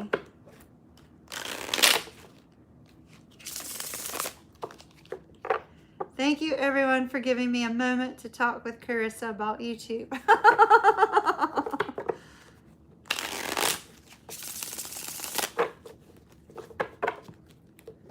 Oh, Carissa, one more thing. Definitely write a business plan and follow it. Because if you're gonna do YouTube, make sure it's a business and you're revolving it around a business, all right?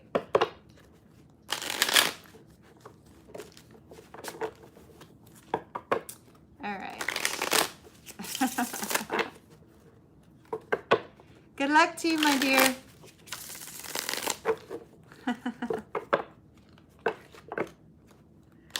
All right, Paula, thank you for your patience while I talked about YouTube.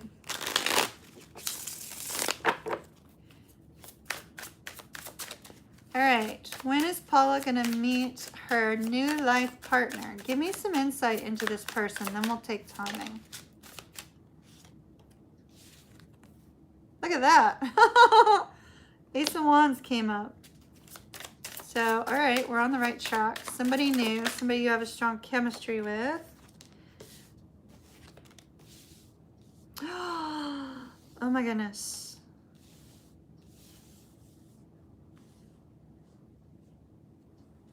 Man, this gave me chills.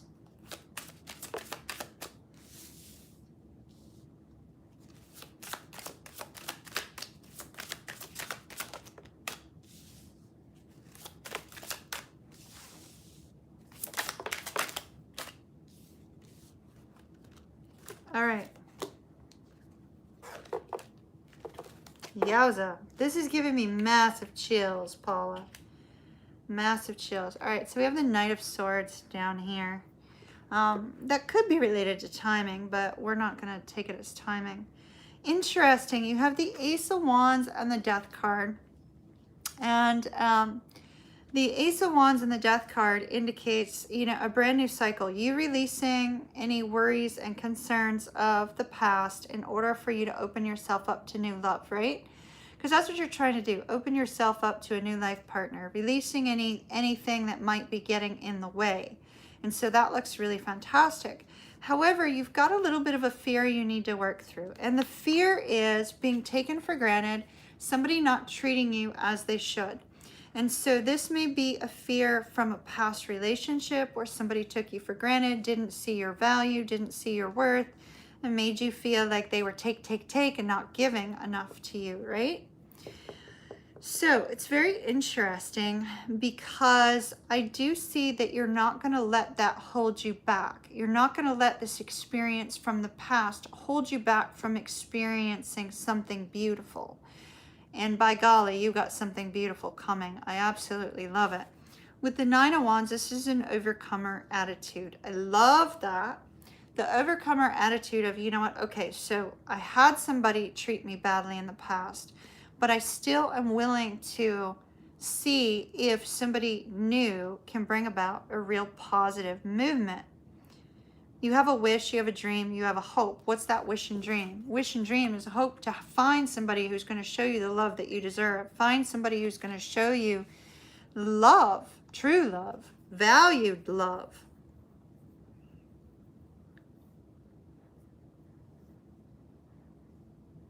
Healing love. We've got 2 cards of healing and balance here. And somebody is coming in to bring you that 10 of Cups. 10 of Cups is not something that comes by easy, you know?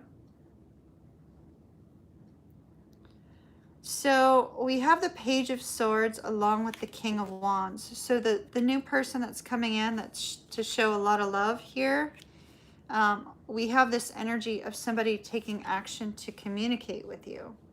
Taking action to tell you exactly what it is that you want to hear. It's like this person is going to be ready for the same thing. So this looks really fantastic.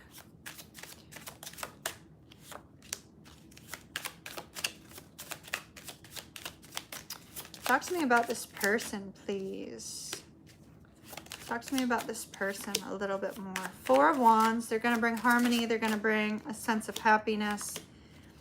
Chariot, you're going to be able to release all the difficulties from the past. The things from the past of the past people are not even going to affect you.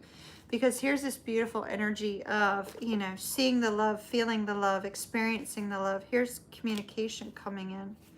All right, so when's this beautiful person coming? Because I see contentment, happiness, potentially moving in together at some point. Deep love. When's this person coming into Paula's life, please? Time frame on this person coming into Paula's life. Time of Capricorn to the time of Taurus. Okay. Time of Aries, actually. So that would be the end of December through, it looks like April the 10th. After Christmas through April the 10th is when this person's coming into your life. That's the time frame. Paula, are you the one who's always attracting the Leos?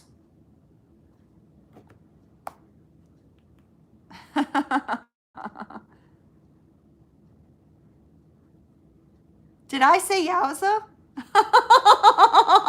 Did I say that?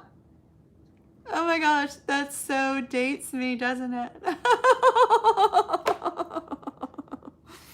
Oh, that so says my age. Okay, you're the one who's always attracting the Leos. Okay, so here's the thing. When that King of Wands came out, I thought, oh no, she's going to think it's the Leo. But no, I'm not so sure that it's a Leo. So you got another one entranced. I swear, like I get it. I get it. I don't let Leo sun signs into my life, but yeah, I attract them like flies too. I totally get it. But I really don't feel like that's the Leo. I don't. This person coming in December to April, I feel is somebody new. So, you know, enjoy your time with the ones you got in your life at the moment. True love, long-term love is coming at the end of the year. End of the year, beginning of 2022. Love and light to you, Paula. Have fun with the new Leo. All right, Diane. Virgo with an aqua moon, dealing with Scorpio and a Leo moon. Oh my. Scorpio, Leo moon. All right. Since you're dealing with the Scorpio, Leo moon, I'm picking up the Crusaders deck for you, Diane.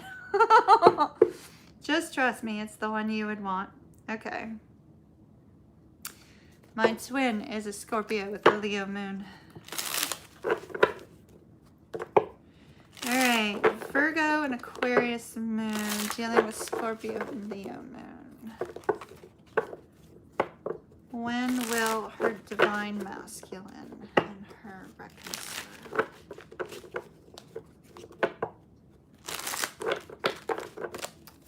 All right.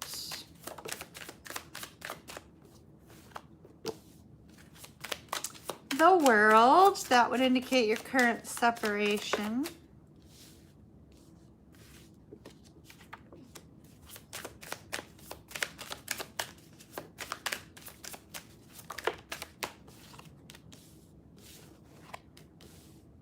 Oh my goodness.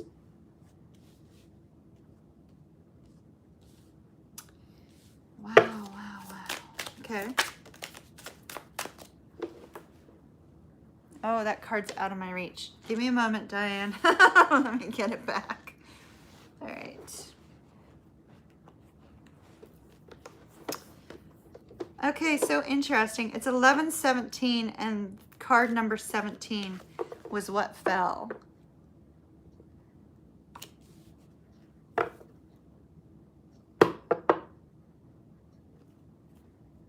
And there's the Divine Masculine card on the bottom. Diane, we're holy shiitake. Holy shit. Excuse me. Oh my goodness. Look at this. Look, look, look, look. The Emperor, the Empress. All right, give me a time frame on this. Give me a time frame on this. Are you twin flames?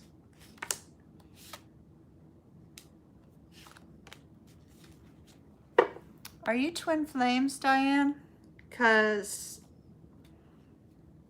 I see some serious movement.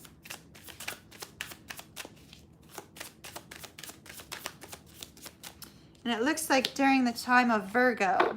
Okay, you are twins. Okay. So during the time of Virgo, when's your birthday? Well, don't tell me that because that's too close.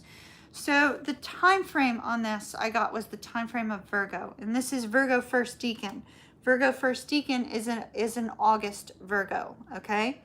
So if your birthday is during the August Virgo time frame, then it could be around the time of your birthday the two of you reconnect.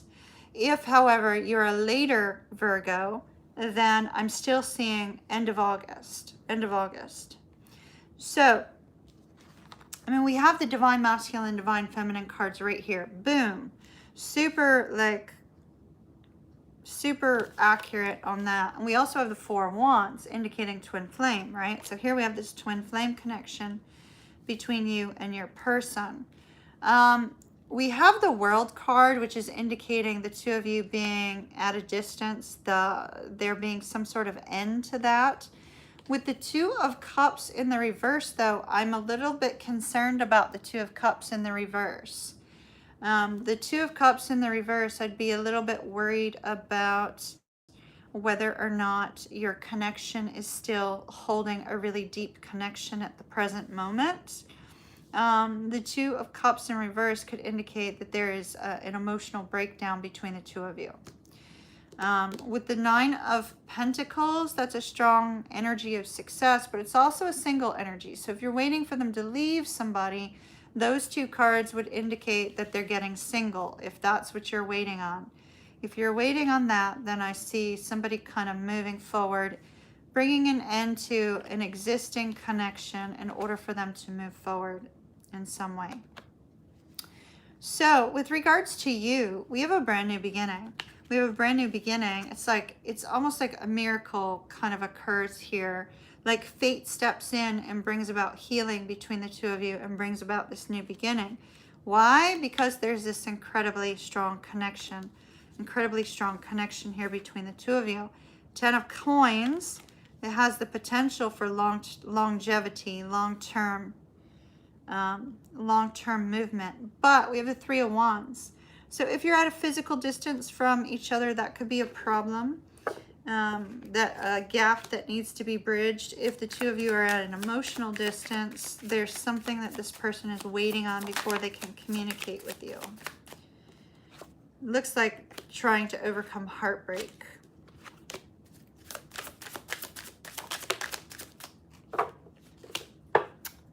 Page of Pentacles. Six of Swords. If you're at a distance, they're gonna bridge that gap. You were together 9 years, separated 10 months, for 6 months. Okay, yeah. So So that's good. That's positive. I mean, I see movement towards you. I see a lot of regrets. It looks really fantastic. Give it some time. Give it a little bit of time, but this looks really fantastic. I mean, we're talking August. That's not that far out. August may be when the communication comes in, but this 10 of coins won't occur immediately. August may be when the 10. Oh wait, you just said you were together 9 years, separated 10 months. That could be this time frame.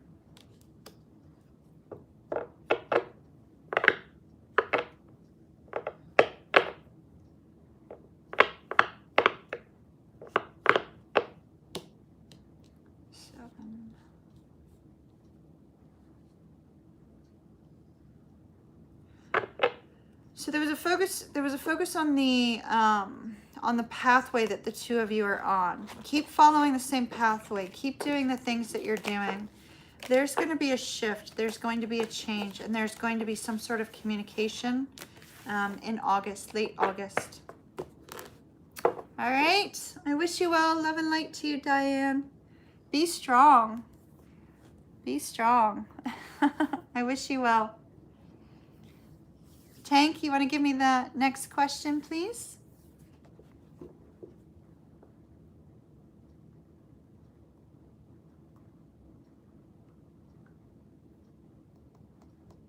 If Tank is still there. I was talking for a long time.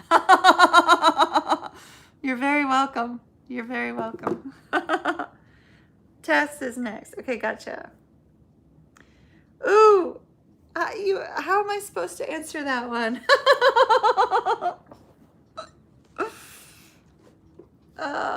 Okay, we'll see if we can get some people cards. Let's see.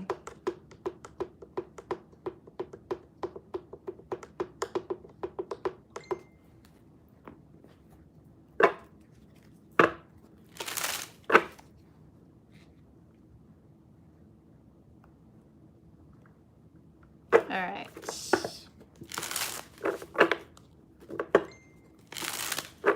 Let's see. All right. Talk to us about the energetic cords. Okay. I think we're going to do 4. Okay. 4. 4, 4, 4.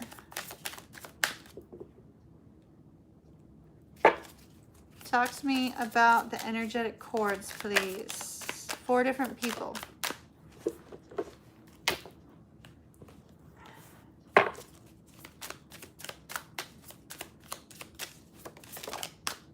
Ooh, I got an itch on my left side. I don't know what that signifies for you, but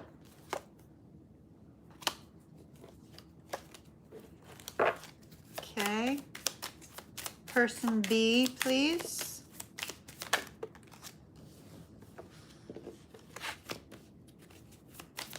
Don't ask me why 4. I just felt like it was 4. So I'm really not too sure why. Person C.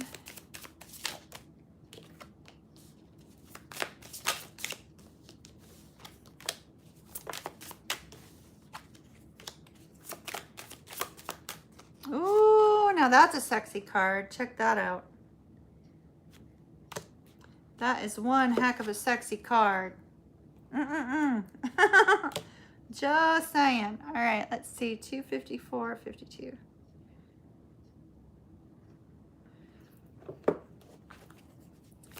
There's a lot of sexy energy with the third person. All right.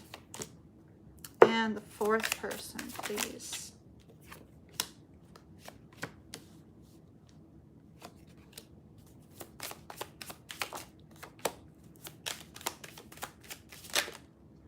Oh boy.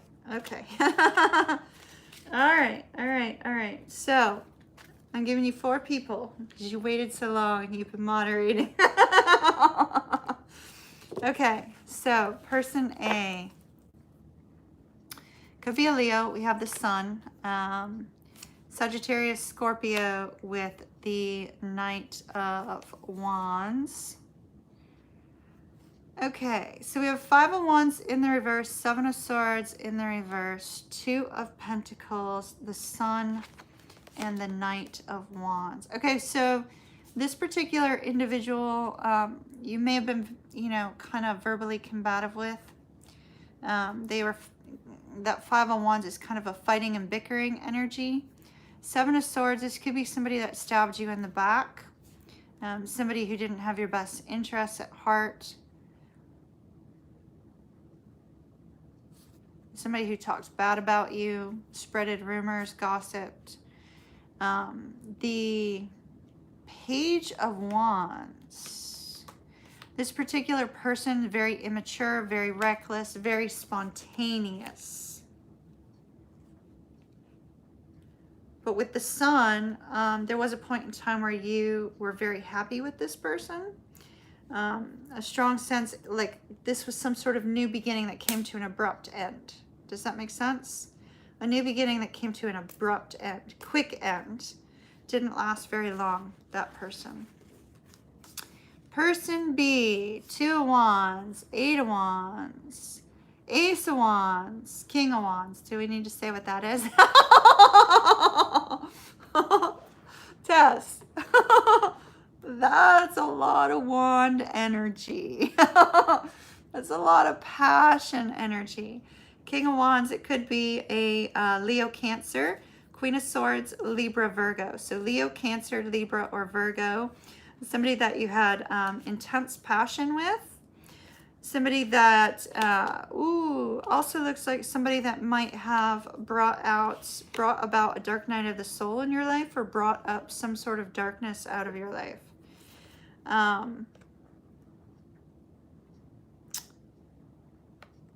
This person was also very non-committal.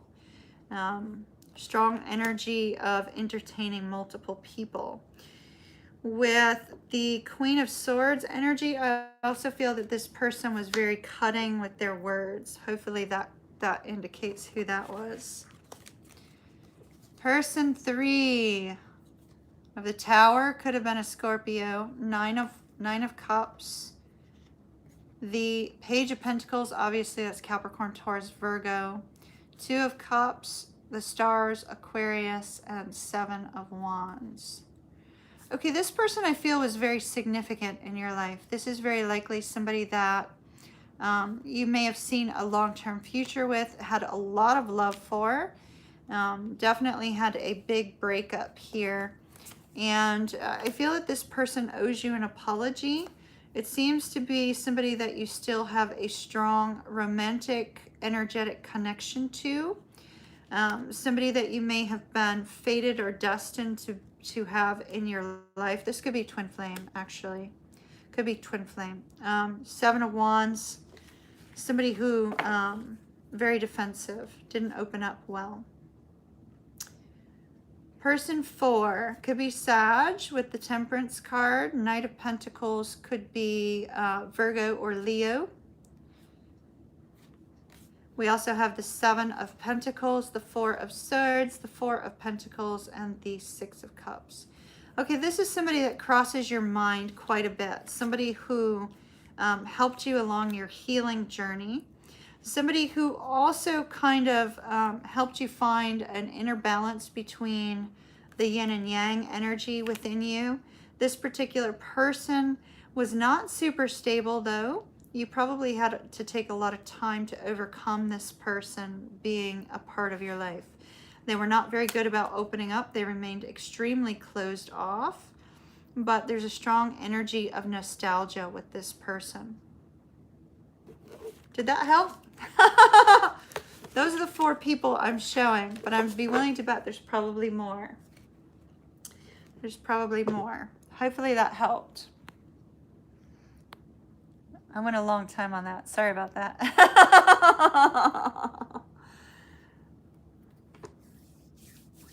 That one with all the wands, that's pretty obvious. It's somebody, some sort of lover there. No judgment. All right, Tank, who's up next? It's 4 people that have energetic cords, Bobby. It's not that need to be dealt with. business goal. Okay, Bobby. Lou also got Bobby a question. Okay, so Bobby, you have 2 questions. Does Tank have your second?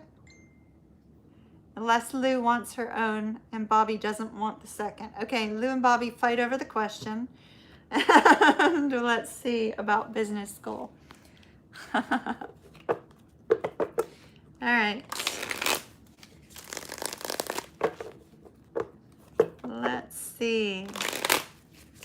Will Bobby get into business school in 2022? Will Bobby get into business school in 2022?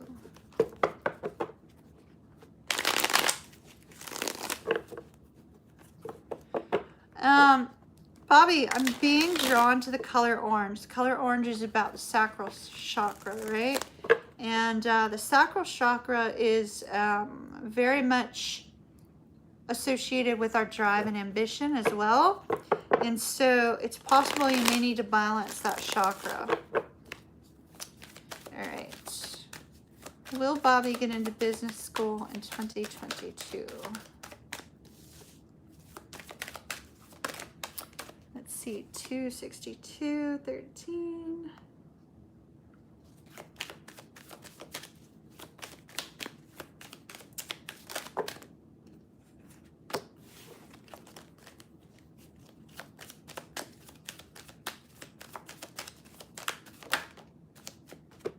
All right.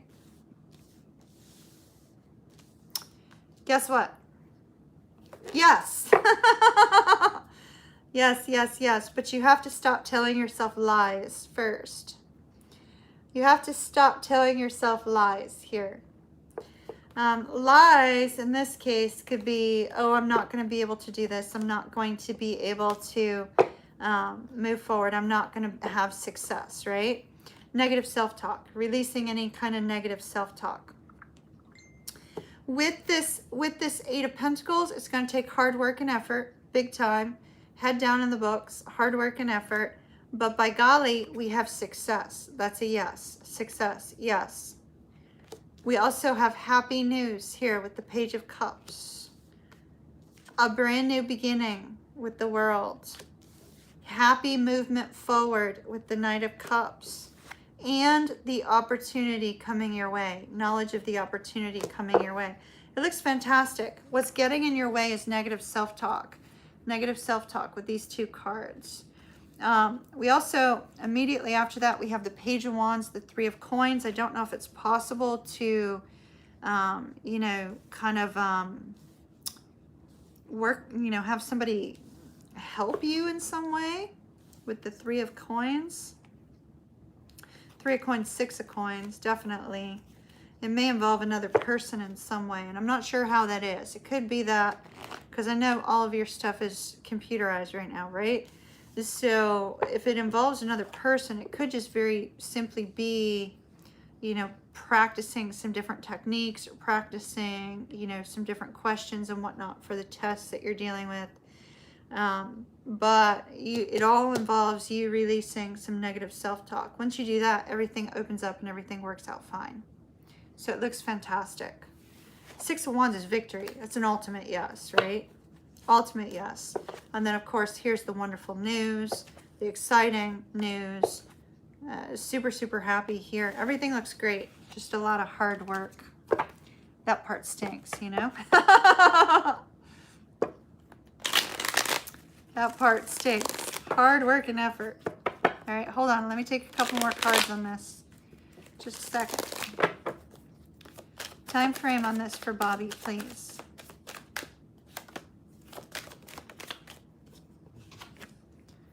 Okay.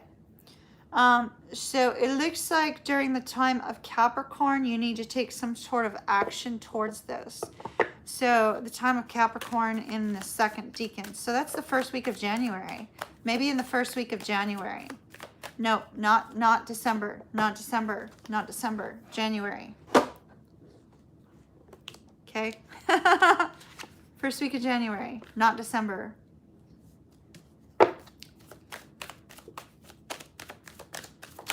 Okay. Yeah. First week of January. Capricorn time frame.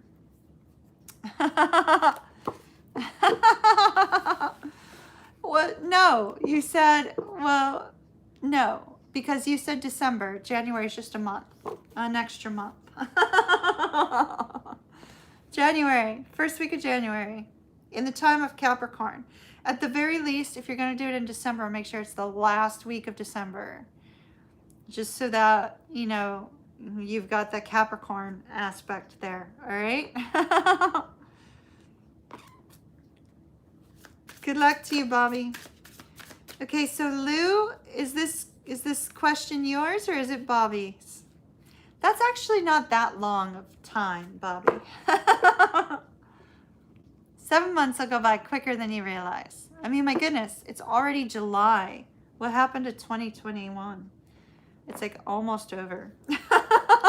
Because in the blink of an eye, it'll be December or January. And you did say 2022, so there you go.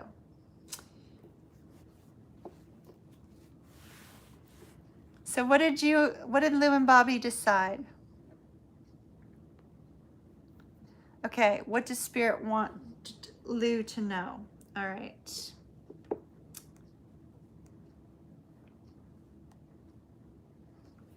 What does Spirit want Lou to know?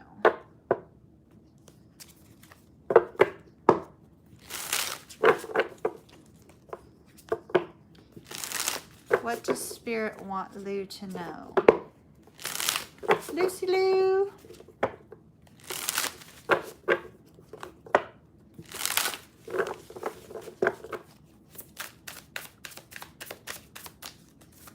What does Spirit want Lou to know?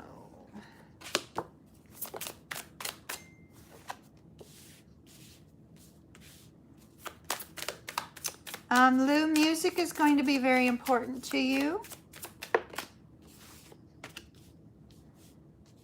Music is going to be of the utmost importance, actually. You're very likely going to get messages through music in the next few weeks. Actually, in the next 2 months, pay attention to music. Music is going to be important and will give you some sort of message.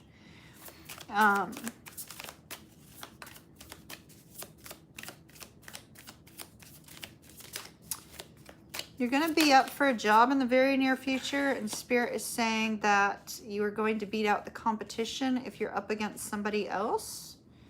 So that's positive.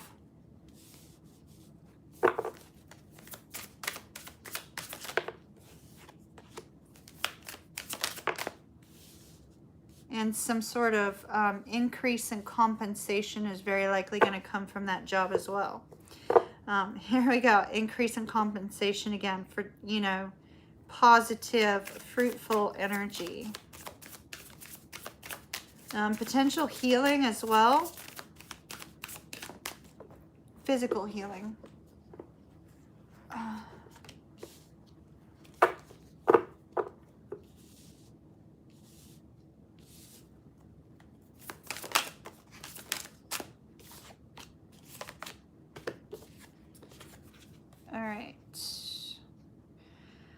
So I like this. We have a strong focus on love, a strong focus on loyalty, and a strong focus on your finances. Ultimately, these cards seem to be focused on your finances, and you didn't ask about that, so I find that to be interesting. You didn't ask about finances or career. And so here we have this energy of, one, we have loyalty, right? That could be anything, but we have this energy here of you beating out the competition for some sort of job that's going to bring increased finances. And we also see some sort of healing energy. Pay attention to music. There's going to be a message or 2 or 3 or 4 coming through music. There may be several messages that are going to come to you through music. You may also have a second opportunity as well, but that seems to be love related. That could be related to the twin, or it could be related to somebody else. Your father's coming through also. Your father's coming through as well. And it seems to be related to physical ailments. So it could be that, you know, when you're going through any kind of aches and pains, any kind of difficulties, that your father is there for you. Your father's there to, you know, express his love while you're going through anything of that nature. So that's what I have for you, my dear. Literal messages from spirits. Hopefully it helps. Lulu and crew. Okay, let me see. Hold on. You got to pick up your daughter in 15 minutes. Do you have to leave now? Because I'm getting ready to do yours right now. I don't want to interfere with you picking up your daughter, though. So if you need to wait till you get to the car and let me know that you're there, I can do yours then. Pisces and Aquarius. I hear my Aquarius neighbor walking by. That's kind of funny. Pisces and Aquarius. All right. We'll make it quick, dear. But it is hilarious that my Aquarius neighbor just walked by at the same time. All right. Lulu and crew. Pisces and Aquarius.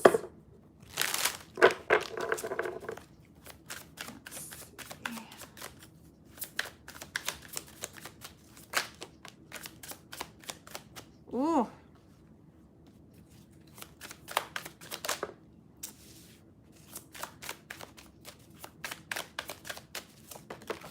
Wow.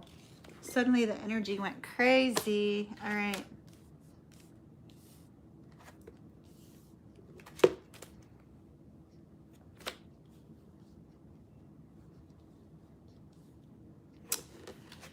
So, I do see you're going through a little bit of a rough patch. Let me note that. Or a lot of a rough patch. Let me state that. So we have the Queen of Swords in the reverse and the Five of Pentacles. And so immediately after that came the Fool. I was a little bit worried about the Fool. You know, was the Aquarius going to move on towards something else? The Fool, some people see it as Aries energy. I see it as Aquarius energy because this particular card is ruled by Uranus and Aquarius is ruled by Uranus. So at the bottom of the deck, we had the Five of Wands. I don't have it there right now. I think I took it out. We had the Five of Wands, which is bickering and fighting about, you know, a little bit of everything. And look at this Ten of Swords. It feels like there's problems on all sides. Like you guys are going through problems on all sides, all difficulties. And in fact, one of the two of you may be causing some cutting communication, which is increasing the distance between the two of you. So here's the beautiful news. I've got some not so good news and some good news. So the beautiful news is that you do have the potential to get past this. You have the potential to get past this, providing one of the two of you releases any hurt or wound that you're holding on to. So one of the two of you, possibly both of you, may be holding on to something that the other person did and reintroducing it to the relationship every so often, right? So it's necessary for the two of you to release whatever was said or done by the other person and not hold a grudge, not hold it against the connection. I see some beautiful communication between the two of you coming in the near future, but it's going to take some time to get to that point because it looks like there's a lot of hurt and wounds between the two of you that need to be healed and resolved, especially with this particular energy. Now, the not so good news we need to talk about. The not so good news, we have the Three of Coins, the Seven of Swords, and the Magician. But the Three of Cups also came out. When we have multiple threes, there could be another party that's introduced into the connection in the near future, in the sense that if the two of you are on a break with that Five of Coins, it's possible that one of the two of you may pick a Ross from Friends moment and say, we were on a break. We were on a break. So it's important to kind of keep that in mind because that's future energy that can be prevented. It's future energy that can be prevented if the two of you can release whatever you're holding against each other. Seven of Pentacles. The one thing that you have working for you is the fact that the two of you have invested time and energy into each other. And neither one of you is wanting to let go of the time and energy that you have invested in each other. So that's positive. All right. So I asked questions. What would happen if the two of you are able to release the hurts and the difficulties you're holding against each other? You are only responsible for you. They're unfortunately responsible for them. Now we have the moon, deep emotions. Emotions run deep between the two of you. If you're able to let go of whatever has happened between you that's causing this kind of energy, so there is somebody else. There's somebody else. He's talking to somebody else. Okay. So here's the thing. If you can release whatever hurt, whatever struggle the two of you have from the past, then with the Seven of Coins, take your time on moving towards one another. Put some time and effort into it. And then we have the Wheel of Fortune moving in a positive direction for you. We have this beautiful communication, loving communication, this exciting energy of togetherness, and a brand new beginning for the two of you. But it means that you have to release any kind of negative thought process, any kind of worries, any kind of struggles that the two of you have. Now, if he is talking to another person, like you said, this is a struggle because we do have an energy of another person, and we have the energy of some sort of, kind of holding back regarding this energy. Note that the Magician here is negatively aspected, and there is a controlling influence in this third party individual. It's almost like this other person is trying to sway their happiness and trying to sway them in a different direction. But an Aquarius can see through manipulation pretty easily. So I wouldn't worry about that too much. It'll come out to them. They'll be able to see it, if that makes sense. They'll be able to see the manipulation that's occurring from this third party. All right. 10 of Pentacles in the reverse, 6 of Cups. I really don't see this person moving forward with this third party. I don't think you need to worry about the third party. I don't see them moving towards that person. They may temporarily move towards them, but not for the long term. Not for the long term. The most important thing is that you release the worries, release any difficulties the two of you have had in the past. Try not to argue. Try to release any accusatory energy. And if you're able to do that, then the two of and put some work into each other, then the two of you will be able to overcome it. But it's going to be up to you, because I do see this third party hanging around for a little while longer until this person can see through their manipulation. I don't see this going the long haul with the third party, though. However, I do see the potential for the two of you to resolve things. Hopefully that helped, my dear. Just to note, between you and him, we have the 10 of Cups. I saved that for last. So be strong, my dear. Be strong. Now go get your daughter. Love and light to you. Big hug from Kimmy. Stay positive. Tank's an Aquarius. If you ever need advice on Aquarius men, you can always ask him. He's in here. Love and light to you. I wish you well. CT. CT.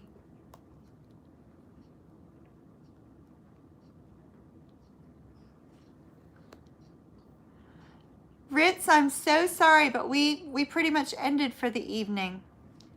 We've got just a couple more left. It may only be one left. Let's see. We had 1, 2. Yeah, CT may be our last one. We'll see.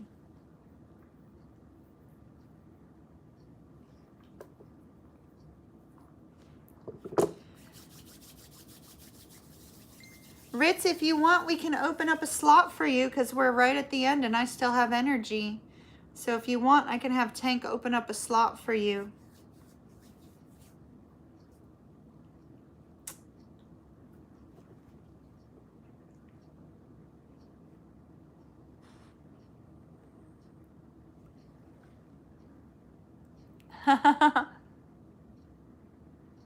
Has it been almost 5 hours? It has, hasn't it? It'll be 5 hours in like 25 minutes. Let's hit 5. Well, I've done 5.5 before, so it's really not that big of a, it's not, so Tank just opened a slot for you, Ritz, if you want it. There's a link down below. You know, I went 5.5 hours at the old place, so, which is kind of funny because I still have energy. Okay, so let's see. CT. Is any love coming towards CT? I'm really liking this deck for that. All right. Do we have love coming towards CT? Any love coming towards CT soon? Is any love coming towards CT soon? Let's see. 281. All right. Is any love coming towards CT soon?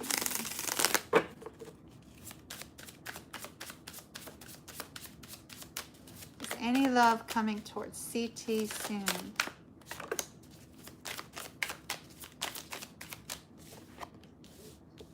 Yep. Most definitely.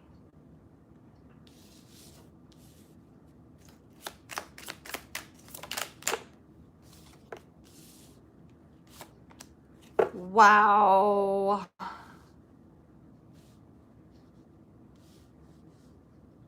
I'm hesitant to take any more cards, CT. I have 5 here. I'm hesitant to take more because what's here is oh my goodness. Wow. All right. What is here is just downright amazing. Ultimately, I see that you have some communication coming in from somebody you already know. So six of cups, 8 of wands, 2 of cups.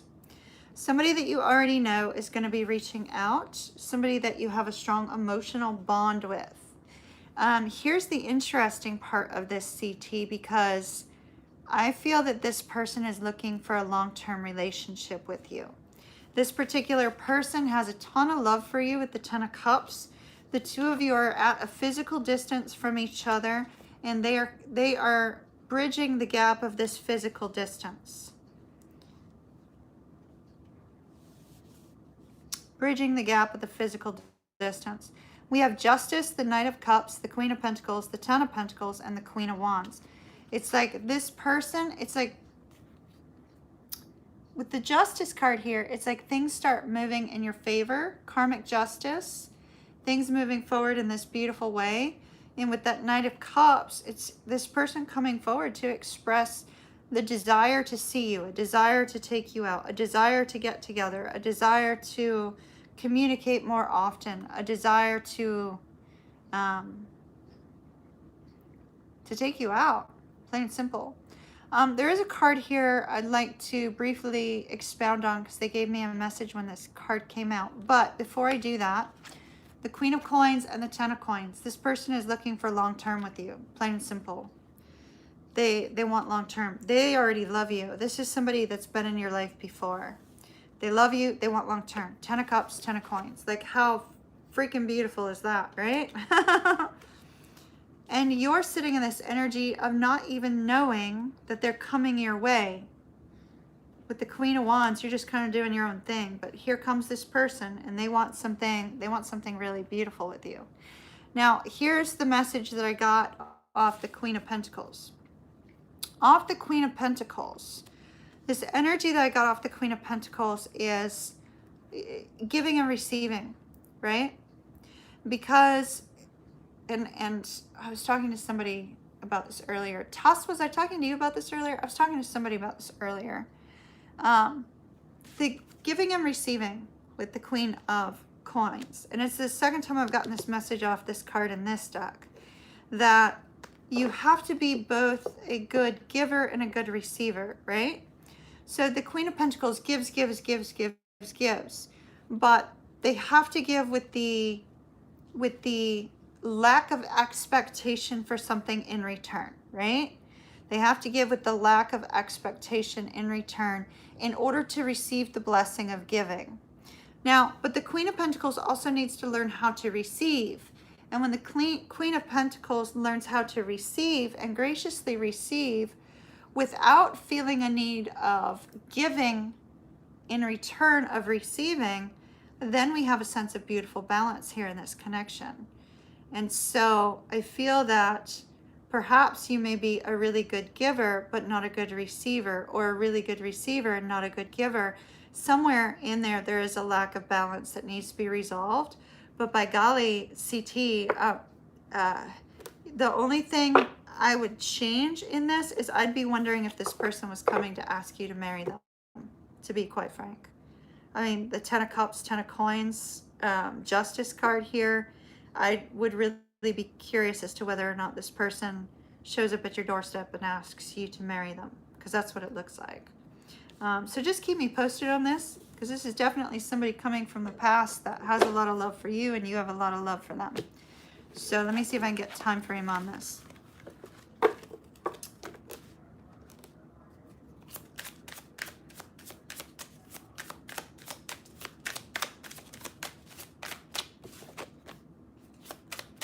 The time of Scorpio. That's October to November, late October, late November. This person is going to reach out to you then. That's not too far off. It's going to come quickly. I think it's 4 months. Super fast. All right, CT, love and light to you. I wish you well. I wish you well. That's awesome. That was an awesome reading. Did Ritz end up getting the last slot, Tank, or are we done? Because man, what a reading to end on. That's a pretty awesome reading. My sleep timer came up saying it's midnight and I should go to sleep. I'm wide awake after doing mini reads.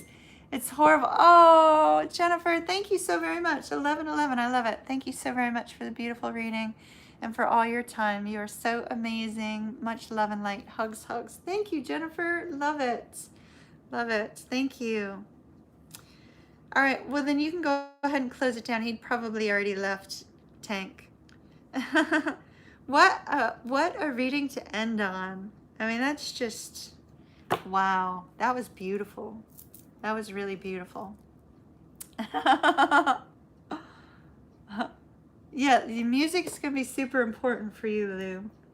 Super important. Tank, thank you so very much for your help. I am going to hang with whoever wants to stay. There's 9 of you.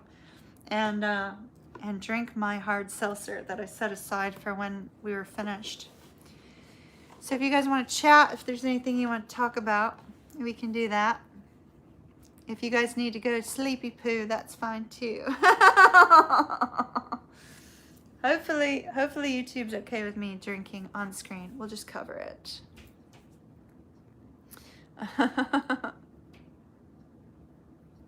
5 hours, that's pretty good. I had a lot more energy. The tough part about me doing tarot mini reads is I will be up till about 5 a.m. now, because I can't go to sleep after I've done them. I'm like wide awake, wide awake, and maybe I'll turn on the TV or something. I'm not a big TV watcher, but I've gotten really into this show called Manifest. So yeah, 5 hours. My longest is 5.5. So I didn't meet my max yet. Didn't meet my max, but that's okay. That's all right. Didn't need to. I'm perfectly content with it being 5. Oh, Manifest. Yeah, I love that show. I've really gotten totally hooked on it. Totally hooked on it. But unfortunately, it would have to give me, oh, gosh, we're just not going to go there. We're not going to go there. But a lot of things come up in Manifest that have been signs and symbols for me for the last couple years. And to have it come up in this show, I'm like, oh my gosh, like the stupid peacock. The peacock is one of them. So it's like, oh, why are you doing this to me? Why are you putting me through this? I'm on season 3 right now. You're getting the same? It's crazy. So like there was the peacock. The peacock was like big, and a lot of stuff keeps showing up. I just can't even begin to enumerate them all. It would just be horrible. I actually started wondering if Manifest was lightly related to twin flames, because it occurred to me, you know, I have this theory that all twin flames are connected energetically, and that we tend to gravitate towards twins and bring twins into our lives. And so not necessarily our twins, but other people who are twins, right? And yeah, exactly. Things have been validated for me too. Exactly. And so you know, I wondered um, if the passengers of 828, if the passengers of 828 really were kind of a representation of the twin flames out in the world, right? Because there's so few of them. But yeah, they all seem to be connected on a mind level. They're all connected to source in some way. They're all connected to each other in some way. Yeah, exactly. Things, yeah, is being crazy. Yep. I've taken pictures of many things that have come up on that show to go, holy crap, I cannot believe this just came up. Because it's a lot of the same signs and symbols and stuff that I've been given. It's crazy. Seeing how you're a novice, what should you study? Read first. In terms of tarot or in terms of spirituality, Charles? I would have to agree with you that it's been very odd. It's been very odd. Very odd. But yeah, I can totally see how that show equates to twins, right? And how you're sort of well, Charles, I'm working on my tarot classes, so hopefully I'll have some more info on that for you soon. They've even brought up, like, my twin flame's name has been in the show in odd ways. So even that was in there. It's just crazy. That show is just crazy. It's just crazy. It's a cool show though. It's a cool show. Yeah.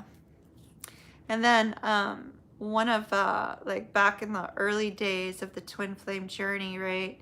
There was a meditation that I did. And in the meditation, my twin handed me something, and that something figures very strongly in this show. So even that was like, gosh, that's so crazy. It's so crazy. So with regards to the tarot classes, I brought the old computer to go get looked at to see if they could fix it, and it turned out to be a processor problem. So that computer is dead. It's dead, it's out, it's gone. There's nothing I can do about it. So I had to restart from scratch. So I'm working on the tarot class, developing out the content and whatnot. But here's the thing about my tarot class. Oh, that would be awesome, Tess. That would be awesome. Here's the thing about, like, my tarot class. I want you to have to read for me in order to pass. So just be prepared. Those of you that want to take my classes, you're going to have to read for me. That's going to be part of it. But, you know, don't let that scare you, because I'm actually pretty easy to get along with. So, but right now, the stuff I'm working on right now is the history of tarot, and also, like, you know, how astrology links to tarot, because a lot of people don't realize how much astrology links to tarot. Like when you look at the different deacons, right, and the different deacons that are over the different cards, and you look at the attributes and the psychology and the personality of people with those deacons and how it equates to the cards, is even more fascinating. So the understanding of astrology along with tarot is extremely important. So, oh, okay, cool, Tess. That's awesome. That's awesome. Well, I love it. I love it. That's awesome.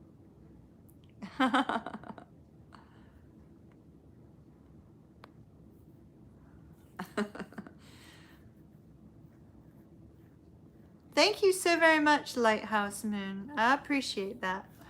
I do. I appreciate that.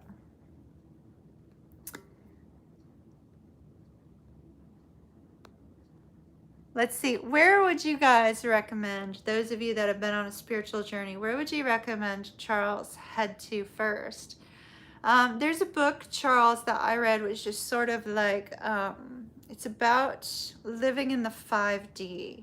And the purpose of that particular book, I wish I still had it. I may have it somewhere. I'll see if I can find it. If I can find it, I'll send you the name of the book. And the book basically got you to thinking more on a higher vibrational level, right? So when we go through spiritual awakening and we go through kind of a spiritual awareness, right? It starts to get you to thinking about how you can live in the 5D on a daily basis. And living in the 5D on a daily basis just means living more aware of your spiritual gifts, spiritual, concepts, things of that nature, and staying connected to your higher self in order to gain wisdom on a daily basis. And living in that state is a very balanced, very loving, very fantastic place to be, because you're vibrating at a higher vibration, and you're pulling in positive energy. And so when you're pulling in positive energy, you're also gaining new things, manifesting new things in your life, which is really fantastic. And so that would probably be a book that I would recommend you looking into. I'll see if I can find it. I might go look over in the bookcase real quick. Let me check the bookcase, see if it happens to be in this bookcase. If not, it's probably in my boxes. I have a couple more boxes left. Let me check. Hold on.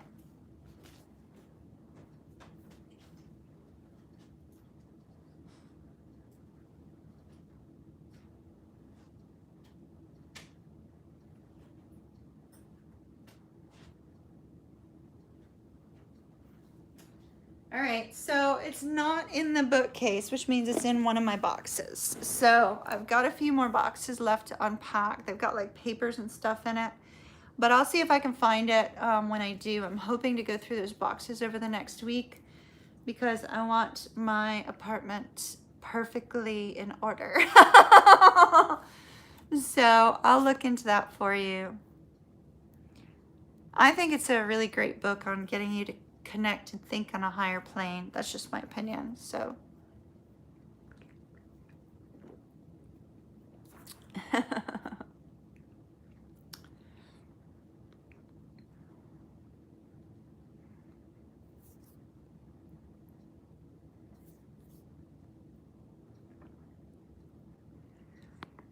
all right.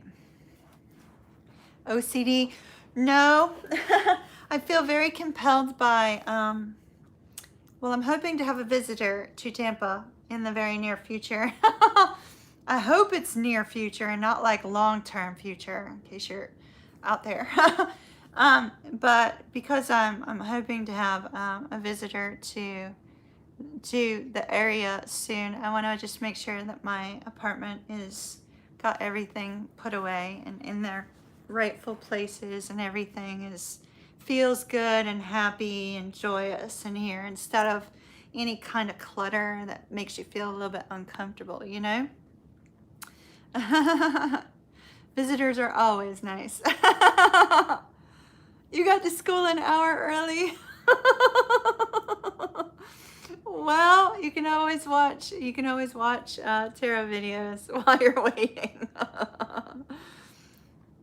Oh, well, at least you got there early. Early's better than late, right?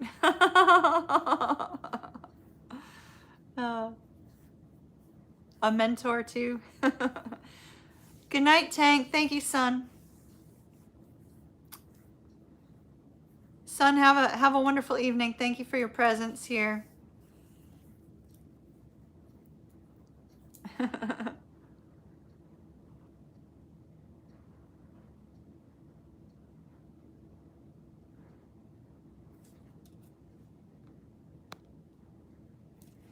So what do you guys want to talk about? Anything in particular? I mean, I'm still awake. Still have like 3/4 of my drink left too. Is it 11:11 right now? 11:11. Oh, that explains. 11:11 in the Central Time Zone.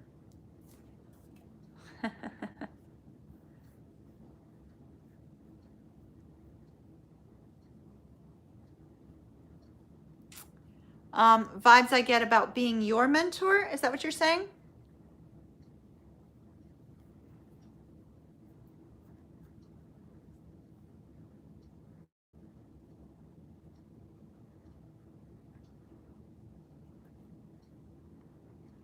Yeah, it's after midnight here too. 12:12. 12. Okay, well, send me an email. Send me an email, and I'll talk to Spirit about it and see. Introduce yourself in email.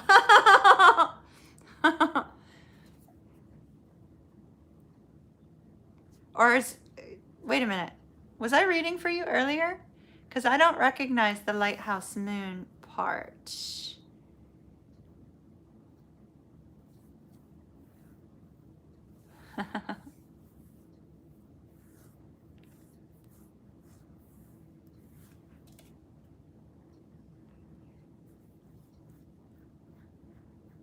What's everybody been up to? I've been very busy. You're usually under your personal account. Okay, cool. Okay, Caitlin, send me a an email, and I'll meditate about it. And we can talk via Zoom too. Do you have Zoom?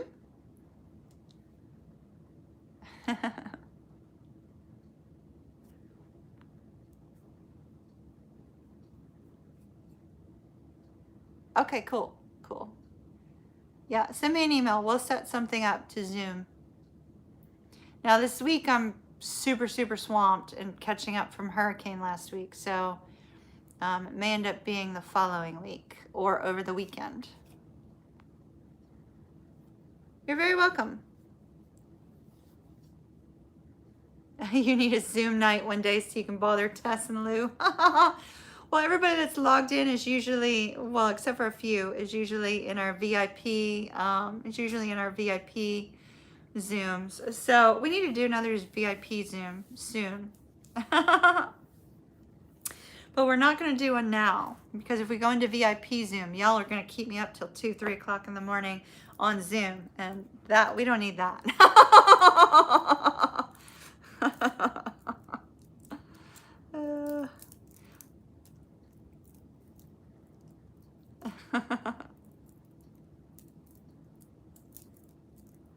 That would be a no. Bobby's not going to give everybody all readings in Zoom.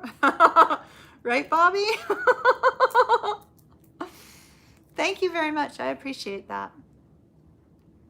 I read a little bit differently than most people. I mean, when it's intuitive, it's really intuitive, to be quite honest. Deeply intuitive. I kind of read with a mixture of energy connection, and also a little bit of psychic stuff, but I can kind of guide you on that stuff.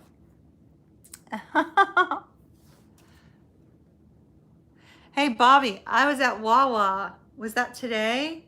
No, that was yesterday. I actually was in a Wawa yesterday, but I still don't understand what the hype is.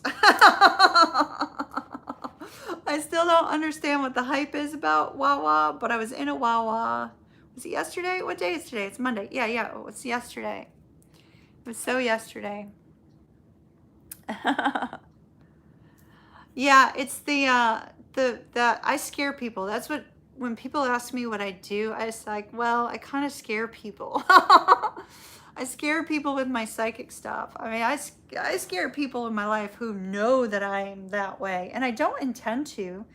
It just sort of happens. Like, I'll know something and not really realize that I know something about somebody, and it can be very spooky. It can be very spooky.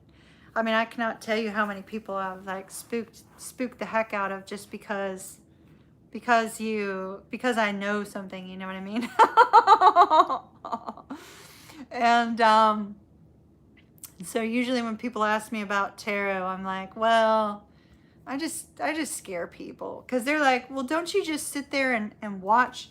They're like, don't you just sit there and watch people's, you know, how they react to you or whatever? And I'm like, no, because I'm not usually sitting in front of somebody. And even if I was, I'm looking at the cards, I'm not looking at the person. And so, yeah, exactly. Some people think we can read their minds. Well, sometimes you can. Sometimes you can. It's usually the people that don't understand tarot that ask me questions like that, you know, because everybody's curious about it. And sometimes you can read people's minds. I mean, let's be honest. Let's be honest with psychic stuff. Sometimes those of you that are super in tune empathically, that you can sometimes literally pick up on what somebody's thinking or feeling, right? Exactly. They don't need to know that part. They don't need to know it. They don't need to know it. Like, you can always tell when somebody's lying, can you not? Being a little bit psychic, a little bit empathic, you always know when somebody's lying. You may not always say it. You may just kind of file it away and think, you ass, blah, blah, blah. You told me that? Seriously? Yeah, I know that's not the truth. What are you thinking right now? That's hilarious. Yep. The worst part is, you know, when you can kind of sort of, when you know you know too much and you don't want to know it, you know? Your clairaudience is growing like crazy. Awesome. That's awesome.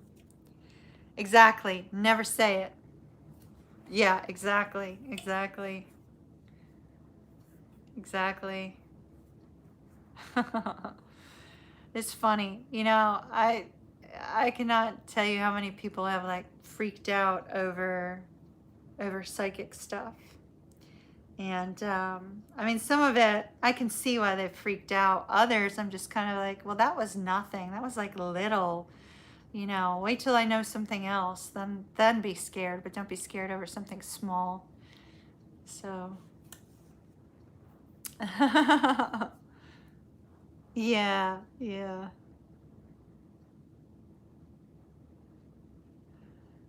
Bobby, are you having a food crisis? Yeah, Bobby usually goes to pizza first. He's first pizza.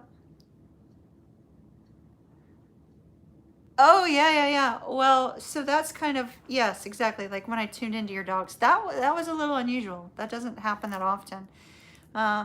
There was one person, I can't remember who it was. One person where Bailey came over and alerted me to a passed on dog. And so I thought that was interesting, because Bailey seems to be connected to the spirit realm pretty strongly too. But Bailey also has a Scorpio moon. So it's interesting. Bailey's an Aries sun with a Scorpio moon and Libra rising. So my dog is basically just like me. So I find that to be kind of cool. Yeah, it's just, it's a little bit weird. Like, I don't always, yeah, my dog. Bailey is my dog. My dog is psychic. It's weird. It's so weird. So, y'all, my dog has a new boyfriend. I've like been joking around about how like I had to move here for Bailey to find love. It's crazy. Exactly. Both me and Bailey have a Scorpio moon. Isn't that awesome? Bailey can be pretty intense herself. Yes, Taco. Let me show you guys Taco. Hold on.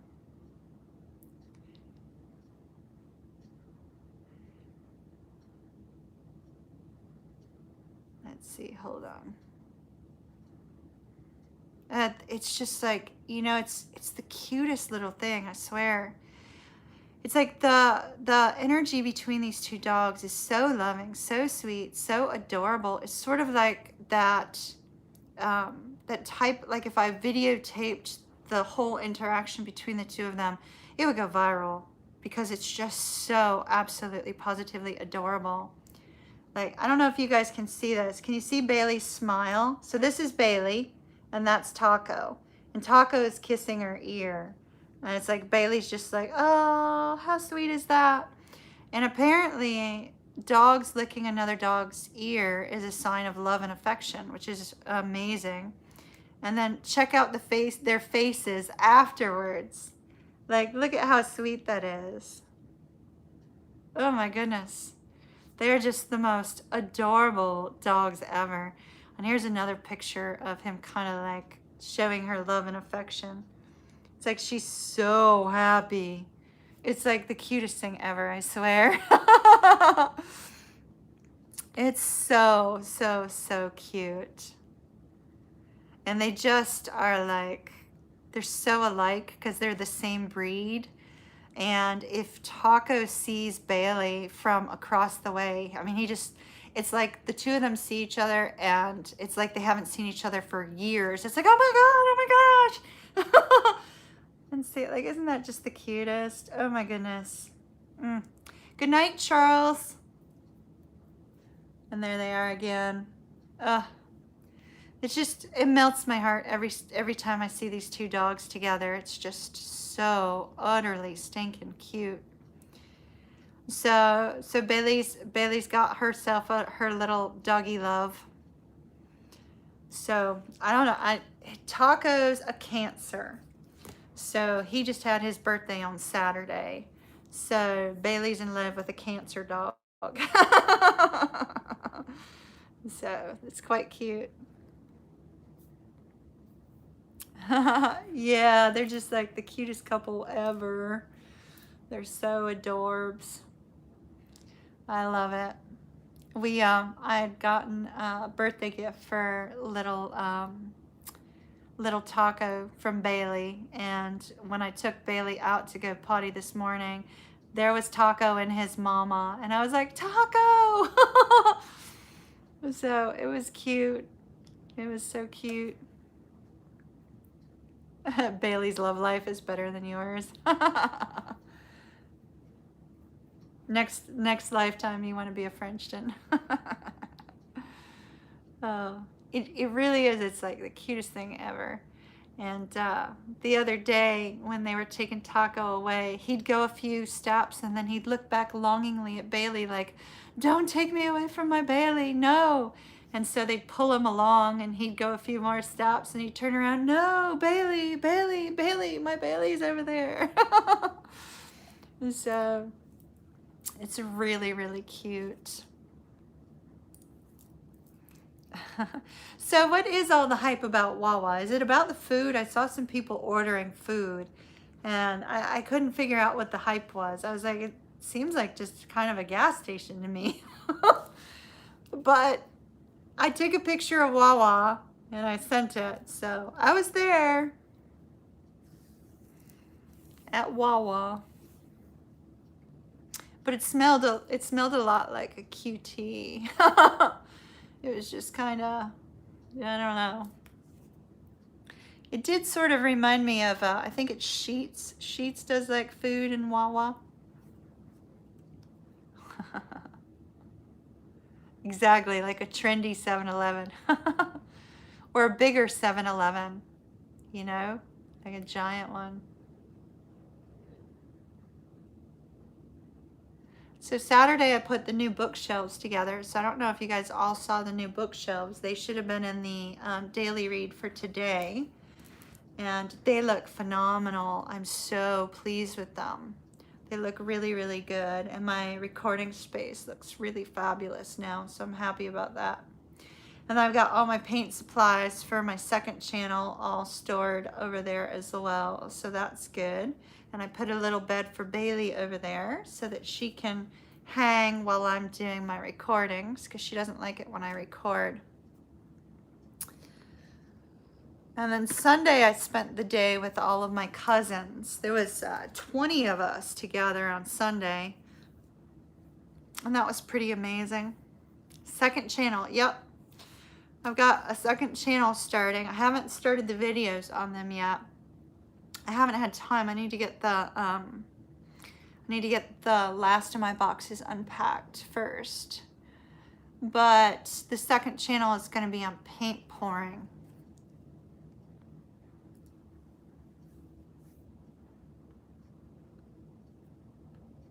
Yes, exactly. The energy flow is much better. I totally agree with that, Tess. Very much so. Very much so. And it feels so much better. I love it. And would you believe I got those shelves for $20 a piece at IKEA? That's it. I was like, well, I need another filing cabinet. And then I thought, well, shelves might be good. So IKEA was having a sale on this particular shelf that I had. It was like serendipity, $20 a piece. It was awesome.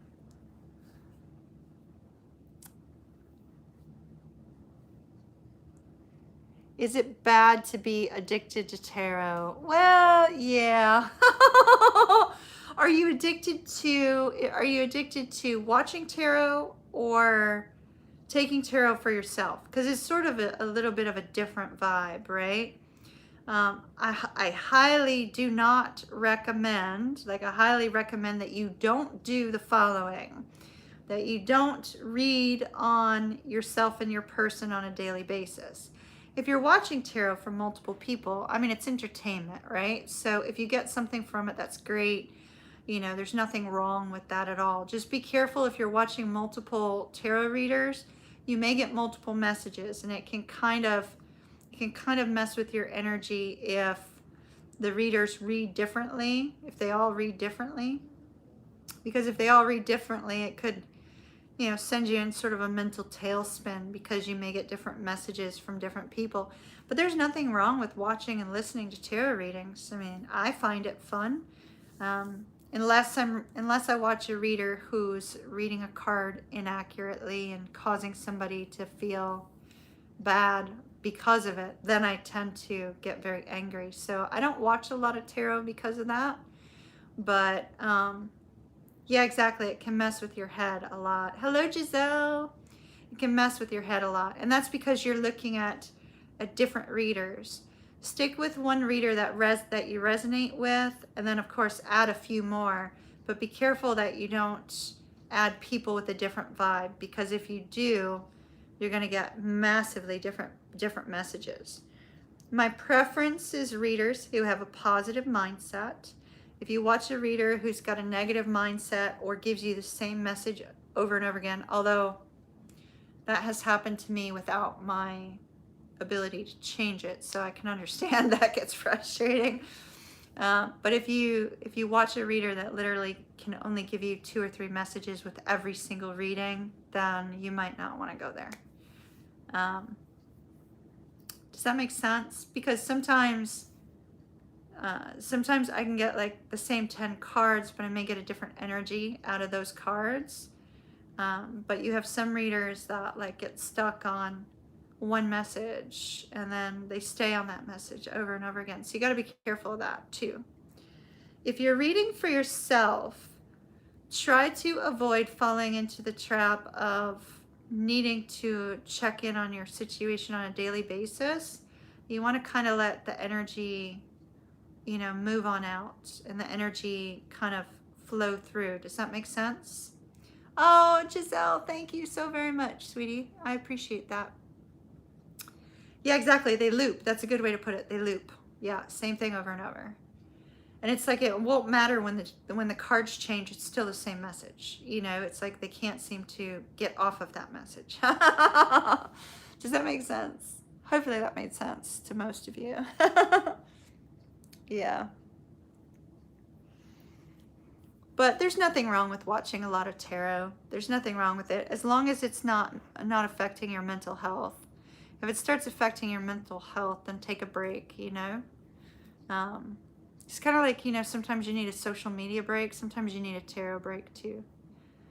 And for people who get readings from me, I don't let them get a second reading till about a month has passed, because you want to let the energy work its way through, and work its way out. So for personal readings, I like to tell everybody, I mean, certainly I could take people's money and do another reading the next week, but I don't like that, because it's going to be the same message. So that's why I tell people, when they ask me, well, how long should I wait till I get another reading? I'm usually like, a month. Let's wait a month. I can talk to you in a month. Let's see where the energy goes. And so, because there's no point. It's going to be the same message. We don't want the same message to come through all the time like that,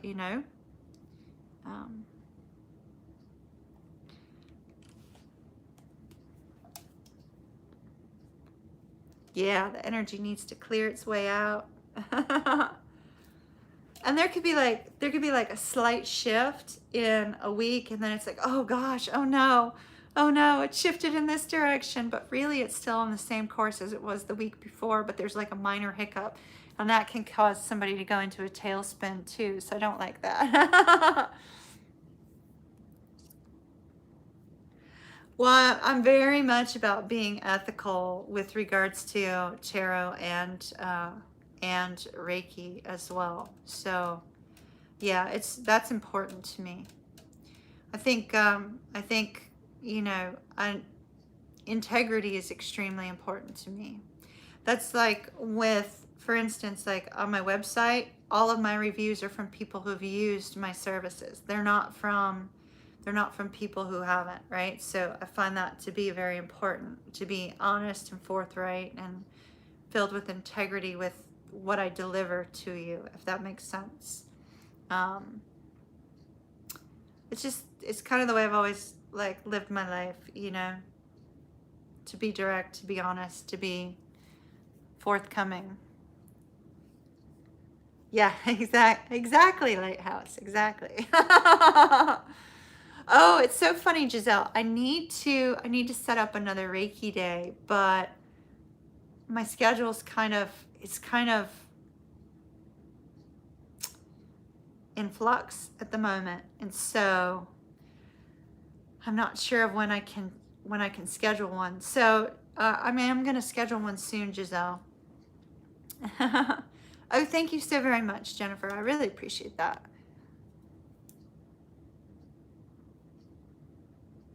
Trying to find your way out of a dark forest. Yeah, with your reading, it looks like you're going through quite a lot. So I know the last Reiki, was it the last one? Was it the last one that we had on the new moon? Or was that 2 Reiki sessions ago? It may have been 2 Reiki sessions ago. The one where we had, okay, so let me talk to y'all about my Reiki real quick. Hold on. I haven't made it even the slightest bit through my drink. Hold on. Y'all are probably like 3 wines in, right? So hold on just a second. So let me turn that around so that no product placement is showing. Totally not sponsored by that company. Okay, so that was 2 of them ago. So for those of you that are not familiar with my Reiki sessions, they're a little bit different than a standard Reiki session because of my psychic gifts from, childhood and whatnot. Grab a couple. Well, I don't want to drink it too fast. We don't need me to be like, I haven't eaten, I haven't eaten dinner. I don't eat dinner on my mini tarot read nights. So, ooh, I'm shiny. So when I do Reiki, it's the intent is to utilize the universal life force energy, right? And to bring about that flow of the universal life force energy through distance Reiki. Let me just make sure that Keith did turn off.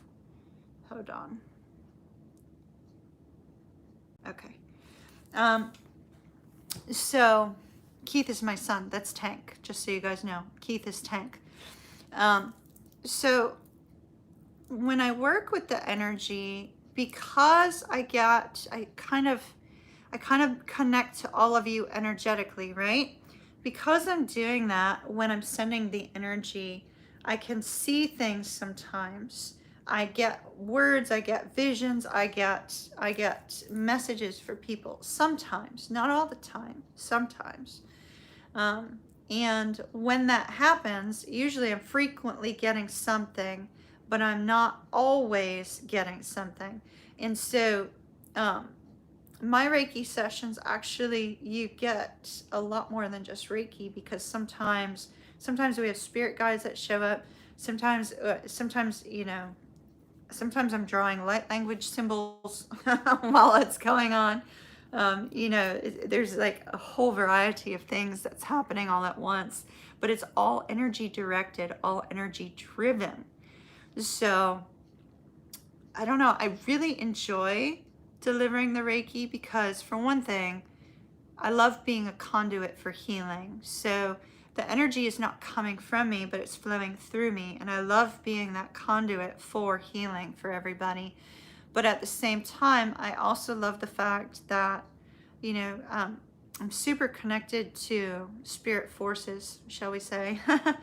And when they present themselves to be of help to people as well, it's just, oh gosh, I just cannot describe the feeling of feeling their presence, knowing they're there, and recognizing the intensity of the energy in that moment, and how we're all so energetically connected to source. It's really magnificent, really magnificent, just to be that conduit for it alone, let alone to see the progress that you guys go through as a result of the universal life force energy. So it's pretty amazing. Well, we had that one. Are you guys okay with me talking about the spirit presences in that one? I mean, I won't give anybody's personal details out, those of you that were there, but we can talk about it real quick if you guys are cool with it. Because that one was so powerful. That Reiki session was so fucking powerful. I mean, like, there's no other way for me to put it. And when we had gotten to the crown chakra and working on the crown chakra in that Reiki session, there all of a sudden I could feel and see and when I say see, it's not like a visible, it's not like me looking currently at me, not at you, but it's not like me seeing like my hand directly in front of me, but it's like seeing it in an energetic form. And I can see it visibly as if it were happening right here. And so I'm working on the crown chakra and working with the various symbols and energy. And all of a sudden I could feel the presence of numerous spirit presences, spirit guides, spirit entities. I like to call them the Spirit Council because that's how they were all introduced to me. And at the time that they were introduced to me in meditation, there was thousands of faces. And in this particular meditation that we did, there was a few dozen faces. And I could see these spirits surrounding all of the people that were in this Reiki session, as well as surrounding the group as a whole on the energetic plane, on the astral plane. And so it was powerful. I know there was some of you that said you could actually feel their presences as well, after the fact that you had indicated the same thing. And so it was just really dynamic. It was really quite amazing. And I feel like some of us, not all of us, but some of us, the vast majority of us, had major life-changing things occur after that particular Reiki session. Things that were almost miraculous after that Reiki session. So it was quite powerful. Quite powerful. Quite powerful. Quite powerful. Is it weird that you go through waves of wanting to run away from signs and synchronicities? No, the actual council itself, it's more like it's not the actual council itself. It was more like they're associated with the council. Does that make any sense? So there wasn't like an 8 or a 12. It was literally when I was in that meditation, there was thousands of them, thousands of people. But there was like one grouping of, shall we say, a greater level, a higher level. Hierarchy, I think is the word, you know. But there was not 8, nor was there 12 in that meditation. There was 3 main entities that were communicating with me in that meditation. In the Reiki session, there was way more than 12. There was way more than 12 spirits that were present. Way more than 12. I mean, each person had about, 3 to 5 people, spirits around them, if that makes sense.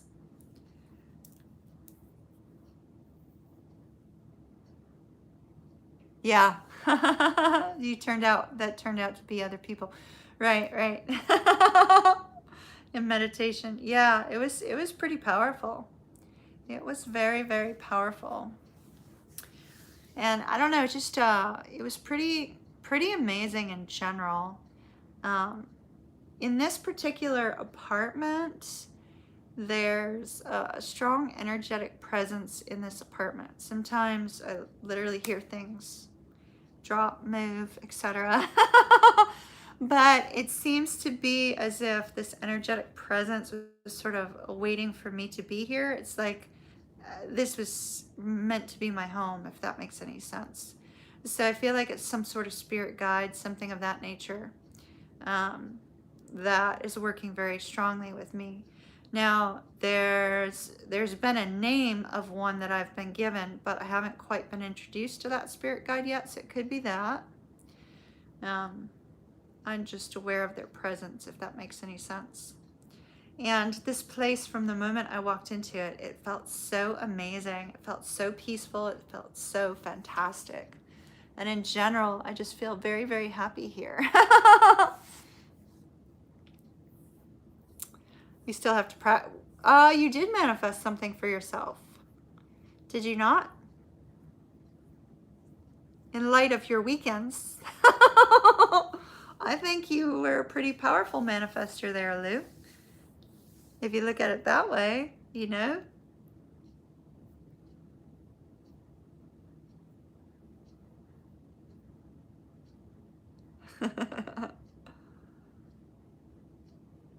And I think that particular movement was very likely a result of that Reiki session too. Oh, Bobby, I didn't talk to you about your question. Let me talk to you about that, about running from signs and synchronicities. So, sometimes they can be a little bit overwhelming. Sometimes we have to learn how to turn off the signs and the symbols that are constantly frequent, right? So like sometimes there's things that we see that because our mind is very focused on it, we see it, whereas other times we might not. And then the signs and the symbols can become overwhelming at times. The way I like to handle them, and maybe it'll help you, maybe it'll help some other people in here. I get them all the time. Like, it's crazy. But I don't expend a lot of energy on them anymore. I might take a screenshot or take a picture, but I don't stay in that space. Now, when I stay in that space of the signs and synchronicities, it's because they have illuminated something to me to a point where I'm forced to have to investigate the spiritual meaning of something, or I'm forced to have to consider the spiritual meaning of something. Okay, got you. And so, so when you're forced to see the same thing over and over and over and over again, you will continue to see the same thing over and over and over again until you find and understand the message that's being given to you. Well, you could kind of look at it like manifest, right? They get the calling and they get the calling and they get the calling and they get the calling until they figure out what the calling is. Sort of the same thing with signs and symbols, right? You will see the same thing over and over again until you figure out what it's related to. Now, oftentimes you're just given signs and symbols as a means of encouragement So let's say you see a number sequence that's related to something specific for you, right? If you see that number sequence, the thing is to say, okay, that's cool. I recognize that. That's awesome. And you just kind of move forward.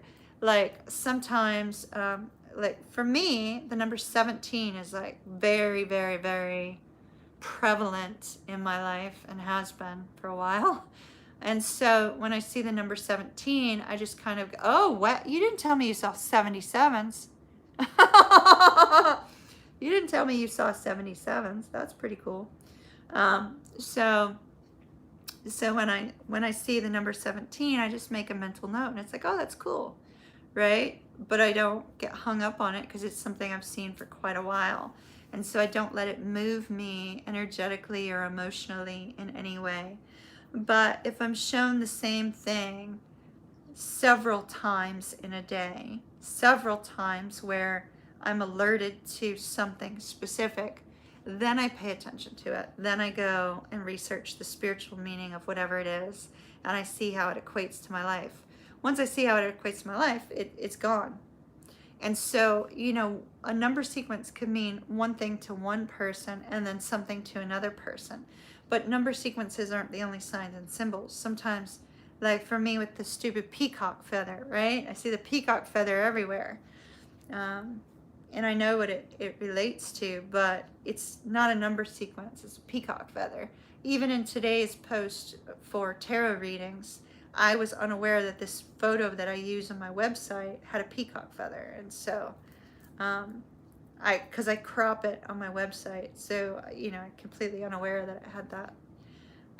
So when you have signs and symbols, I find it best to say, oh, okay, Spirit's working on something, that's cool. Rather than to get too much in the space of, oh my gosh, I just saw this, and I just saw that, and I just saw this, and I just saw that. Because then we get moved by our emotions, if that makes sense. Did I answer your question, or did I talk in a circle? Because we all know that sometimes I talk and talk and talk and talk because I'm looking at myself, right? So I'm not having a conversation directly with you to be able to have that two-way conversation. So hopefully that helped. Hopefully I didn't, like, you know, go around the weeds to get back to the pathway. My ear is kind of like making a noise.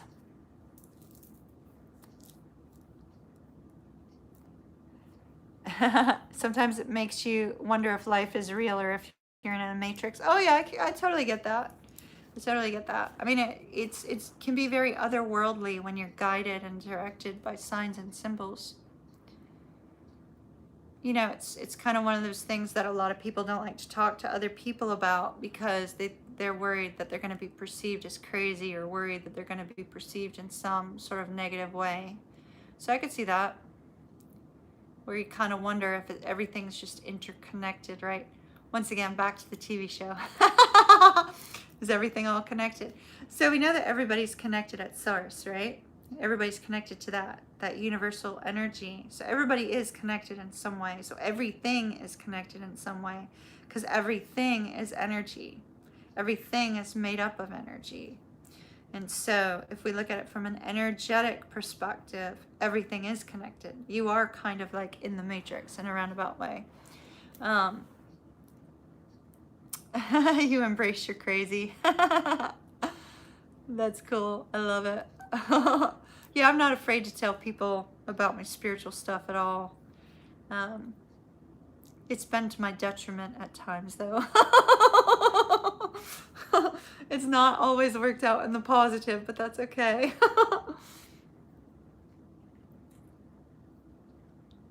Ever since you watched the Manifest show, you've been in your brain. Yeah. Well, for me, the show Manifest has just kind of like highlighted so many synchronicities in my own life. It's crazy. Yeah, exactly. And those of you that are twin flames, I feel there's also a different connection for twins outside of that which all others are connected to. It's hard for me to explain, but it's almost like the twins are connected to source in a different way to help bring healing into the world. So, you know, you have to consider that as a twin, your healing brings healing to others. Your healing and balancing of that yin and yang energy expands outward because, you know, you're increasing your vibration. You're bringing yourself to that point of balance to enable, you know, the flow of healing energy to others as well. And you don't always know you're doing that. I mean, it's a natural thing, right? It's a natural thing to bring about healing energy to others. So it's pretty cool. I'll stay off that topic now so I don't like talk for days about energy and quantum entanglement. Yeah, exactly. Wonder Twin powers activate. Being a twin flame is one of the hardest things because I can never explain to non-twins without sounding insane. Oh yeah. People who are not twins will never understand your twin flame connection at all. Ever. They'll wonder, you know, they'll wonder about it. They'll say things about the connection and the dynamic and about your twin, and yeah, it's nobody can ever understand it. Nobody can ever understand how it's possible to actually have that true unconditional love where there is no expectation, there is no sense of anger or frustration or, you know, hard energy at all. It's just, it's always there. It always exists. It exists in a place of love and only in a place of love. But nobody can really ever truly understand it unless they're a twin. Exactly. They assume you're obsessed. Oh, that's crazy. Yeah, I totally get that. I understand that.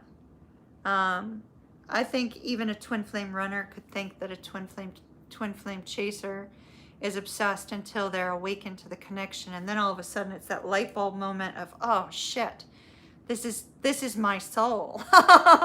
This is that person that's my soul. What the hell was I doing? What in the hell was I thinking?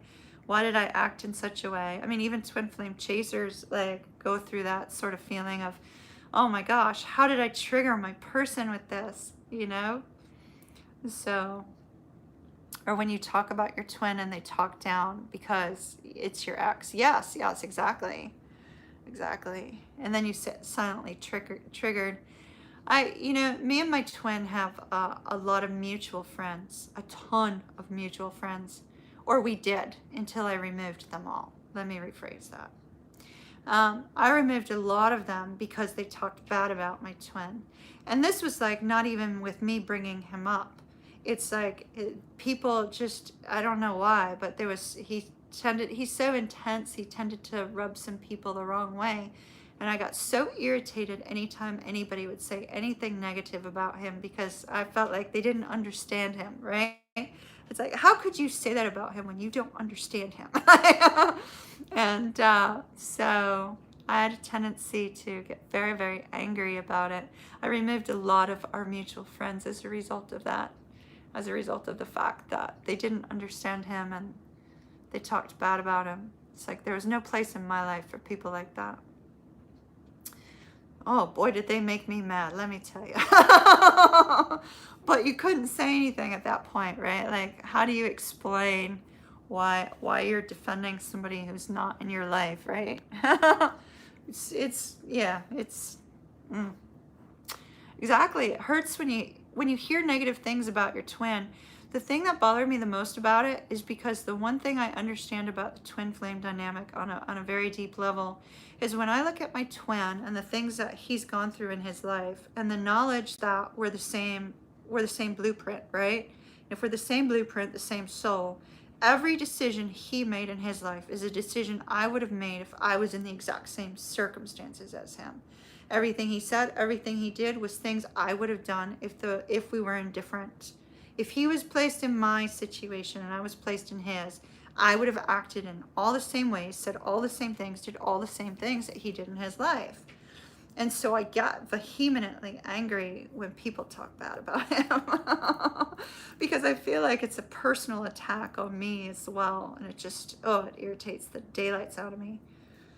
Irritates the daylights out of me. So I removed a lot of our mutual friends because they were not his friends, nor were they mine. If you talked bad about him, you were not in my life. Out you go. Out you go.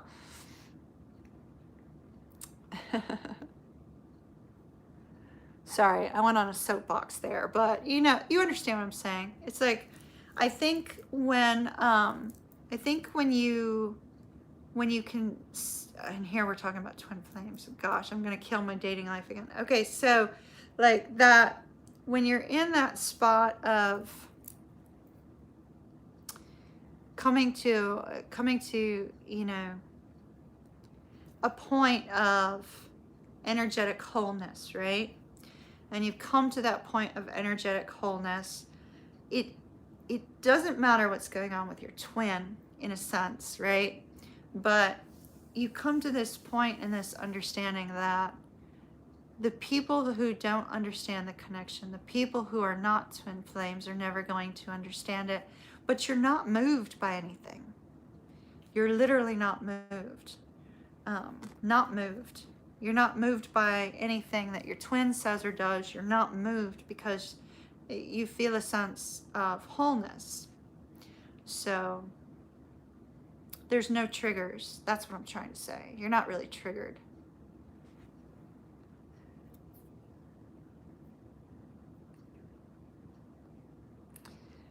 So you said that you figured out what your twin's blockage is. They're more worried about what others will see if you're reunited. Yeah, that's highly possible.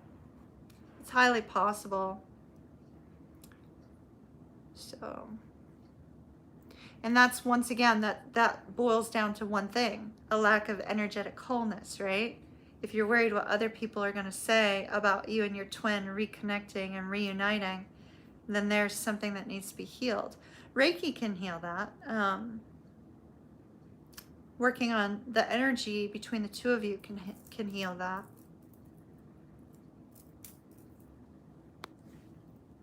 "11 people in here. Now we're up to 12. How many of the 12 of you that are in here are all twin flames? That would be interesting. I mean, because here we're on this topic. Good night, Lou.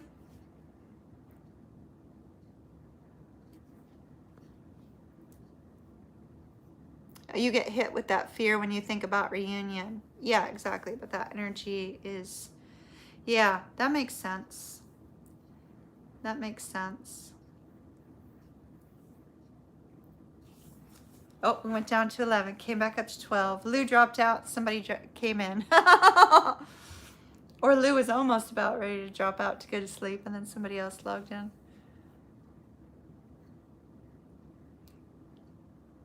349 minutes. Boy, my phone is going to take forever to process this video. Oh my goodness. So that's quite a long time.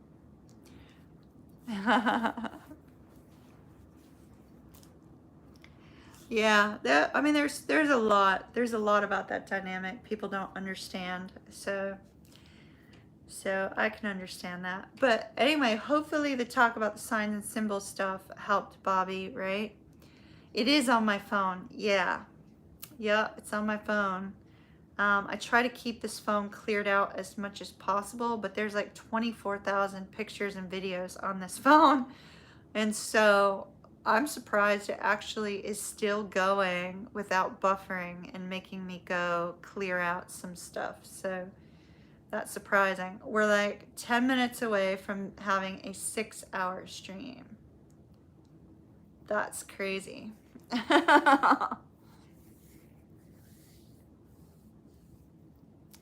Yeah, once you figure out the message, usually those signs will go away until you need a message similar to it another day. Kind of like the lightning thing that I was seeing, right? Like the lightning thing went away after I got the message. So haven't had that come back.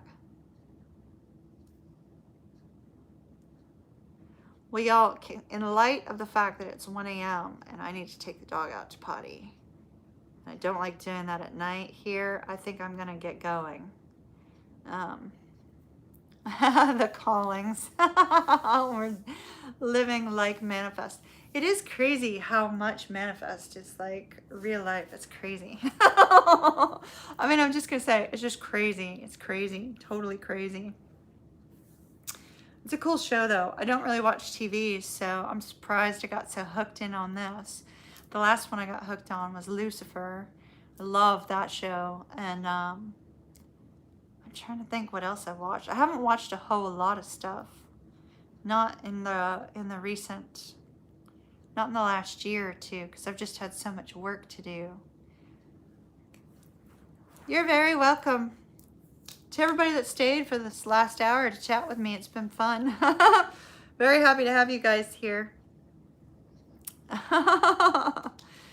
Oh, I'm trying to prioritize me and not work 16-hour days, but it's hard for me to. My Scorpio moon side gets obsessed with work, and so when I'm really in a work mode, it's hard to get me to switch. Does that make sense? But I'm trying very hard to purposefully prioritize some me time. Like, you know, spending time with my cousins was something I desired to do strongly. And so I knew I had some work to do, and I just kept it until later at night so that I could see them, rather than putting my time with them early on pause, you know. I know I'm still logged on 6 hours. There's a part of me that wants to go another 8 minutes just so that we can hit 6 hours of a live stream, even though it's just chat. I mean, cause like 7 more minutes and it's like 6 hours.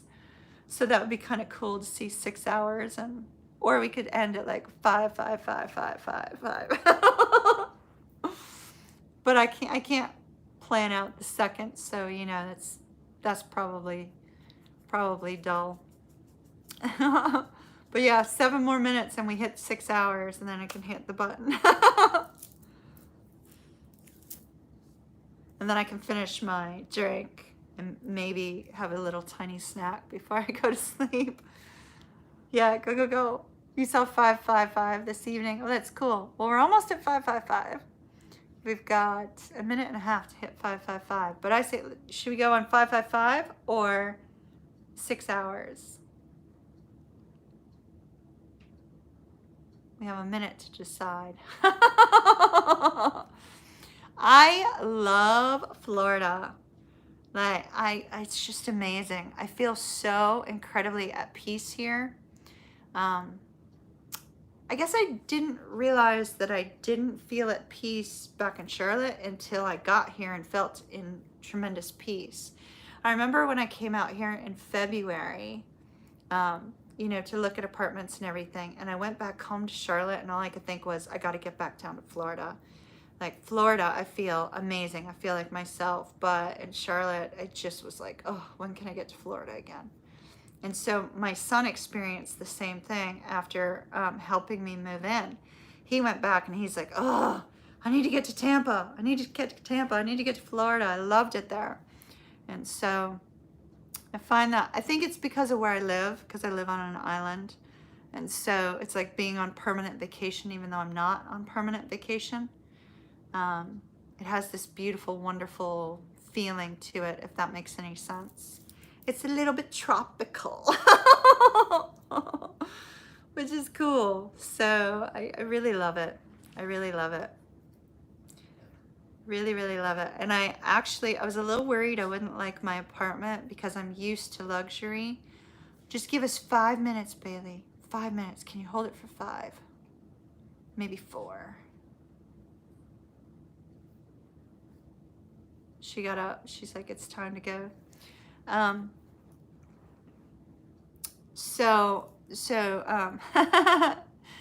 Yes. Well, so Tampa, I had to choose my location, and you know, me and astrology, right? So what did I do? I looked up the birth chart for Tampa. I looked up the birth chart for every single suburb And, you know, there's 5 or 6 different suburbs that worked beautifully with me. And Tampa worked beautifully with me. And so, you know, I was looking for a compatible location for my birth chart. And the location that I'm at is perfectly compatible. So, but I was worried about the fact that my apartment wasn't luxury because I was so used to luxury apartments in Charlotte. And I actually like it. It's kind of homey. It's not luxury, but it's homey. And for some reason, I seem to be more fond of that in the moment than I was of luxury. Yes, you can look up the charts for places. And when you look up the charts for the places, you can see, you know, what planets are they ruled by? You know, what energy is it ruled by? Is it mutable? Is it mutable air, mutable water, fixed air, fixed, you know, earth, you know, fire? You discover what the area is most known for. And there was one particular area I specifically avoided because Uranus was in the sign of Scorpio. And I was like, oh, no, no, no. If Uranus, our planet of rebellion and freedom is in Scorpio, no, no, no, no. That means that there's going to be sex crimes and there's going to be drug crimes. And when I mentioned it to some of the locals, you know, and I was trying to explain why I removed what seemed to be a perfectly beautiful city off of my list, and I was trying to explain why. And then I said that, and they're like, oh, yeah, no, that area is known for that. Yeah. And so they confirmed it, which was kind of interesting. And so, so I found that to be fascinating. And it just made me want to look even more into the birth charts of locations, if that makes any sense.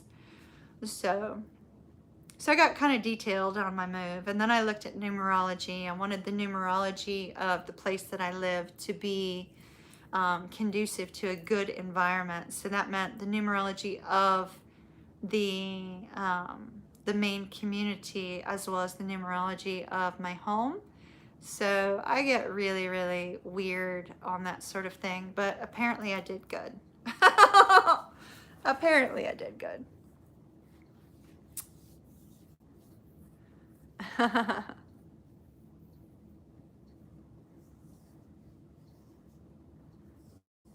What do you think of human design? You mean as in terms of how we were made to be the way we are?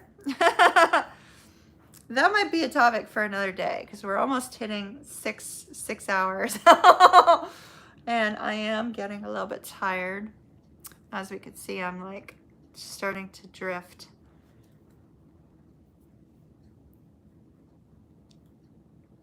We got 1 more minute and then we hit 6 hours. Yay!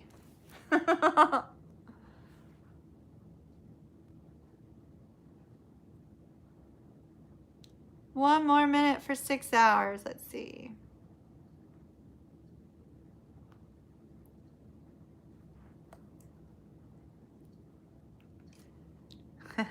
Hello, Stephanie. 30 seconds. It's like the New Year's Eve countdown, you know? The New Year's Eve countdown. 20, 19, 18, 17, 16, 14. So we're almost there. Almost there. Almost at 6. We're gonna hit 6. Even though it's not all tarot mini reads, the last hour's been chat, but we're gonna hit 6. You ready? You ready? Boom! 6 hours.